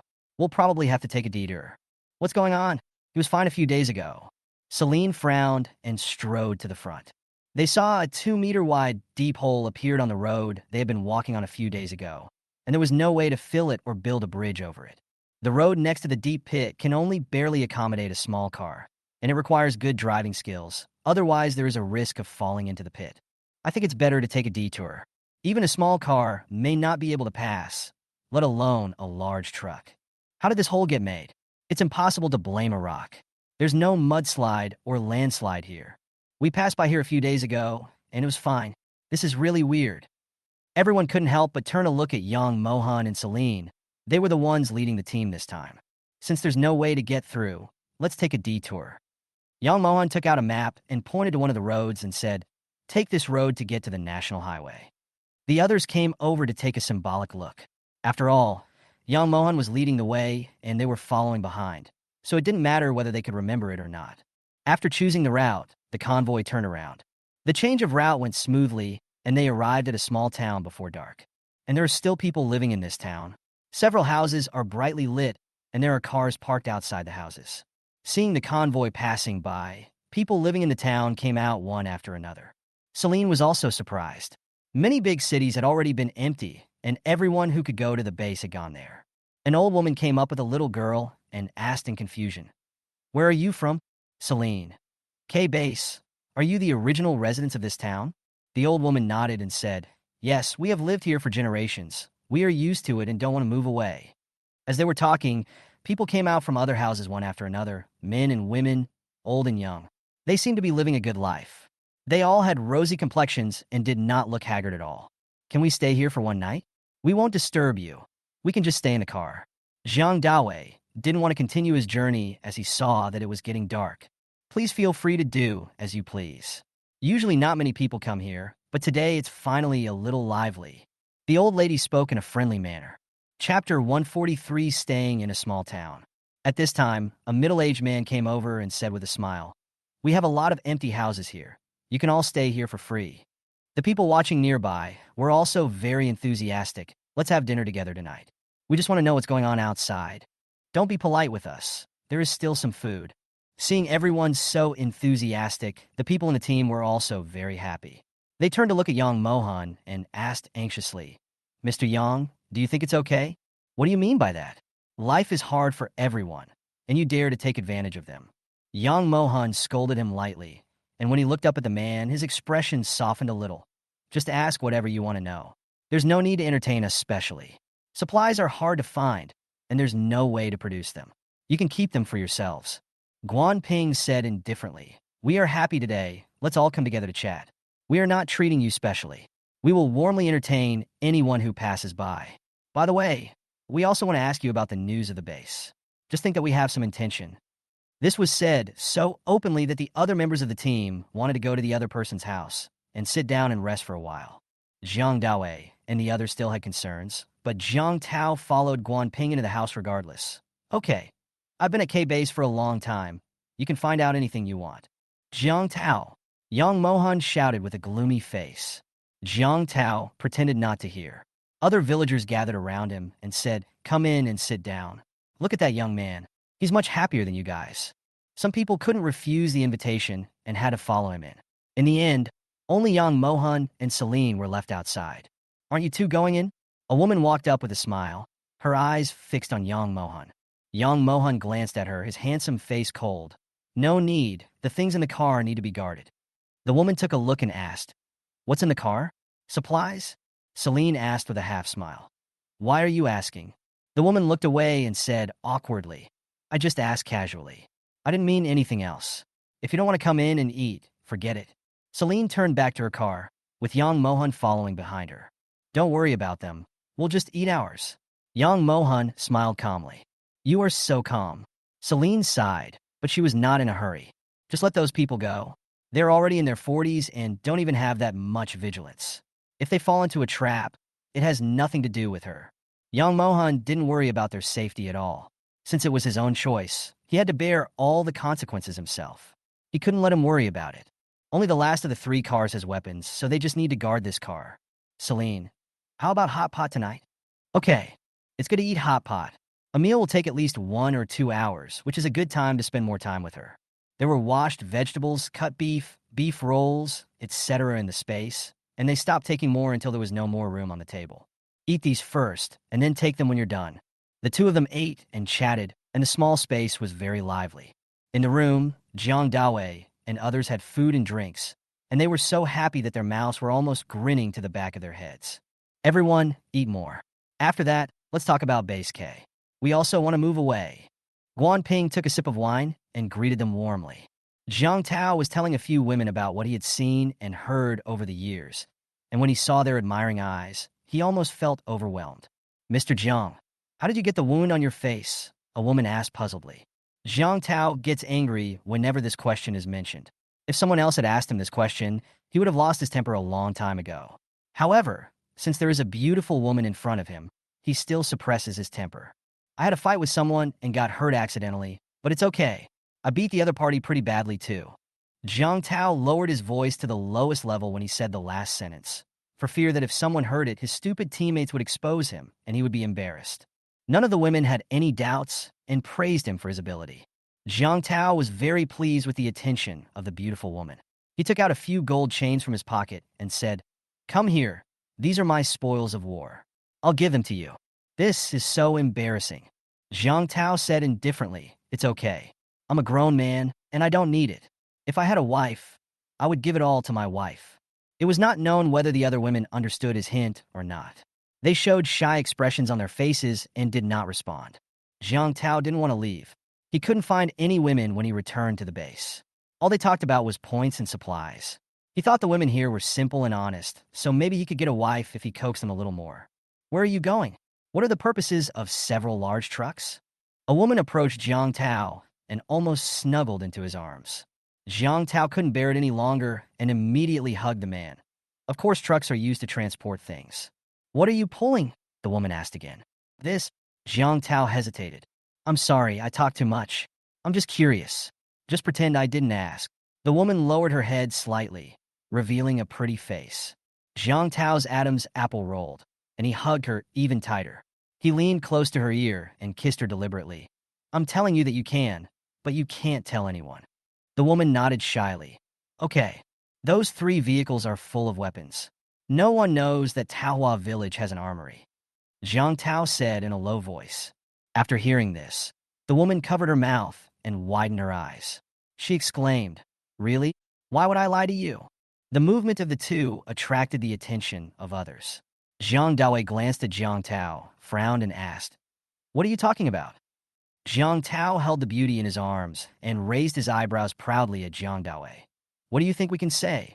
Do you want to come over and listen?" Jiang Dawei cursed in his heart. What a shameless bastard. As long as it wasn't news of betraying the team, he wouldn't bother to care. The other women didn't hear what they said, so they immediately pestered Jiang Tao to say it again. But with Jiang Dawei's reminder, he didn't dare to say more. Besides, the weapon was very important and couldn't be known to a third person. "Come to me tonight, and I'll tell you." Jiang Tao looked like he was surrounded by flowers. The other women snorted and moved away from him, running to other people. A bunch of men got drunk, and their brains were almost losing their rationality. Jiang Dawei pushed the woman who came closer away and said, "I just want to drink some wine. There's no need to do this." He looked at the calm Guanping opposite him and asked suggestively, "Why don't you just do nothing about it? Don't they claim to be serious people? Why do they act so freely?" Chapter 144 exposed. Guanping laughed out loud. "I'm not their father. How can I control them? Besides, it's hard to find supplies outside, and we're trying to survive." Although these words seemed unclear, they were telling Jiang Dawei that this was how they survived. People say that it is easy to make money from women, but in fact, it is easier to make money from men. As long as it makes them happy, they are willing to empty their family's savings. Jiang Dawei was speechless for a long time. He thought they were serious people, but he didn't expect that they would do such things behind their backs. But he couldn't stop others. It was a matter of one willing to fight and the other willing to be beaten. Guanping poured a glass of wine for Jiang Dawei and asked with a smile, "Why? You don't like the girls here?" "No, I have a lover," Jiang Dawei said a little embarrassedly. "No wonder." Guanping smiled. "If that's the case, then I won't force you. Come, let's drink." "Mr. Jiang, is K-Base safe? We have been comparing several bases recently and are still undecided." Guanping asked again. Jiang Dawei was not vague when asked about serious matters. "How should I put it? Without these pirates, K-Base would be considered safe." Jiang Dawei almost said the words, "There are no such weapons," but fortunately he reacted in time, held back, and changed it to pirates. "There are pirates at K-Base? I've never heard of it." Guanping asked in shock. K-Base is by the sea. After the end of the world, natural disasters frequently occurred in country are. Their living environment is difficult, so they come to harass us. But don't worry, K-Base is strong and will defeat them sooner or later. Guanping's eyes flickered, and he poured him another glass of wine. "Does Base K have many weapons? Can it defeat the pirates?" Jiang Dawei would not belittle K-Base in front of outsiders, and would try to say it in a positive way. There are plenty of them. K-Base is not short of weapons. Let them come. Those pirates deserve to die. They have killed countless of our compatriots. If a fight breaks out, I will be the first to go. Heroes have always emerged from youth. I admire people like Mr. Jiang. Guanping raised his glass. "Come, I'll toast you." Jiang Dawei had already drunk quite a bit of wine. He waved his hand and said, "Mr. Guan, you are too polite. I can't drink any more. Please." Guanping insisted that he drink and even picked up the wine glass and fed it to him personally. "One last glass. Come on, drink it quickly." After drinking several glasses of wine in a row, Jiang Dawei fell on the table. The other conscious people looked over, and Guanping said with a smile, "Mr. Jiang can't drink much. He fell down after just one glass. Help him to rest." Two women came over, one on each side, and carried Jiang Dawei away. The others let down their guard upon seeing this and continued to eat, drink, and chat with the woman. In the car outside, Celine and Yang Mohan had only eaten halfway when they heard a knock on the car window. Celine opened the car window and saw two women standing outside, holding trays with 2 bowls of noodles on them. There were 2 fried eggs on the noodles, which looked very appetizing. But this is without comparing it with hot pot. The 2 women originally wanted to invite them to dinner, but when they saw the hot pot in the car, which had both meat and vegetarian dishes and smelled delicious, they felt that the noodles were no longer tasty. "Is there anything wrong?" Celine raised her eyebrows. The 2 women smiled awkwardly and said, "We are here to bring you food, but you may not need it." "Thank you, we have food." Celine said no and closed the car window. Celine vaguely saw them leaving through the dark car window. She suddenly sneered. Those people are so brave that they dare to get drunk in a strange place. When she opened the window just now, she listened carefully. There was no movement in the room. Either someone was drunk or someone choked him. However, the latter possibility is not high. They're still here. Even if those people have other purposes, they dare not do it blatantly. They eat our food. If nothing happens, that's the best. If anything, it's the lesson they deserve. Yang Mohan is very open-minded, or it would be more appropriate to describe it as none of his business. After the two of them had eaten, Celine quietly walked to the first car in the dark and put all the weapons inside into the space. Yang Mohan was outside keeping watch for her, and soon Celine jumped out of the car. It's done. The two returned to their cars. Celine smelled bad from the hot pot, so she quickly took out the bathtub and hot water and planned to take a bath. Just as I was getting ready, I heard a voice outside. Is there anyone in the car? It was a man's voice. Celine put away the tub, opened the car door, and got out. A short man smiled at her and said, "It's warm inside. Go in." "I don't need it. Please don't bother me." Celine looked at the man's face, a hint of inquiry flashing in her eyes. The man came forward to pull her without saying a word. "Don't be embarrassed." "Ah." Before the man finished speaking, Celine quickly twisted his hand and said, "Don't you understand what I'm saying? Help someone come." There was a sound of footsteps coming from inside. Celine listened carefully and couldn't help but sneer. Guanping came out with a dozen men. "Why are you bullying people?" Celine shook off the man's hand. "Which eye of yours saw me bullying him?" It was obviously him who started it first. Yang Mohan also came over at this time and stood side by side with Celine. Guanping looked at them coldly, as if he was thinking about something. But Celine didn't want to pretend with them anymore, and the corners of her mouth raised slightly. "Stop pretending, you've already been exposed." Guanping showed a hint of surprise in his eyes. After a moment of silence, he clapped his hands and smiled sinisterly. "Do you know who we are? Our people, or pirates to be more accurate." Celine said calmly. "How did you figure that out?" Guanping was really curious. "Aren't they pretending to be similar? You said you were native residents and had never left the town. Do you want to see the spider webs and dust on the door? Second, you think you look a lot like us, but actually you look really weird, like you have shifty eyes. Third, when you ran out just now, your footsteps were very orderly, which shows that you are a well-trained army. Fourth, never mind. There are too many flaws. I don't even want to list them all. There was also the old lady who spoke at the beginning. Her expression was very unnatural. I guess she was tied up by them for the show. Generally speaking, seeing the elderly and children will make people let down their guard." As Guanping heard Celine counting out the words one by one, his expression became increasingly grim. "By the way, that big hole on the road was blasted by you with ammunition, right? The purpose was to make us take a detour, and you calculated that we would stop here. Even if we didn't stop, I guess there was a trap set up ahead, which forced us to turn back in the end." Chapter 145, just for fun. Hearing this, Guanping frowned. They actually revealed so many flaws? If you knew that, why did you choose to stop? Celine raised her lips. Of course, to see what tricks you guys are up to. She didn't want to expose them so quickly, but the man just now insisted on pulling her into the house. She was looking for an excuse to avoid trouble, so she decided to expose it. "Hey, just playing. So what if we're discovered? You can't escape." As soon as Guanping finished speaking, the people behind the house ran out and surrounded the two of them. Celine looked around and saw about 20 people, all holding guns with the muzzles pointed at them. "Mr. Guan, everyone inside has been tied up." A man walked out and said respectfully. Celine felt that this man looked familiar. His name seemed to be Lin Ji, and he was transporting weapons with the convoy. The base commander is right. There is indeed a traitor and a spy in the convoy. Celine looked at Yang Mohan and sneered. "Yang Mohan, this trip is worth it.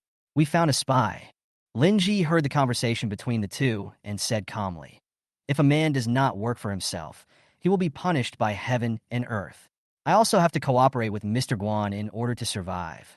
Thanks to you for passing on the message in time. If this batch of weapons fell into Zhou Yang's hands, the consequences would be disastrous. Once the K base is captured, you will definitely benefit from it. I guarantee that you will have a good life every day." Guanping patted Lin Ji's shoulder with satisfaction. Looking at those 3 carts full of weapons, who wouldn't be jealous? Whoever gets the weapons will win the world. Tie them up. Yang Mohan is the nephew of the base commander. Maybe we can use him as a hostage. Lin Ji suddenly said. Hearing this, Guanping became interested and immediately ordered people to capture Yang Mohan. When the two men saw that Yang Mohan had no weapon, They threw the gun to the person next to them and went up to tie him up with a rope. Young Mohan watched them approach coldly. When they were only one step away, he suddenly grabbed a man by the collar. Before he could react, young Mohan's hand had already strangled his neck. Celine attacked almost at the same time, kicking the man's knee and punching him in the head as he knelt in pain. Both of them attacked so fast that it was almost impossible to see clearly. Young Mohan threw the man over his shoulder towards the people surrounding them, creating a breakthrough. Walk! The two figures disappeared into the darkness in an instant, but Celine and Young Mohan did not go far. They hid behind a large truck and quickly took out their weapons from the space while no one was watching. Chase! Linji immediately led his men to run in the direction the two men left. Thump, thump, thump. The sound of submachine gun fire rang out in the dark night, and the unsuspecting people became victims of the gun. Linji had no idea that they had guns and was the first to rush forward, only to be shot dead by Young Mohan. There is no need to keep the spy who betrayed the base. Who knows how much information he passed on to Guan Ping and how much loss the base suffered because of him. It is impossible to estimate. Guan Ping didn't dare to get close to the dense sound of submachine guns. A group of people hid on the other side of the truck. Mr. Guan, there are weapons in the car. I heard from Lin Ji that there are also grenades. Let's go up first and find the bombs to deal with them. Selena's fire was too fierce to be dealt with without grenades or weapons. Not to mention the weapons were right in front of them. We will cover you. Go up quickly. Guan Ping agreed to the plan and immediately ordered his men to shoot at Celine and Young Mohan. Under their cover, several men climbed onto the truck and saw rows of large boxes, their eyes shining. Quick, find grenades and explosives first. Several men immediately went to the box nearest to them. In order not to make any noise, they lay down on the ground and slowly opened the box. When they saw the scene in front of them, they were shocked. My box is empty. A man reached in and touched it, saying angrily, "That's mine too." Neither do I. The attempt was not successful. The men lifted the empty box and put it aside. Then they walked towards the box inside and opened it again. It was still empty. It can't be empty. Where are the weapons? I don't believe they can eat weapons. After opening several rows of boxes, they were horrified to find that there were no boxes left, and the innermost one was empty. Several people were stunned and at a loss, and finally had to get off the car. How is it? Did you find it? Guan Ping asked hurriedly when he saw that they came down empty-handed. There are no weapons on it. The box is empty. A man explained in a low voice. Guan Ping almost thought he had heard it wrong. How could this be possible? He saw the moving weapons on the mountain clearly. It was impossible for Lin Ji to deceive them. Another man explained it again in his native language. Guan Ping still didn't give up. He turned his head and looked at the two trucks next to him, placing his hope on them. Maybe there weren't that many weapons, and they were only loaded into two vehicles. He raised his chin towards the two vehicles and said, "Go up and search." Several men climbed onto the second truck carefully again, and the people below provided cover for them. They couldn't wait to open the box, but were disappointed the next second because the box was still empty. They continued to open the boxes in the second row, and they were still empty. Where are the weapons? Where did they go? However, after opening the first few rows of boxes, the back ones were still empty.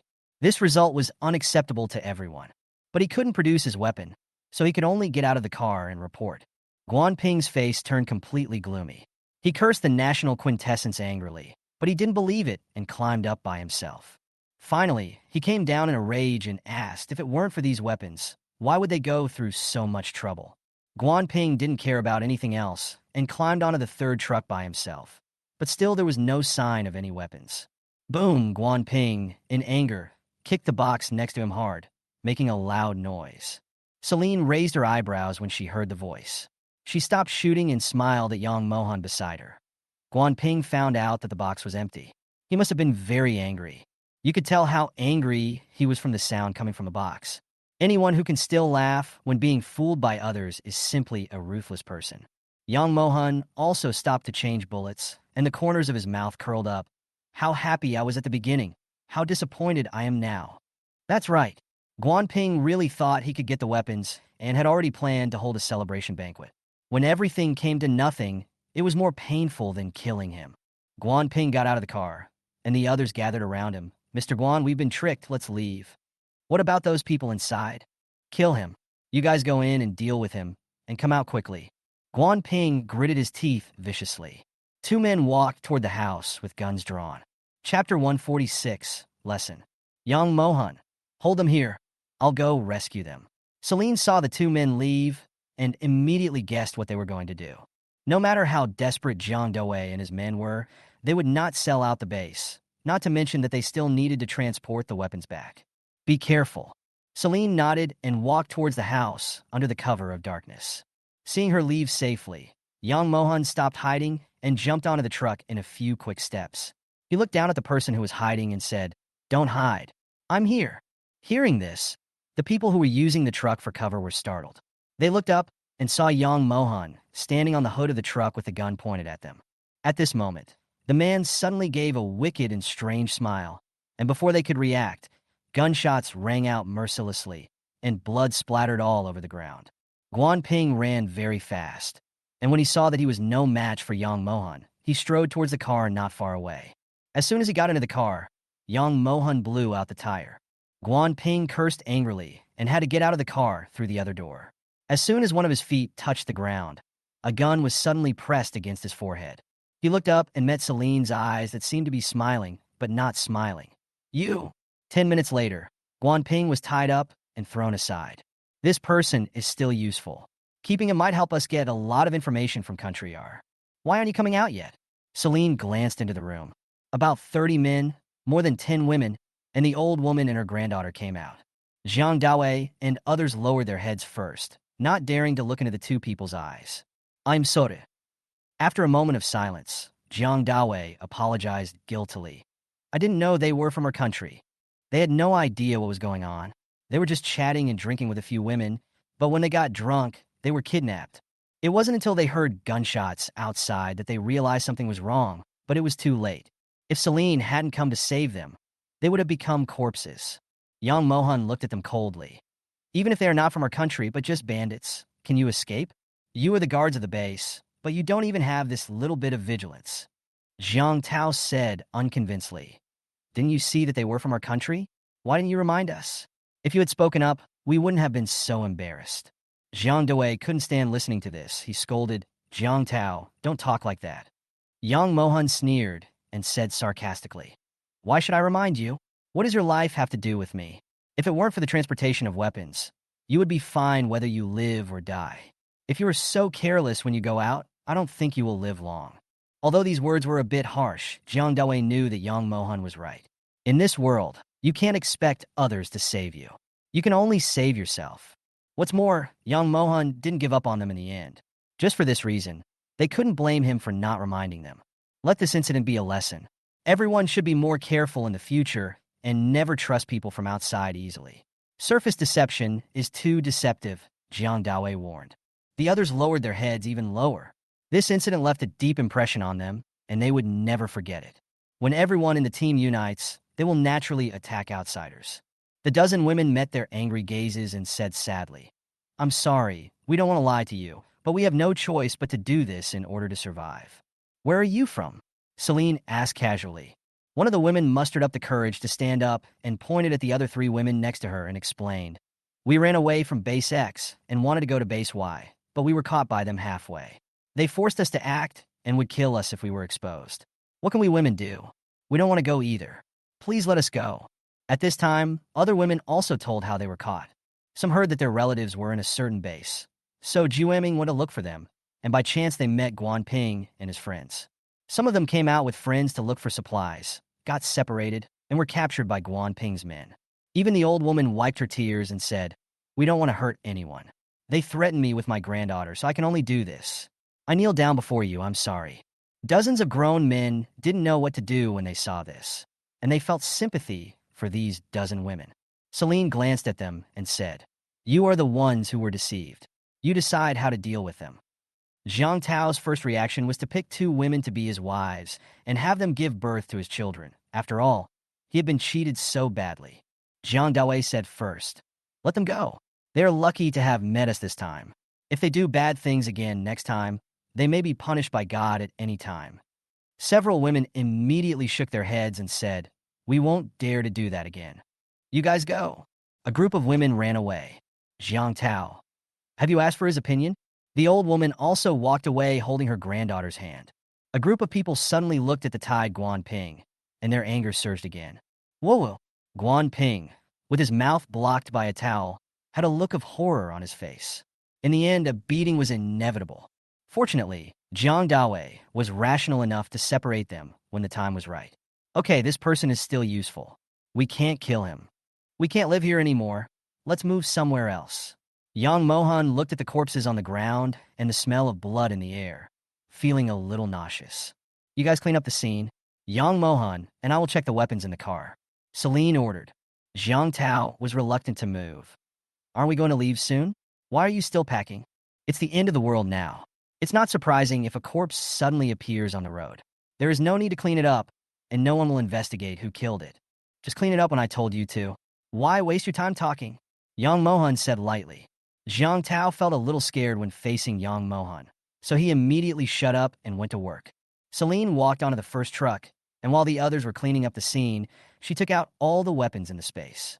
If you don't take it now, you will have to look for opportunities later, but there may not be such a good opportunity.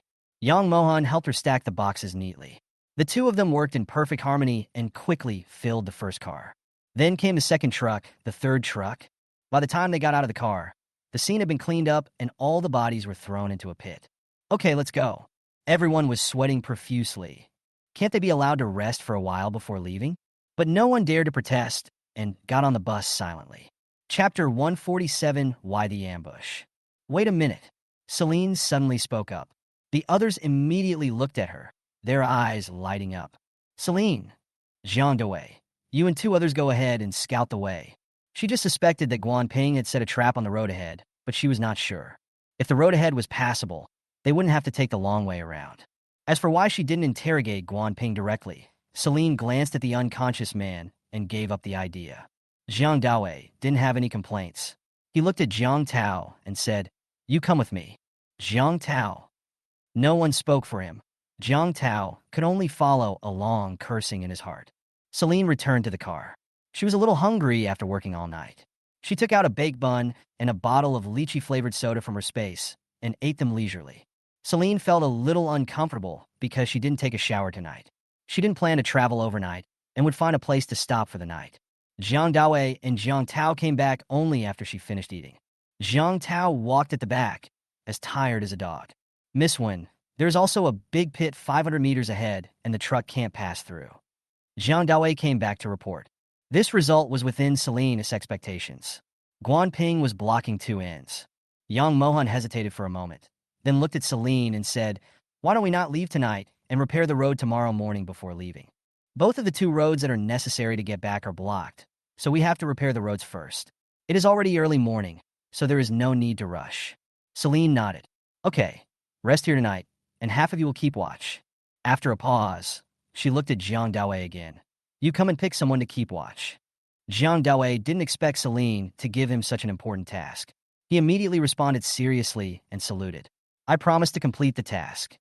After giving the instructions, Celine got into the car and closed the curtains. She felt very sticky all over and planned to take a shower first. She took out the bucket again. If the man hadn't interrupted her, she would have finished washing long ago. But it was better this way because she didn't have to wash it a second time. After taking a shower, Celine lay down to rest. The next day, the group had a simple breakfast and started to repair the road. After comparing the two big holes, I chose the one that was easier to fill. There was no soil nearby, so I had to drive there to shovel the soil, which was another big project that was time-consuming. Of course, Celine and Yang Mohan were only responsible for giving orders, while it was Jiang Dawei and others who took action. Celine then returned to guard the weapons of the three vehicles. Guan Ping has woken up. He was beaten last night, and his face was covered with bruises. He looked very miserable. Celine took the towel from his mouth and sat down on the stone in front of him. "Let me ask you a question." Guan Ping snorted and turned his head away. The next second, Yang Mohan twisted his head over and threatened him sinisterly. "Do you still want your head? If not, I can help you twist it off." Guan Ping glared at them with an unpleasant expression. "What do you want to ask? It's not like you country R can't produce weapons. Why did you come all the way here to set up an ambush?" Celine was thinking about this question last night, but waited until today to ask it. Guan Ping's eyes flickered. "You will come to attack us if you have weapons. Isn't it right to destroy your weapons? Why do you even need to ask such a simple question?" That can't be the reason. Celine stared at him expressionlessly. You have frequent natural disasters there. If I'm not mistaken, your military/factory was destroyed. You don't have many weapons left, right? Guanping was shocked that she could actually guess it. This is the secret of country are, so naturally they cannot admit it. Guanping pretended to be calm and said, how is that possible? Country or will defeat you sooner or later. We have a lot of weapons and the army is already gathering. You'd better let me go, otherwise the emperor will not let you go. Oh, it seems that I guessed right. Celine smiled. Only people with guilty consciences would use these secrets as a threat. Guanping. He simply closed his eyes and said nothing. Celine was not someone who could be easily fooled. The more he spoke, the more he revealed. Celine didn't care, because what she wanted to know had been answered. An hour later, Jiang Daowei came back with his men. Miss Wen, the big hole over there has been filled. Seeing how exhausted they were, Celine was kind enough not to let them leave immediately. Although they are now living like cattle and horses, they are not cattle and horses after all, and they also need to take a break. Young Mohan took out a bag of sesame cakes and distributed them to them. Eat something before you leave. Everyone got a sesame cake, even Jiang Tao got one. He was a little surprised. The moment everyone ate the sesame cakes, they suddenly felt their waists and legs no longer ached, and they felt full of strength. Yang Mohan took a can of 8 treasure porridge and ate it slowly. Guanping watched them eat, and his stomach rumbled with hunger. Give me something to eat. Prisoners are not entitled to eat. Yang Mohan replied indifferently. Of course, they would not let Guanping starve to death, but they could only give him 1 meal a day. It's okay for a person to not eat for a day, just let him wait until night. Guanping could only look away and not watch them eat. Otherwise, he would only feel hungrier. You can choose not to see, but you can't block your ears, and you can't stop the smell. The torture of food was even more unbearable, especially since Guanping was used to eating big fish and meat. No one paid any attention to him. After eating the pancakes and taking a rest for a while, everyone started to get on the bus. When passing the big pothole, the first car went up and tried it. Fortunately, only a part of it was crushed. The second car passed through next, and this time the sunken area was a little deeper, so they filled it with soil, and the third car passed through smoothly. Apart from the Guanping episode, the return journey was smooth. At noon on the third day, they returned to the base. When they saw them coming back, someone immediately went to inform Zhou Yong. Celine realized something was wrong after getting off the car. Normally, there were people walking around in the base, but today it was very quiet. There were also people guarding the roadside, all of them on high alert.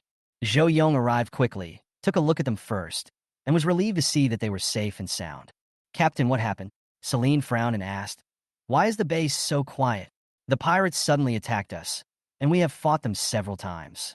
Zhou Yong explained briefly. We are currently in a stalemate. We are short of weapons, but we have electric grids and various traps. They will not be able to break in for a while. At this point, Zhou Yong asked expectantly, have you found the weapons depot? Yang Mohan raised his eyebrows. Of course, they are all in the car. That's great. Zhou Yong was very excited. Hurry up and have them move down. Don't let them get suffocated. Chapter 148 Nephew Resembles Uncle. Jiang Daowei pushed Guanping over, and Zhou Yong asked in confusion, who is this person? Obviously, he didn't send this person. They are from our country, and Lin Ji is his spy. They set a trap on the way and tried to rob us, but we finally subdued them. Celine explained simply and clearly. The we in her words refers to herself and Yang Mohan. Dozens of men who fell into the trap lowered their heads guiltily and dared not speak. Zhou Yong didn't notice them. His face changed when he heard the words. After looking at Guanping's face, he nodded solemnly to express his agreement. This face looks like our countrymen. Although they are from the same continent, people from our country are still easy to identify. Guanping felt humiliated, so he turned his face away and didn't look at them. Zhou Yong didn't have time to take care of him for the time being, so he quickly asked someone to take the weapons down. Be careful, or you'll lose this month's salary. Hearing this, the people moving the boxes moved more carefully, almost lifting and putting them down cautiously. A hint of mockery flashed across Guanping's eyes. There were no weapons in the box at all. Were these people deceiving themselves?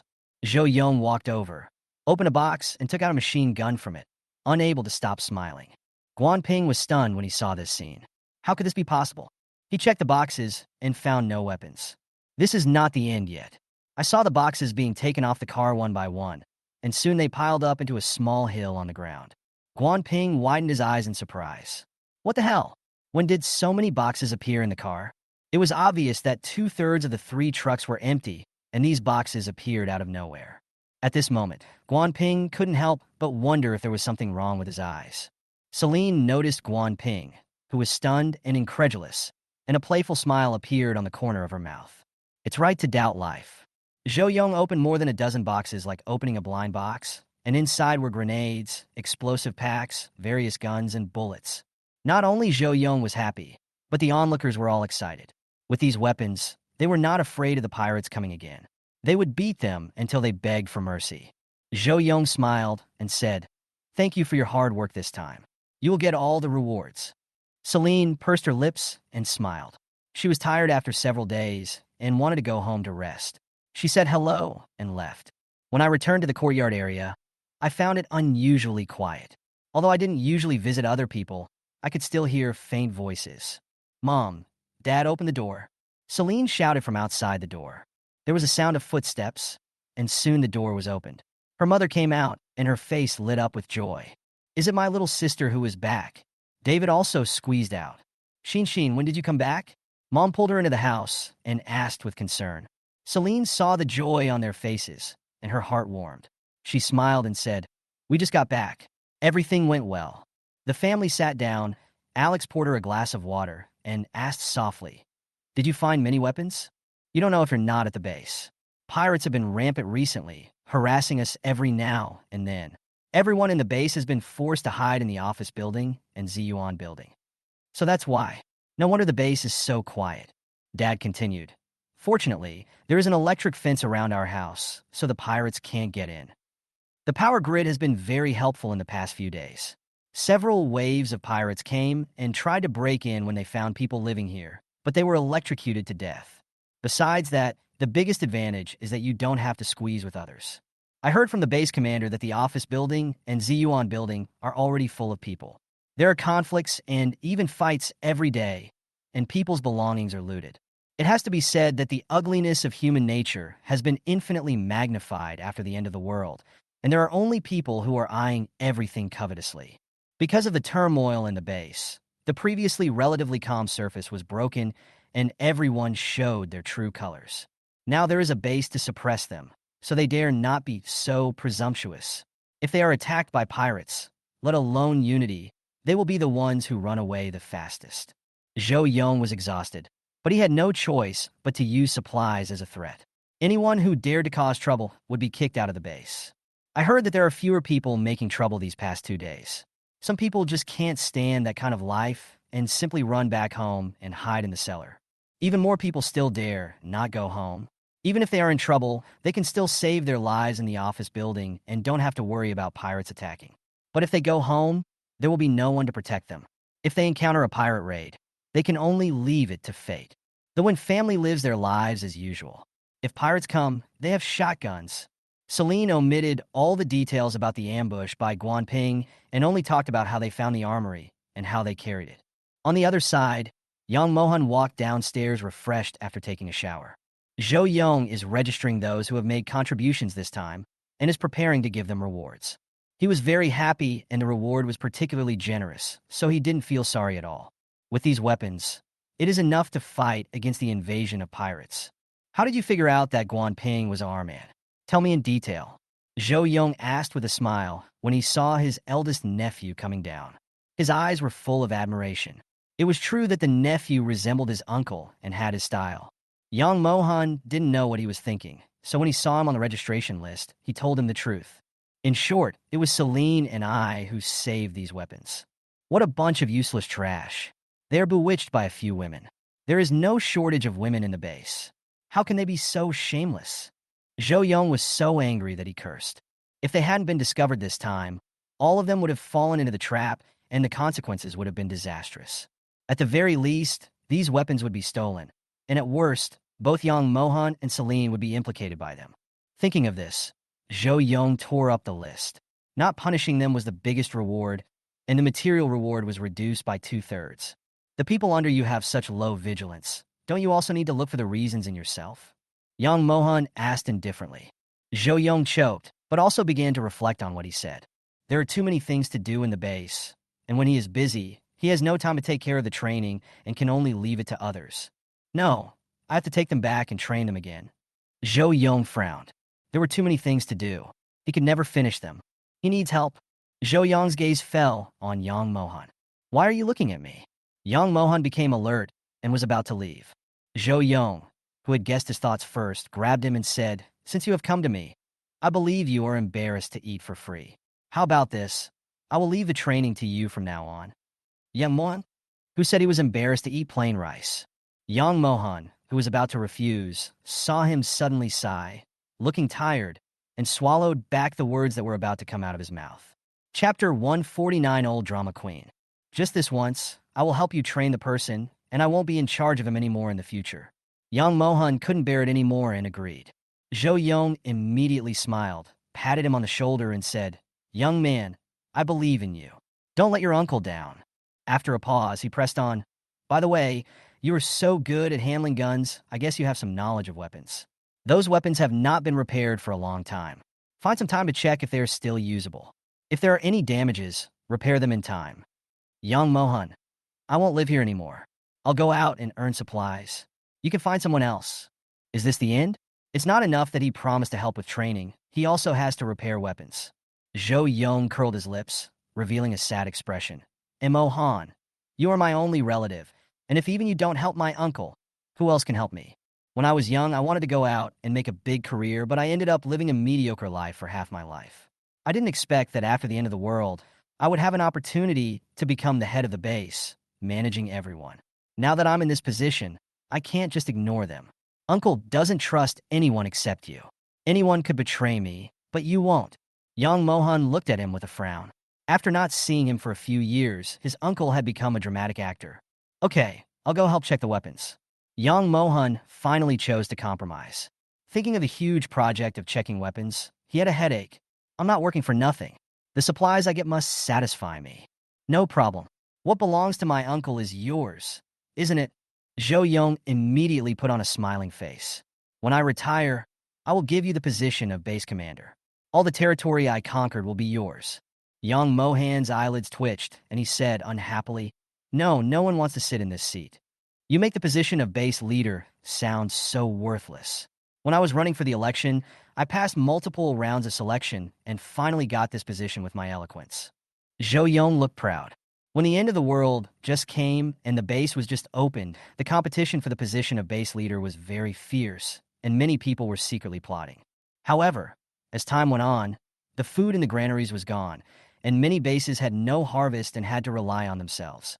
The senior management in the bases sensed something was wrong and intercepted the food supply, causing the bases to become more and more chaotic. He couldn't control other bases, but this kind of thing would never happen in Y base. Yang Mohan sneered, thinking that his uncle might be the only one who was still so naive. "Celine knows how to use a gun, right? You can ask her to help. I'll give you supplies. We don't know when the pirates will come. We need to train them quickly and teach them how to be accurate. We can't waste a single bullet. Where will they find more weapons after they use them up? I'll try my best." Yang Mohan replied in a low voice. "By the way, you can have someone interrogate Guanping. Country R's military/factory seems to have been destroyed by natural disasters. Logically, they don't have many weapons left." Yang Mohan was about to leave when he suddenly thought of this and added, "It would be best to ask them about their arsenal, so we can find a way to destroy it or move it here. This is not something that can be done easily, but for the sake of the base, why not take a risk? I'll go now, wait for my news." Zhou Yong couldn't wait to leave. If it was true, as Yang Mohan said, that they couldn't produce weapons, that would be great. Yang Mohan went straight to the armory, intended to do a random check on the condition of the weapons. In the evening, Celine came to the office building to receive her reward. When she arrived, she found that everyone was there. Zhang Dawei and others were queuing up, and Yang Mohan was standing next to Zhou Yong giving out rewards. Zhang Tao saw that the reward materials were much less than promised and asked unhappily, "Base Commander, have you forgotten how much you promised to give us at the beginning?" Zhou Yong did not answer his question, but looked at the others. "Do you have the same idea as him?" "Base Commander, we made a mistake in this mission. If Mr. Yang hadn't remedied it in time, I'm afraid we would have been wiped out. You didn't punish us, but gave us a reward. I am too embarrassed to take it," Zhang Dawei said guiltily. The others thought the same. Although they also wanted supplies, they felt ashamed when they thought about how they were captured and survived only because of Celine's rescue. They felt that the supplies were too hot to handle and were uncomfortable. Base Commander, I don't want the supplies anymore. I have many opportunities to make meritorious contributions, and this one is not enough. Yes, I don't want it either. Jiang Tao thought that everyone would stand on his side, but in the end they all betrayed him. This scene left him dumbfounded. This bunch of idiots, why don't they want the supplies they deserve? Even if they have no merit, they have worked hard. But no one stood on his side. He didn't dare to speak for himself, and could only retreat in silence. Zhou Yong felt somewhat comforted when he saw this. No matter whether they really felt guilty and knew they were wrong, and no matter whether they really didn't want these supplies in their hearts, they had to show an attitude on the surface. You almost made a mess of your mission. You should be punished, but considering that you worked hard to transport the weapons, I will treat it as a compensation. Since I promised to reward you at the beginning, it is impossible to give you all, but I can give you a part. Apart from anything else, their mission base this time did not prepare any food, and they had to rely entirely on their own supplies, which were probably almost gone. Therefore, it is still necessary to provide some supplies. Not much, just a 20-pound bag of rice, 2 pounds of pork, 2 pounds of corn, 3 pounds of sweet potatoes, and some dried vegetables and canned meat. The supplies had been distributed, filling up a bag. Everyone smiled when they heard the base commander say that they would be given some supplies. We will definitely complete the task next time and won't let the same thing happen again. Next time when you go out and meet a beautiful woman, you should stay away from her. The more beautiful the woman is, the more dangerous she is. This saying is indeed true.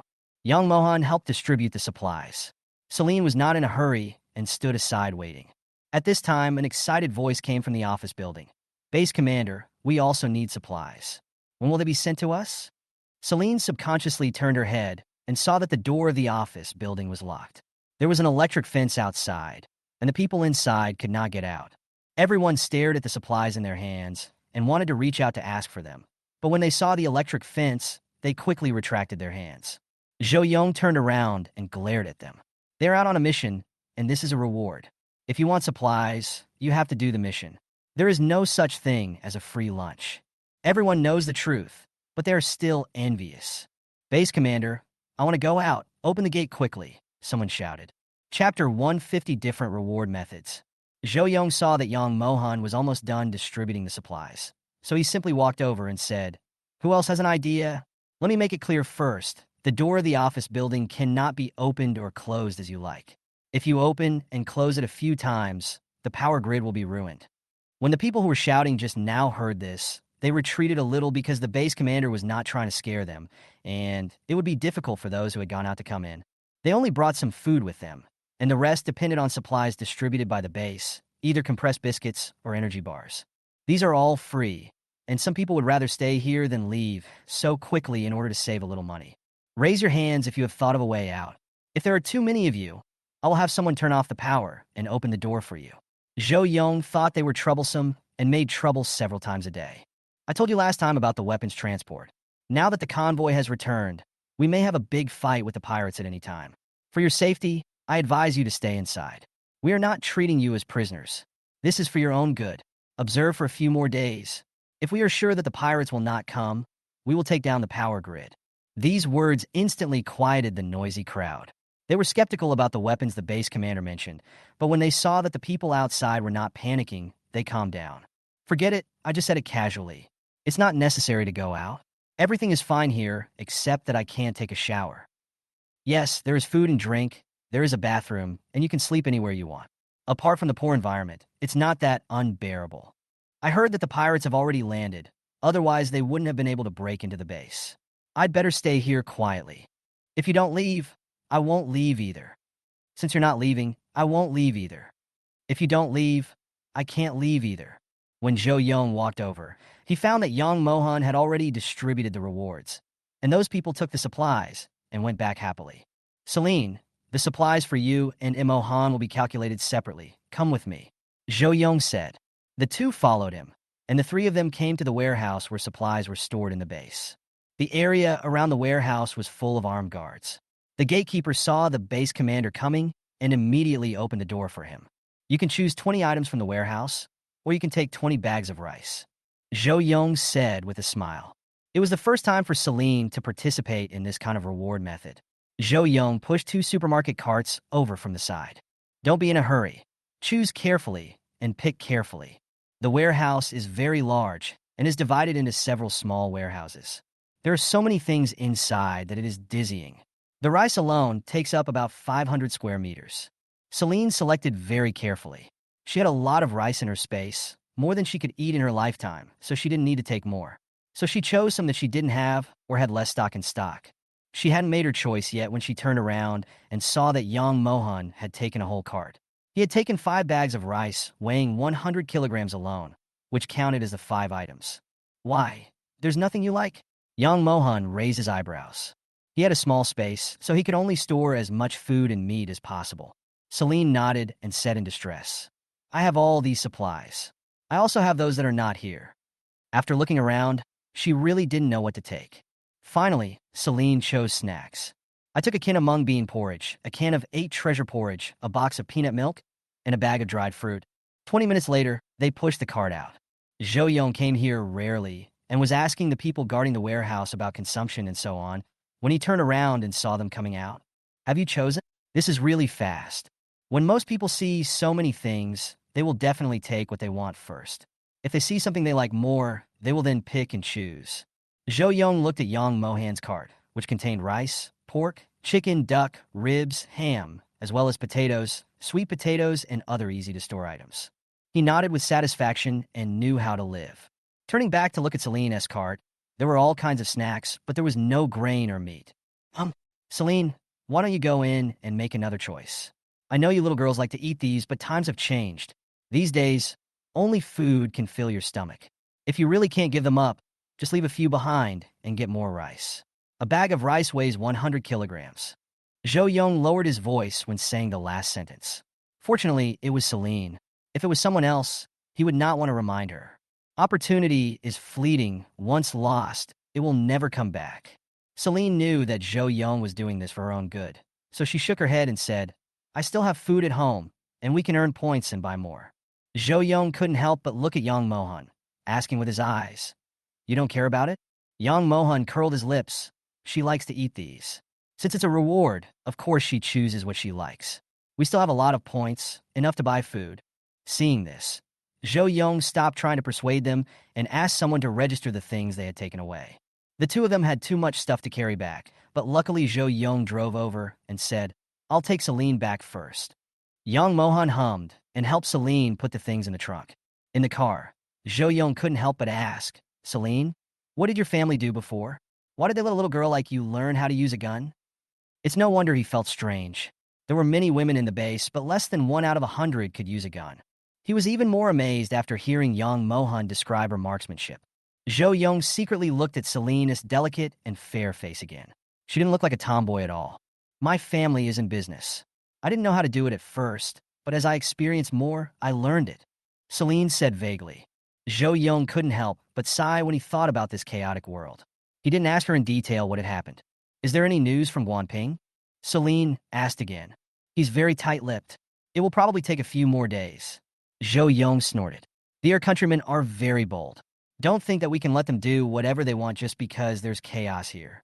We'll settle old scores with them sooner or later. Celine asked this out of curiosity and had no intention of intervening. After a pause, she reminded, There are too many spies in the base. Some plans are best discussed with people you trust. Take the case of those transporting weapons. Zhou Yong said that they were all trustworthy people, but in the end, a traitor like Lin Ji turned out. It is useless to tell them about patriotism at this time. People die for money and birds die for food. Everyone has their own choices, but no one can predict what the outcome will be. Don't worry, I have cleaned out the senior people this time. Zhou Yong was serious. He was completely angry because of his repeated failures before. Chapter 151 Revenge. When the base was first established, some people used back doors to get high-level management positions, and he had no way to pry them away. It's different now. Those people behind the scenes are busy taking care of themselves, and he can finally deal with those hands reaching out from behind. Some people are greedy and always want more. Not only are they greedy in an ugly way, they also sell out the base. That's the end of it. Seeing that he knew what was going on, Celine said nothing more.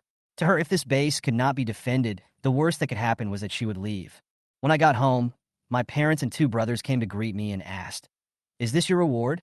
Celine smiled and said, "Yes." The base commander asked us to choose 20 items from the warehouse. I thought my family would have enough food, so I took a lot of snacks. "Brother, this is your favorite cocktail. I got one for you. This is the duck neck that my parents love the most. This is the crab and cucumber seeds for my second brother."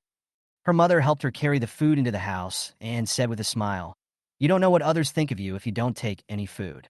Let them be. No one knows each other." Celine shrugged nonchalantly. The family sat together and happily ate snacks, creating a scene of peaceful times. That night, not long after Celine fell asleep, an alarm sounded outside. She sat up with a start, opened the door, and walked out immediately. The father came out yawning, and seeing his daughter's alert look, he comforted her. "It's okay. The pirates are here again, and they can't get in because of the electric grid." As soon as the words fell, the bright yard suddenly turned dark. "What's going on?" Alex went to turn on the light switch, and after a while, he said helplessly, "There's no electricity." Dad instantly felt like he was slapped in the face. "Bring the generator quickly. The pirates have been ambushed several times. It's impossible for them to fall for our trick. I guess they destroyed the power station." Celine said immediately. David turned around and went to get the generator. He had not had the chance to use it since arriving at K Base. Just then, there were fierce gunshots and hurried footsteps outside. "Run, the pirates are catching up. Isn't it said that the power grid is foolproof? He's trying to harm me. Go in and close the door." There were panic sounds coming from outside, and the sound of gunfire was getting closer. Celine walked to the door, opened it a crack, and looked in. I saw a large group of people running hurriedly towards this side and hiding inside the houses they saw. It didn't matter whose yard it was. "This is my home. All of you get out. In the face of this great disaster, please let us go inside to hide for a while. I will even work like a cow or a horse to repay you in the future. It's full. Don't come in anymore. Do you want to be wiped out?" No one paid any attention to their master's roar.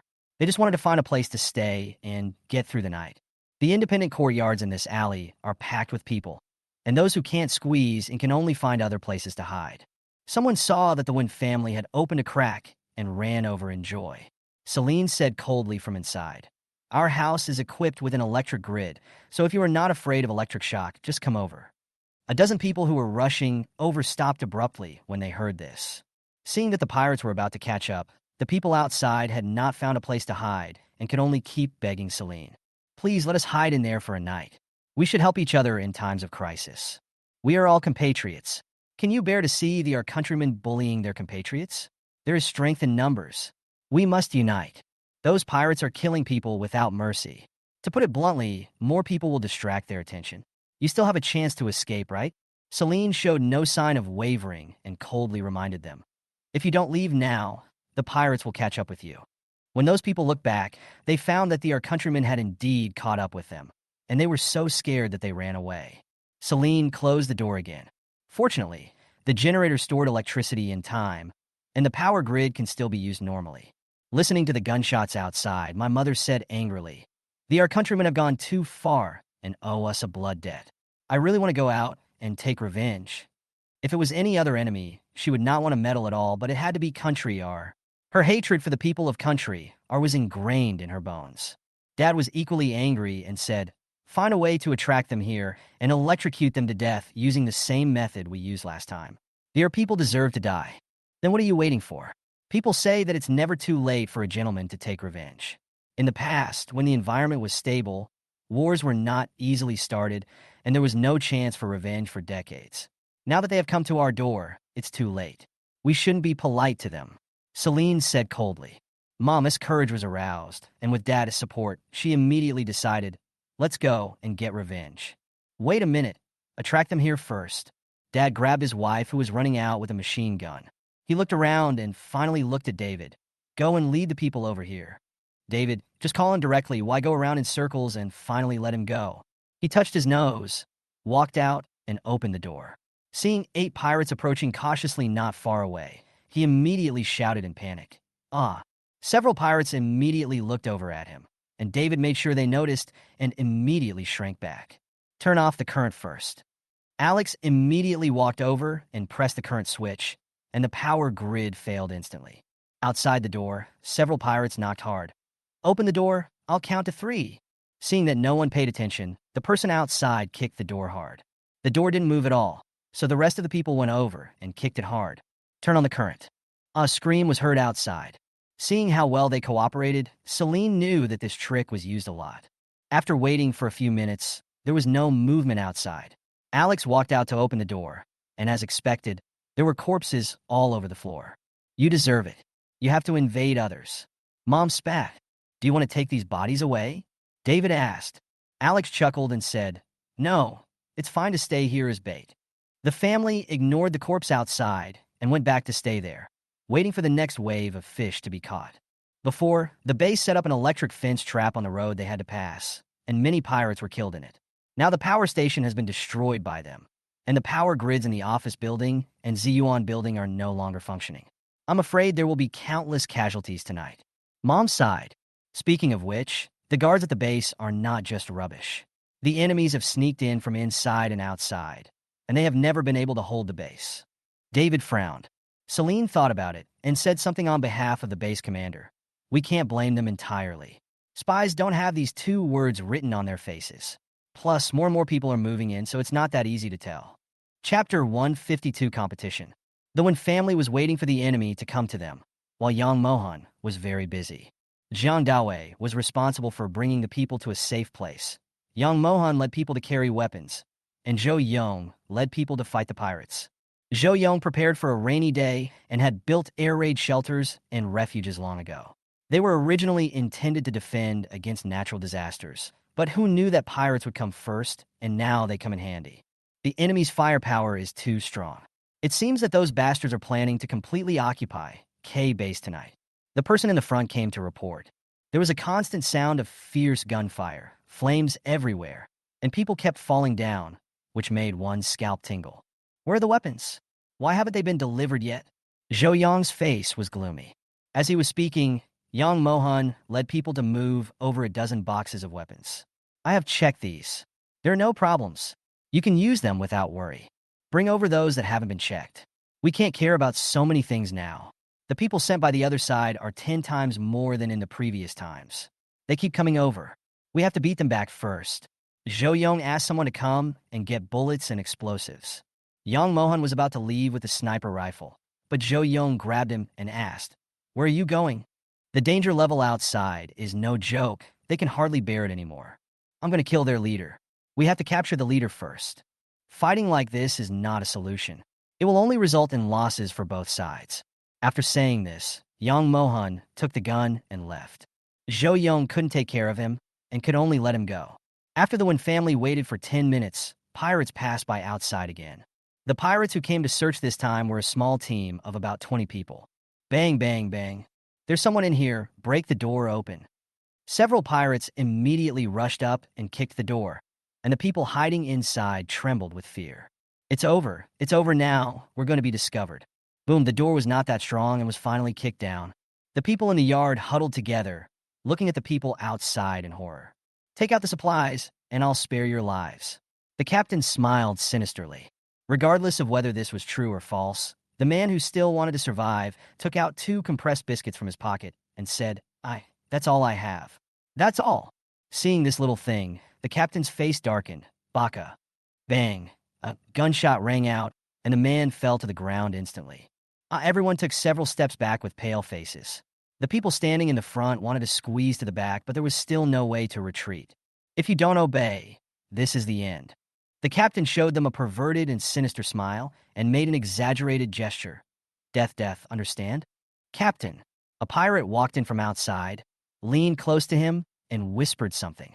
The captain's sinister smile disappeared instantly. Anger gathered in his eyes, and he motioned for the others to follow. Follow me.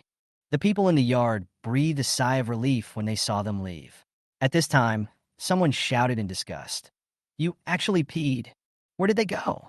A few brave ones walked cautiously to the door and looked inside. It was discovered that a small group of pirates had walked to the door of the Wen family. Celine heard the noise outside and took a bite of the apple calmly. Don't worry. Eat this apple first and then deal with them. Go open the door. The captain's voice was filled with suppressed anger.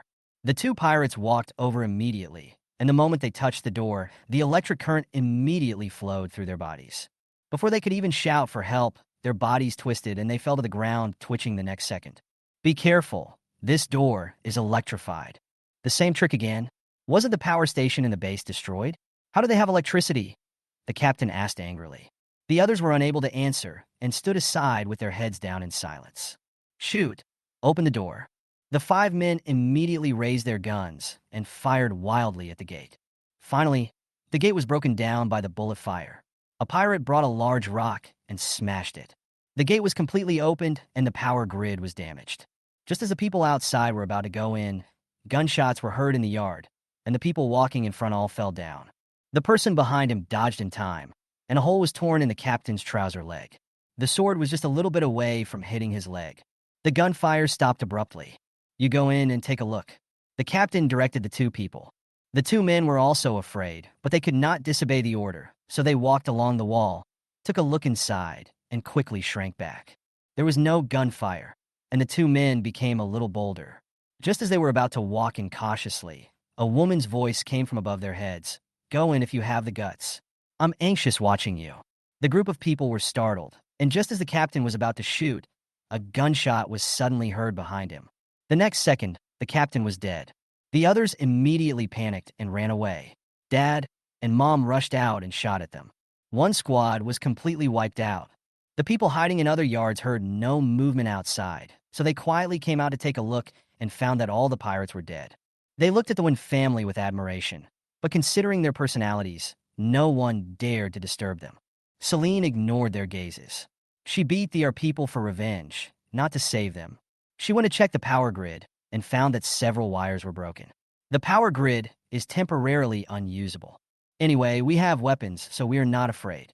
David looked at the broken door and said, what a pity to waste such a good door. Without a front door, they would be easily peeped at, so they had to find a way to replace it. I'll go check out the front. You guys be careful.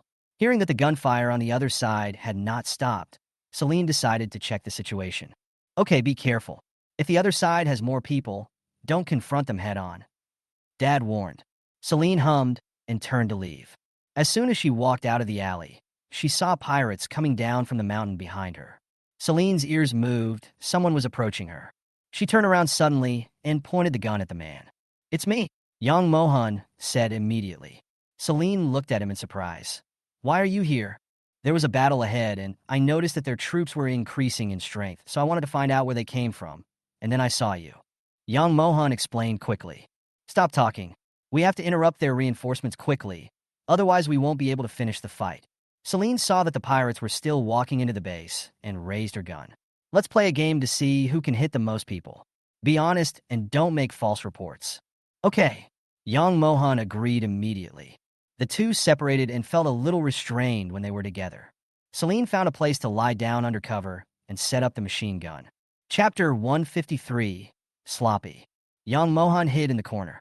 He raised a sniper rifle in his hand and fired the first shot of the game.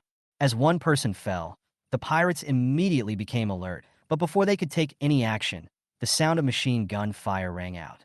Celine fought and counted at the same time, sweeping a large area with her machine gun, and Young Mohan was likely to lose. Young Mohan fired one by one calmly and almost always hit the target. Although the machine gun looked powerful, it wasted a lot of bullets and might not necessarily hit the person.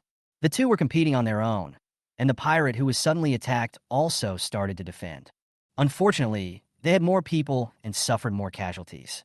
Seeing that the other side was also shooting at them and the mound in front of them was broken, Celine moved to another place. Young Mohan felt that the view from this place was not good, so he also changed locations. An hour later, the rescue here was interrupted and the pirates outside dared not break in again. Celine and Young Mohan did not leave, but stayed there, ready to shoot if any pirates came in. The pirates outside were extremely anxious. They had finally found an opportunity to launch an attack and were determined not to stop. Thinking of this, another fearless pirate ran down the mountain to offer his life. Without any rescue, Zhou Yang's men fought more and more courageously and finally wiped out the pirates. Hearing the gunfire stop, Celine and Young Mohan walked out of the darkness. Celine raised her eyebrows and said, I hit 89 of them. Young Mohan curled his lips and chuckled. I have 10 more than you, 99. Well, good job, but no reward, Celine said playfully. They didn't set the reward at the beginning, so it was useless for Yang Mohan to win. Yang Mohan, it was too hasty. 10 minutes later, Zhou Yong rushed over with his men. Seeing Yang Mohan standing there chatting with Celine, he finally let go of his worries. Did you fight with pirates? Zhou Yong asked quickly. Yang Mohan motioned him to look at the bodies on the ground. They came down from the mountain. We don't know how many people are still hiding. We can't block this place, so we can only send people to guard it. Zhou Yong looked over. He should have thought that the other party would not attack by water. Thank you for your hard work tonight. He looked at Jiang Daowei and said, you take a few dozen people to guard here. Pirates may come in at any time. You must be careful. After this is over, everyone will be rewarded. Hearing the word reward, everyone perked up and answered in a loud voice. We will definitely complete the task. Base commander, how is the situation over there? Celine asked. Thanks to you for cutting off their rescue efforts. Otherwise, we wouldn't have been able to wipe them out so quickly. The pirates came with such force tonight. If we didn't fight them, they would think we were weak. Zhou Yong said angrily. The most abominable thing is that they actually destroyed the power station. The power station concerns the livelihood of the entire base. It is unknown how long it will take to rebuild it.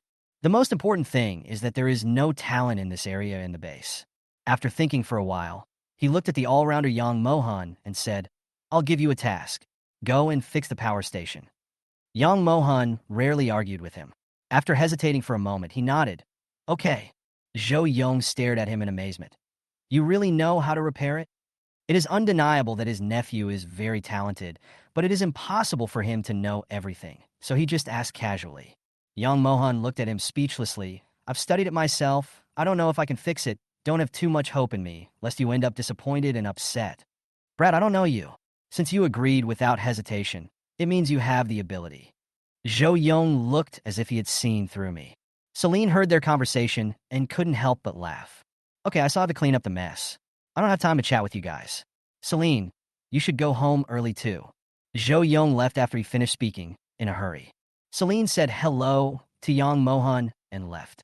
When she returned to the alley, she found that many people had come out. Seeing Celine coming back, someone followed her and whispered, have all the pirates been driven away? The invaders of the base tonight have been eliminated. Celine kindly replied to them and turned to walk home. A family is repairing the power grid, which can not only be used to deal with enemies, but also to avoid being disturbed. There were several waves of people trying to come in just now, but they were all blocked by David. The family doesn't like to be disturbed and doesn't want to deal with interpersonal relationships. They prefer a simple life. Can it be repaired?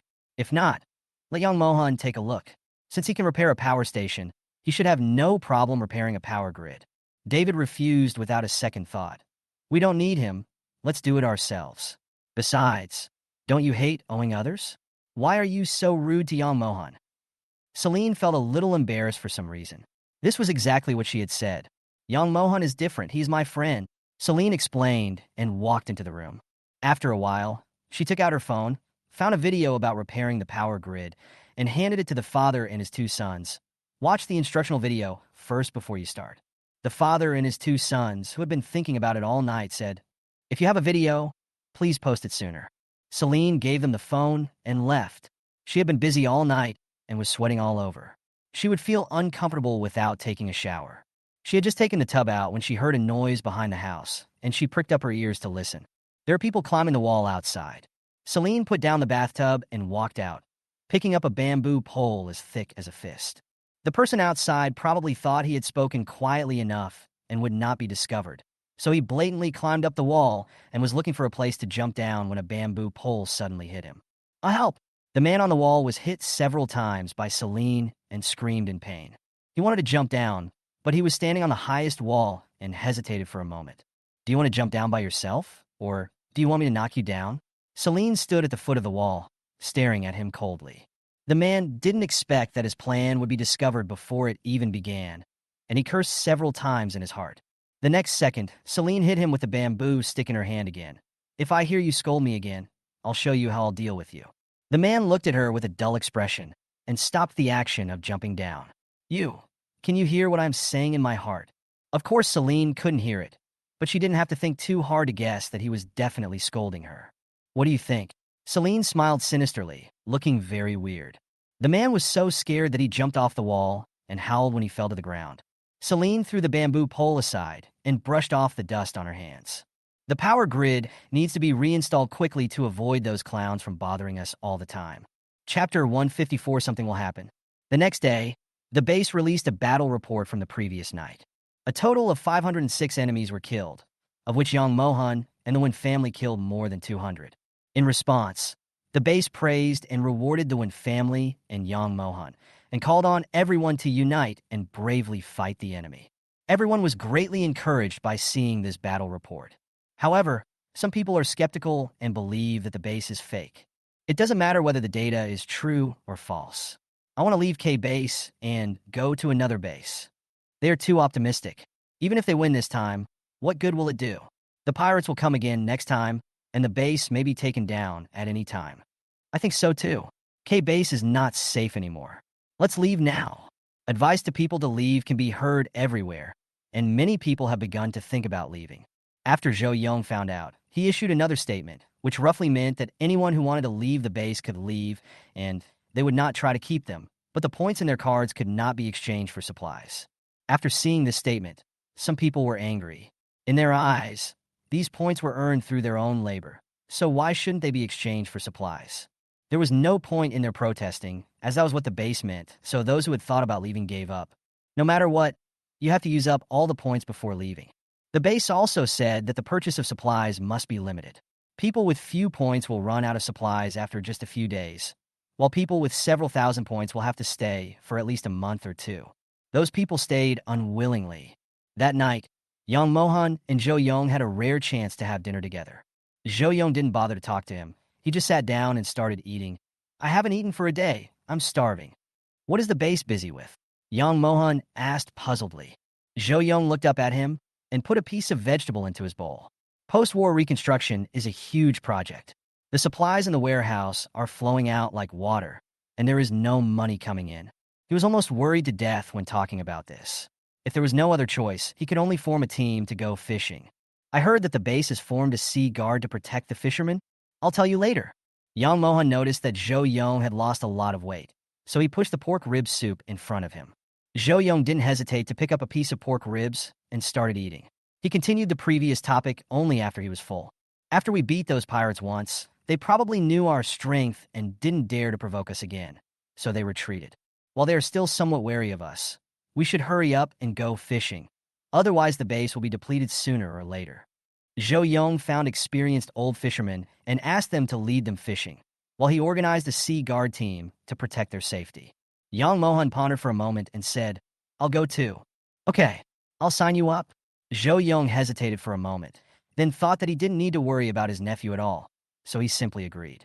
Since we are going out fishing, we need a fishing boat. Celine also owns half of the boat, so we should tell her about it. Celine had been bored at home these days, and when she heard that he was going fishing, she immediately said, Take me with you. Without internet, signal, or entertainment facilities, life was extremely boring and I had to find something to do. Although I can watch TV series and read novels, I will feel them in the long run. Alex and David found a job to pass the time. Mom and Dad have recently fallen in love with watching TV series, especially period dramas. Celine was the only one who was idle in the family. She was still trying to find time to go out fishing yesterday, but she didn't expect Young Mohan to come. When Young Mohan heard that she was going too, the smile on his handsome face deepened, and his voice was magnetic and gentle. They will leave at 7 o'clock tomorrow morning. We should go there as soon as possible. No problem. At noon, my mother cooked for me personally and made maoxuang, shrimp meatball soup, and steamed chicken. Alex and David didn't go home for lunch, so it was just the four of them. Annie, your cooking skills are getting better and better. Young Mohan praised sincerely. Eat more, don't be polite, and come to our house for dinner often in the future. Mom greeted with a smile. After lunch, Young Mohan helped them repair the power grid again. This boy is good and knows how to handle things. Dad held a cup of tea and drank it slowly under the eaves. Mom was also very satisfied and gave Celine a look to show that she agreed. Semna?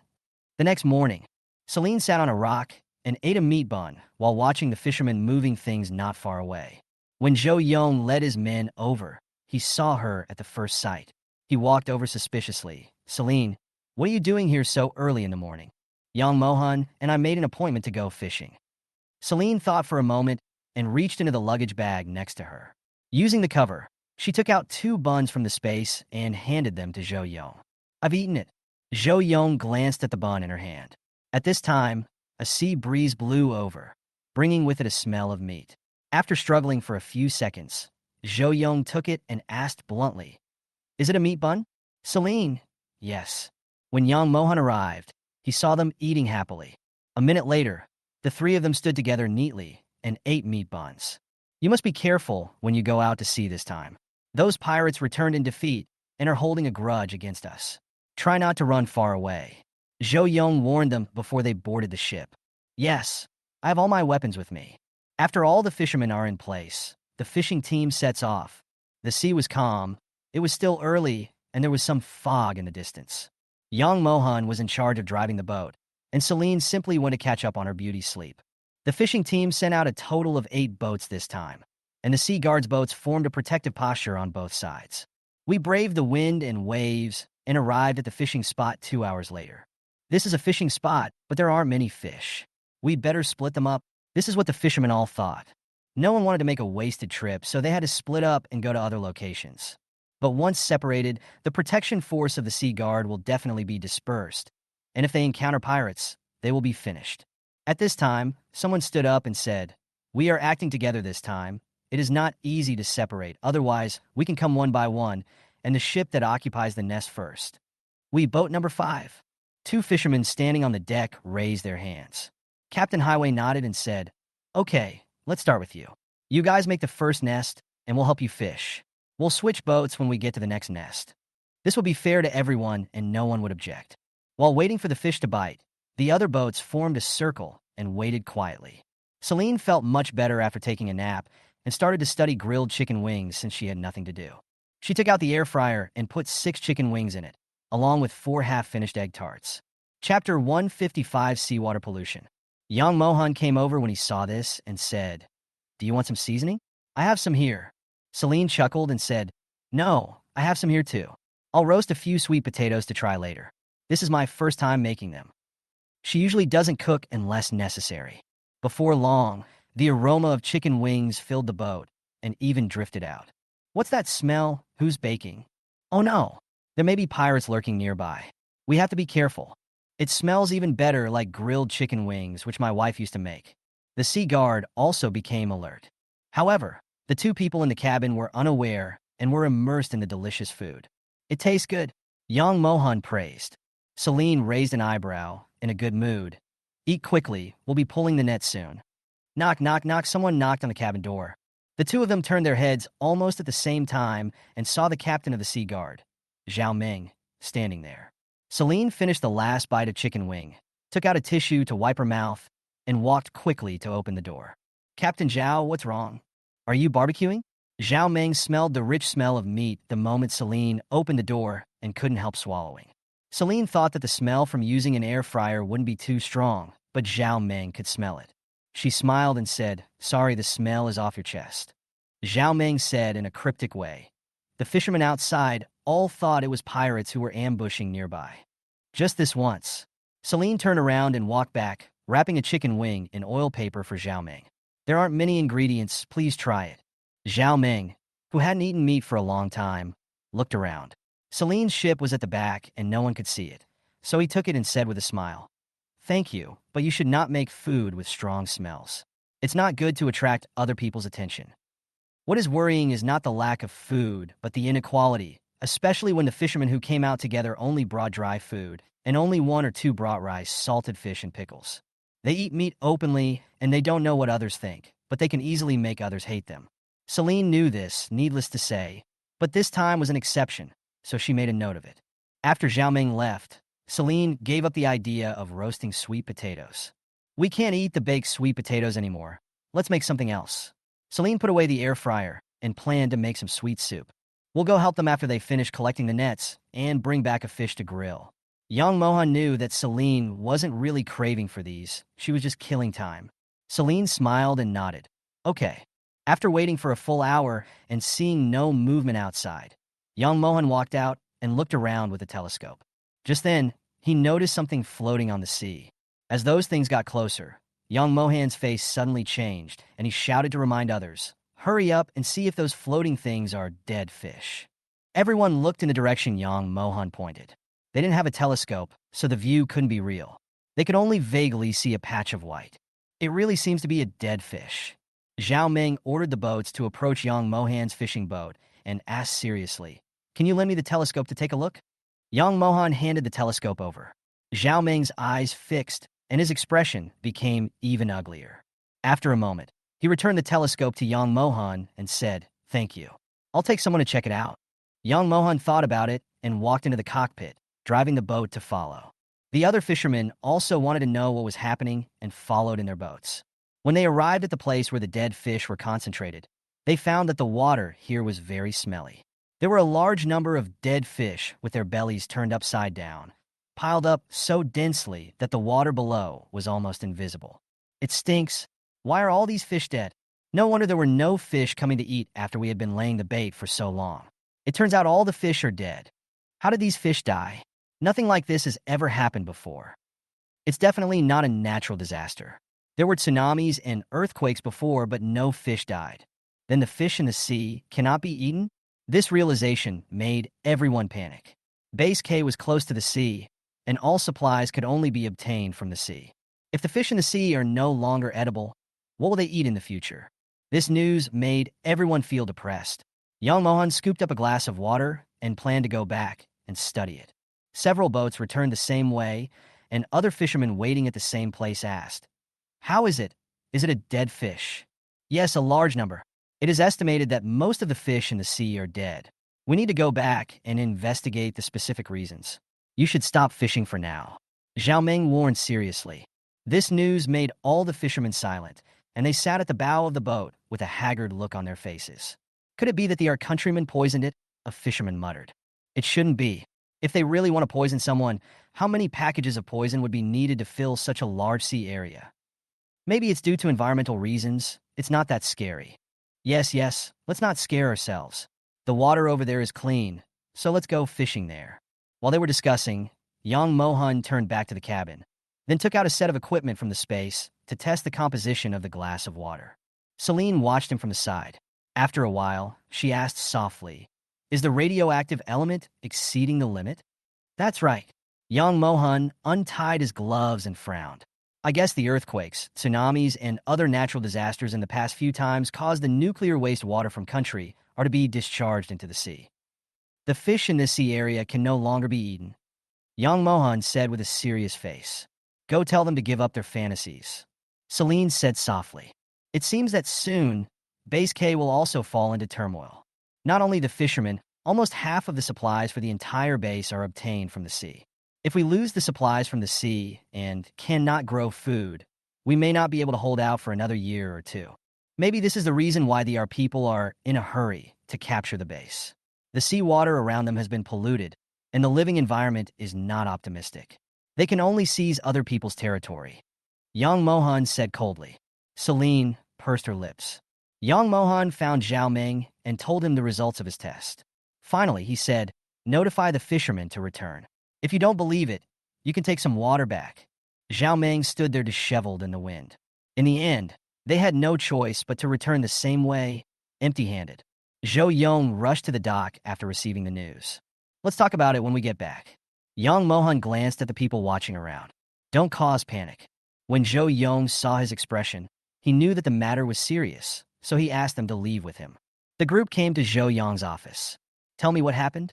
Zhou Yong took a deep breath and was ready to accept the bad news. "The seawater is polluted and full of radioactive elements."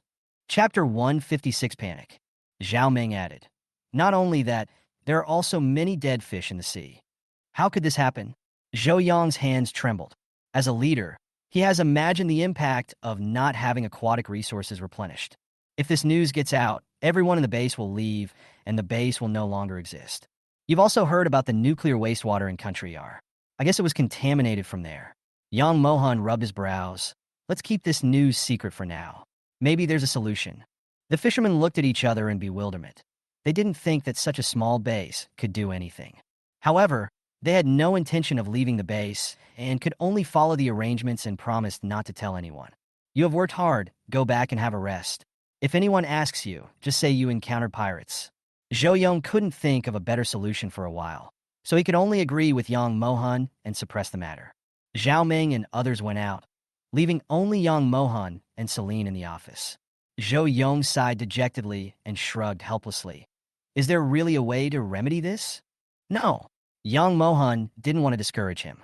The area of seawater polluted is too large, and it's not just been polluted in the last few days. If I'm not mistaken, it should have been polluted for a while. Zhou Yong's face turned pale with anger.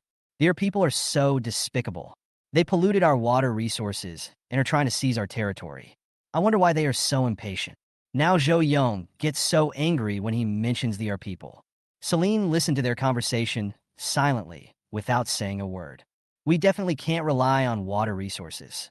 We should find a way to grow crops and raise poultry and make ends meet first. Yang Mohan looked at Zhou Yong with sympathy. It is not easy to be the manager of a base, especially to be a base director who has a sense of responsibility and works for the people. If Zhou Yong was as selfish as those managers at M-Base, he would have nothing to worry about. This is the only way now.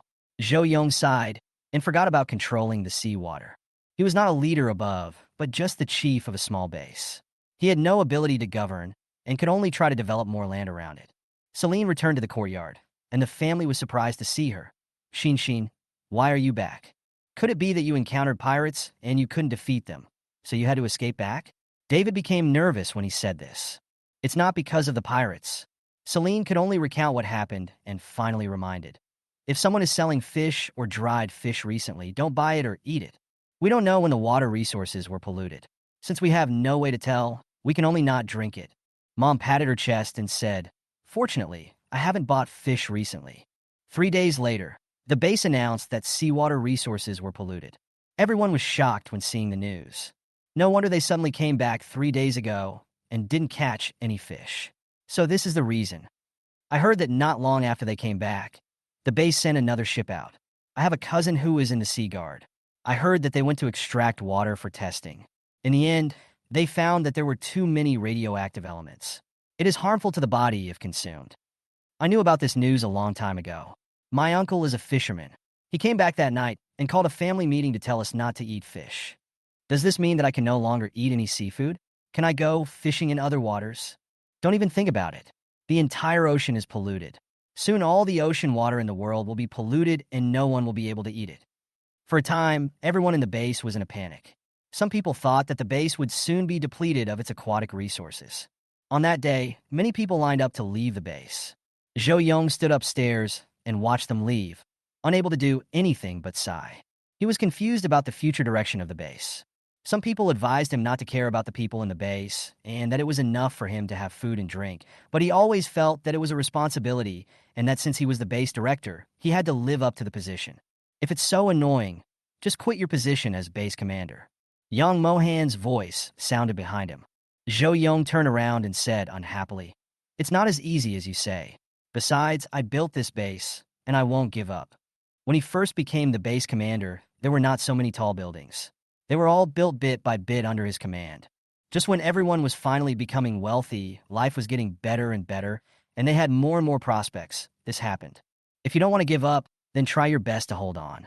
If others see you, the head of the base, sighing here, wouldn't they feel even more hopeless?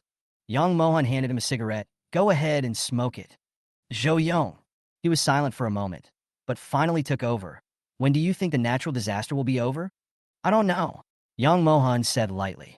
Zhou Yong was surprised by his calmness. No, why aren't you in a hurry at all? If the base is short of food, you will also be affected. I'm single, so I eat more if I have more, and less if I have less. At worst, he still has the things in the space. During this period of time, he filled up the space again. He looked down at Zhou Yong and said kindly, Since you are my uncle, I will support you. This made Zhou Yong laugh. He patted Yang Mohan on the shoulder and said, My uncle loves you well. Your words are enough. Yang Mohan. He wasn't joking, he was serious. There aren't many things in his space, but he can afford to support one more person. Besides, with his ability, he can make a living in any base. Okay, hurry up and think of a way to keep those people. All the people in the base have left, who will stop the pirates from attacking again. Yang Mohan was so realistic. When facing internal and external troubles, population is very important. Zhou Yong also felt that he could not just sit there and wait for death. So he turned around and left. Not long after, the gate of the base was closed. Many people in the base started to make a commotion. Why don't you let us go? We are free to go wherever we want. What is the base commander trying to do? Logically speaking, the water resources have been polluted, and the base will soon run out of supplies, and yet he won't let us leave. Forget about it. Let's get out of here together. Something must be wrong when things are out of the ordinary. The base commander must be plotting something. You're right. No matter if it's a conspiracy or an open conspiracy, the more you don't let me leave, the more I'm going to leave. The main point is that I'm a rebel. A large group of people were about to rush out as they spoke, and the guards of the base were almost unable to stop them. Everyone, don't get excited. Go back. The base commander has his considerations. Everyone, please don't panic. Chapter 157, The Joy of Obtaining Supplies for Free. At this time, someone shouted, "The base commander is here, everyone make way." The scene suddenly became quiet. Zhou Yong walked up to the people who were clamoring to leave and asked expressionlessly, "Have you made up your mind? Are you sure you want to leave?" A man shouted, "When we first came to K Base, we just wanted to be close to the sea so we could survive even if we couldn't grow crops. Now that the sea is polluted, we have to think about ourselves. Yes, the fish in the sea are no longer edible, so of course we have to move to another place. I've already planned to go to the base in the north, but why are you not letting us go out? The base can't keep us here if they do this. If they don't let us leave today, we'll have to climb over the wall to get out." Seeing the indignation of the crowd, Zhou Yong did not get angry, nor did he force them to stay. "You can leave, but you will no longer be welcome at K Base." What he needed were people who could build a base together. They chose to leave, and he respected their choice, but it was impossible for them to come back in the future. "Open the gate and let them go." The guards of the base opened the door. The people were stunned for a few seconds and finally ran out. Don't stop anyone who wants to leave. In just 5 days, half of the people in the base left, and the remaining ones were those who had lived here for generations and were unwilling to leave. Zhou Yong ignored them. The supermarket in the base was open for business as usual, and everyone was doing what they needed to do. These days, he has been working with several senior managers to draw up a plan to develop the base. Since the resources in the sea were gone, they developed the land, making use of all the land to grow crops, fruits, and vegetables. The base is recruiting a large number of workers, and the points have been changed to monthly payment, but there are still many people participating in it. Only if the base develops well can we live a better life. I am willing to contribute, whether I get points or not. My family has lived in this city for generations. As long as I can still have something to eat, I will refuse to leave. The base commander didn't retreat, so why should I be afraid? For a while, everywhere in the K base one could see people busy plowing, planting, and watering. Dad and Mom were too bored at home, so they also went to find a job. They are highly educated people and are mainly responsible for supervision and management. Celine bought a small piece of land from the base and planned to grow corn and potatoes. She asked someone to plow the vegetable field, then sow the seeds and water them, leaving it to nature to see how they grew. That evening, the alarm sounded again. The pirates are coming again. However, this time they did not attack head-on. Instead, they brought 2 ships of supplies and came to seek peace. When Celine heard the news, she also went to the beach to join in the fun. Zhou Yong was 1 step faster than her and was negotiating with the pirate leader. There were more than 50 pirates in total, and the decks of both ships were filled with supplies. "Take your things and leave. We will not accept your peace proposal." Zhou Yong shouted angrily. "The ocean has been polluted. Are you happy? I warn you, don't even think about invading/occupying the base. Otherwise, don't blame us for being rude." The onlookers couldn't help but murmur when they heard this. Why let them go? They should have confiscated their supplies based on how many people they killed in the base. Those pirates are vindictive and desperate. If we seize their supplies at the base, I believe they will form a team to attack us. By then, both sides will suffer losses. These are all excuses. Zhou Yong is clearly timid and doesn't dare to seek revenge. To put it nicely, he said he was doing it for the sake of the overall situation, but in fact, he is just a coward. That's right. Let's fight and seize all the supplies from the 2 ships. That will be used as compensation for the losses we suffered previously. Celine raised her eyebrows slightly when she heard these words among them. If it were her, she would definitely rob the supplies of the 2 ships. Unfortunately, Zhou Yong had to consider other people in the base, and he had too many concerns which made him seem timid. As soon as this thought flashed through her mind, Celine's eyes flickered. She quietly left the crowd. Zhou Yong was still arguing with them. Celine came to a deserted beach, put on a diving suit, and went into the water. She followed the coastline to where the two boats were stationed and poked her head out of the water on the other side. Just now on the shore, she discovered that there was no one guarding the boat, and everyone was surrounding the leader. She pried open the window and climbed in. The ship was indeed filled with supplies. 2/3 of the space was used for rice, and the rest was piled tightly with flour, noodles, and various types of wine. Celine's eyes lit up, and just as she was about to put the supplies away, she heard the sound of prying outside the window. She immediately hid to the side, not sure whether it was an enemy or a friend. Just as Celine hid, the window was opened and a tall voice jumped in from outside, and the sound was unexpectedly light when it landed. As soon as young Mohan entered the cabin, he noticed something was wrong. There were wet footprints on the floor. His ears moved, and the next second he quickly dodged the sound of breaking wind in the air. Celine's fist missed, and she was about to throw a second punch when she heard a familiar voice. "It's me." Her movements paused in midair, and with the light coming in from outside, she was able to see clearly that the blurry face was Yang Mohan. "Why are you here?" Celine raised her eyebrows, very surprised. Yang Mohan stared at her with his dark eyes, and the corners of his mouth curved up. "It seems we have the same idea." They all had their eyes on the two ships of supplies.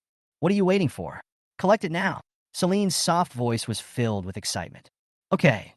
Young Mohan took out the supplies in the space before coming, and now it is empty. The two of them didn't care what the other took, as long as they put all the supplies into the space.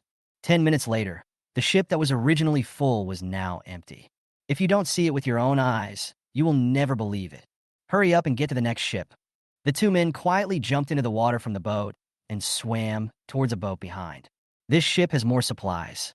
The previous ship was carrying food, but this ship is almost entirely carrying meat. And it is fresh meat that has been slaughtered. 20 pigs were hung on the racks, along with 10 sheep, 2 cows, and dozens of bags of chicken and duck meat. The two men moved quickly, and before long the ship was cleared. Yang Mohan's space is already full, and there is no room for anything else. Leave. If they divided it equally between the two of them, it would be equivalent to each of them getting a whole ship's worth of supplies for free. Celine raised the corners of her mouth and was in a good mood. The same is true for Yang Mohan. The two dived into the water again, came ashore from another beach, and then left as if nothing had happened. Zhou Yong was still reconciling accounts with the pirate leader. "You guys should calculate how many attacks you have launched. Don't you plan to compensate us? The supplies on those 2 ships can be given to you." The pirate leader pointed to 2 ships not far away. Chapter 158, We Took the Supplies. "Bah! You think you can write off the crimes you committed with just that little bit of supplies? No way." Zhou Yong spat. Just then the sea breeze blew by, and the saliva flew onto the other person's face. The pirate leader wiped his face with his hand, staring at Zhou Yong with sinister eyes. "So you don't want to?" Zhou Yong met his gaze fearlessly and sneered. "If you offer all the supplies on your island to make peace, I can consider it. This is not even enough to send away beggars. In that case, there is nothing more to say." The pirate leader sneered. "You will regret your choice today." Zhou Yong snorted. "We won't allow you to set foot on our land, so forget it." The pirate leader turned and walked away with a gloomy face. As soon as the group got on the boat, they seemed to be frozen in time. "Where are the things on the ship?" the pirate leader roared. The others were also confused. Just now, all of them got off the boat, thinking that the 2 ships were right behind them and no accidents would happen. Who knows? Everyone looked at each other, and no one said anything. The supplies were all there before we got off the ship. They must have been stolen by the people at the base. A man nearby said angrily. No wonder he didn't agree to their request for peace. It turned out that they were plotting something behind the scenes. Zhou Yong saw that they had boarded the boat and had not left. Just as he was about to send someone to keep an eye on them, he saw the pirate leader getting off the boat again. He noticed that the other person's eyes were almost spitting fire. Zhou Yong frowned, and when the pirate leader came closer, he asked, "Why don't you leave?" The base commander is very cunning. "You don't have to pretend anymore. Hand over the supplies, or we'll start a war." The pirate leader gritted his teeth, and the flesh on his face twisted. The most important thing in this world now is supplies. If you don't hand them over, this matter will not be over. Zhou Yong was stunned for a moment, and said unhappily, I don't know what you were talking about. Please speak human language. The supplies on our ship are missing. You must have taken them. Another pirate complained. This time Zhou Yong understood. He didn't expect these pirates to be so shameless. You are really interesting. You pretended to bring 2 empty ships to ask for peace. We didn't agree, so you changed your strategy and framed us. You are worse than your ancestors. You have the guts to say that 2 people are missing and then start fighting. The onlookers at the base also felt that the pirates were too shameless, especially those who supported the robbery of the 2 ships in the beginning. Before they even made a move, the other party turned the tables on them. The pirates thought that Zhou Yong was lying and putting on an act, and the 2 sides were at a stalemate. Seeing the silent smoke filling the air, Zhou Yong was ready for a fight. Yang Mohan walked out of the crowd and looked at the pirates opposite with cold eyes. Who knows if there are really supplies in your ship? If you have the ability, show us the evidence. The pirate leader's face turned pale and blue. They were not stupid, and they couldn't understand how the supplies could disappear silently. Even if it was done by the people in the base, there would be no noise at all. It is almost impossible to empty the supplies of 2 ships in a short period of time without attracting attention. It can be completely ruled out that it was done by people from the base. But the supplies are missing, so we can't let them off easily. No matter whether it was done by people from the base or not, as long as the probability of them doing it is high and the suspicion is high, it is them who did it. Zhou Yong waited for a long while, but the other party could not produce any evidence. He could only spread his hands with regret. Since you have no sincerity in seeking peace, there is no need to come here at all. You are directing and acting yourself. It's tiring for me to watch. The pirate base took a few steps forward, drew the pistol from his waist, pointed it at Zhou Yong's forehead, and said, "I'll say it again, bring out the supplies." Yang Mohan protected Zhou Yong behind him, took out his gun, and pointed it at them, saying coldly, "Back off." The Coast Guard also pointed their guns at the pirates. Both sides pointed at each other, and no one fired the first shot. If a real fight breaks out, neither side will gain any advantage. Although Celine did not come out, she was watching in the crowd. She was ready. If a fight broke out, she would try her best to protect Zhou Yong. The supplies were taken away by her and Yang Mohan, and Zhou Yong should not be held responsible for the consequences. Fortunately, there was no fight in the end. The pirate leader knew he had no chance of winning, so he glared at them fiercely and left. Zhou Yong ordered his troops to withdraw and increase defense efforts in the surrounding areas. After returning home, Zhou Yong was still cursing the pirates for their shamelessness. "Tell me, is this something a human being could do? He accused us of stealing 2 ships worth of supplies, but he didn't say that we took all the supplies from their island." Yang Mohan followed him in silence. "What are you going to do if those people come again? Your people are notoriously shameless and difficult to deal with. The hunting rifle is ready.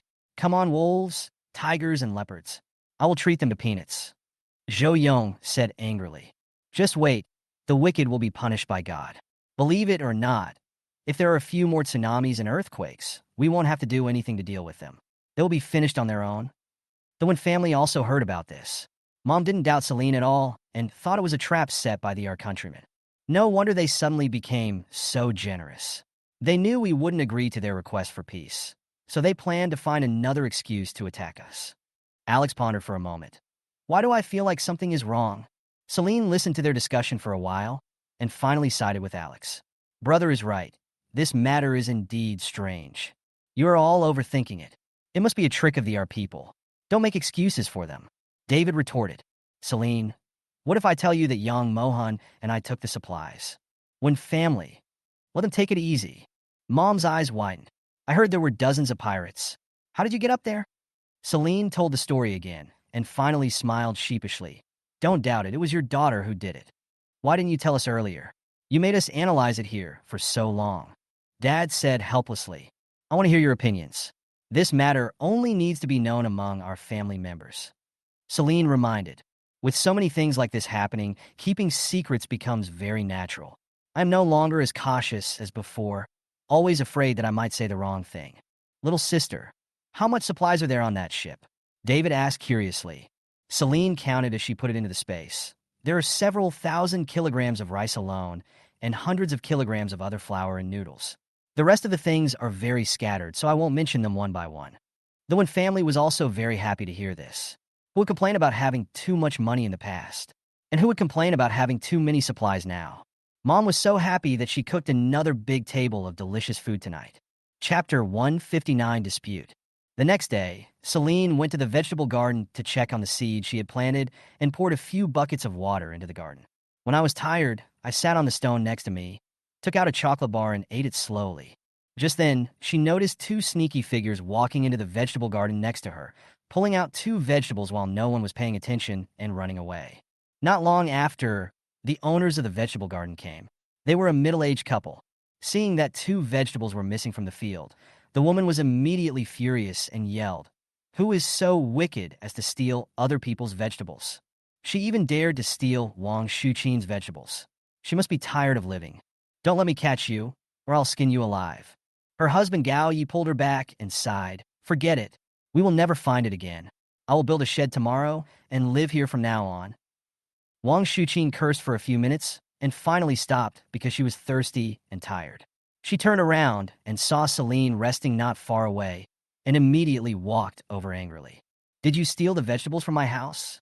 Celine frowned and replied coldly, "No, it must be you. The vegetables in your garden haven't grown well, and you became malicious when you saw that mine were growing well." Wang Shuqin looked at Celine viciously and suddenly reached out to pull Celine. "You are a thief. I will arrest you and bring you to the base commander. This matter will not end until you compensate me. I want everyone to see what a thief looks like." Celine quickly dodged her hand and narrowed her eyes dangerously. "I'll say it again. I didn't steal it." Gao Yi came over and held his wife. "They have their own land. There's no need to steal our two vegetables. Stop it." He could vaguely feel that this girl was not someone he was going to mess with. The world was not as safe as it used to be. Many people had guns and weapons. If they pissed someone off and something uncontrollable happened, they would be the ones who would suffer. Celine's expression softened a little. "Your food was stolen by two men. It has nothing to do with me." Wang Shuqin exploded again and cursed. "Why didn't you stop it when you saw it? If it weren't for you, my vegetables wouldn't have been stolen." This logic made Celine laugh. "Annie, face is a good thing. Please give it to me. I have no relationship with you, so why should I help you stop it? Now it seems that you deserve your food to be stolen. You little bitch, I'll make your mouth stink." Wang Shuqin was so angry that she picked up the carrying pole next to her and hit Celine. It was too late for Gao Yi to stop him, so he could only shout, "Be careful." Celine stood there without dodging or evading, and grabbed the carrying pole when it came hitting her. Wang Shuqin pulled hard but found that it was not working, so she called to her husband, "Why don't you come and help me?" Gao Yi was overwhelmed, and just when he was about to pull her away, Celine suddenly let go. Wang Shuqin fell backwards due to inertia and finally sat on the ground. "You!" Wang Shuqin was so embarrassed that she picked up the carrying pole and rushed forward again, but was finally stopped by Gao Yi. Seeing that she couldn't win, Wang Shuqin rushed to Celine's vegetable garden, picked up a shovel, shoveled away all the seeds in her garden, and threw them away. Celine was furious when she saw this. She took out her Tang sword, which she hadn't used for a long time, and said, "Try to touch my seed again." Gao Yi saw this and immediately apologized. "I'm sorry, my wife is mentally ill, and it started after the natural disaster." The unsheathed Tang sword was chilling in the sunlight. Wang Shuqin was also startled and had no idea where Celine took the sword from. "You, what do you want to do?" Wang Shuqin was so scared when she saw her approaching her step by step that she stepped back repeatedly, her face full of fear. "How are you going to compensate for the seeds in my field?" Celine stared at her coldly with a sneer on her lips. Gao Yi still protected his wife behind him at the critical moment. "Little girl, let's talk it over. How about this? You can take whatever vegetables you want from our field." Celine then put away the knife. Without being polite, she went straight to the other person's vegetable garden and pulled out several vegetables. Wang Shuqin was heartbroken and kept complaining to her husband. "Why did you let her take our food? Are you a man? Go and fight her. I don't believe she can beat you." Gao Yi was almost pissed off by her. "Next time you go up on your own, don't just talk and don't do anything. If I can't beat you, I'm just a waste, okay?" He was really angry. He protected her so much, but in her eyes, his life was not worth mentioning. Celine pulled out a dozen vegetables and walked towards them with a cold face. "I won't care about what happened today. If you dare to destroy my vegetable garden next time, I won't let it go." The couple didn't dare to speak.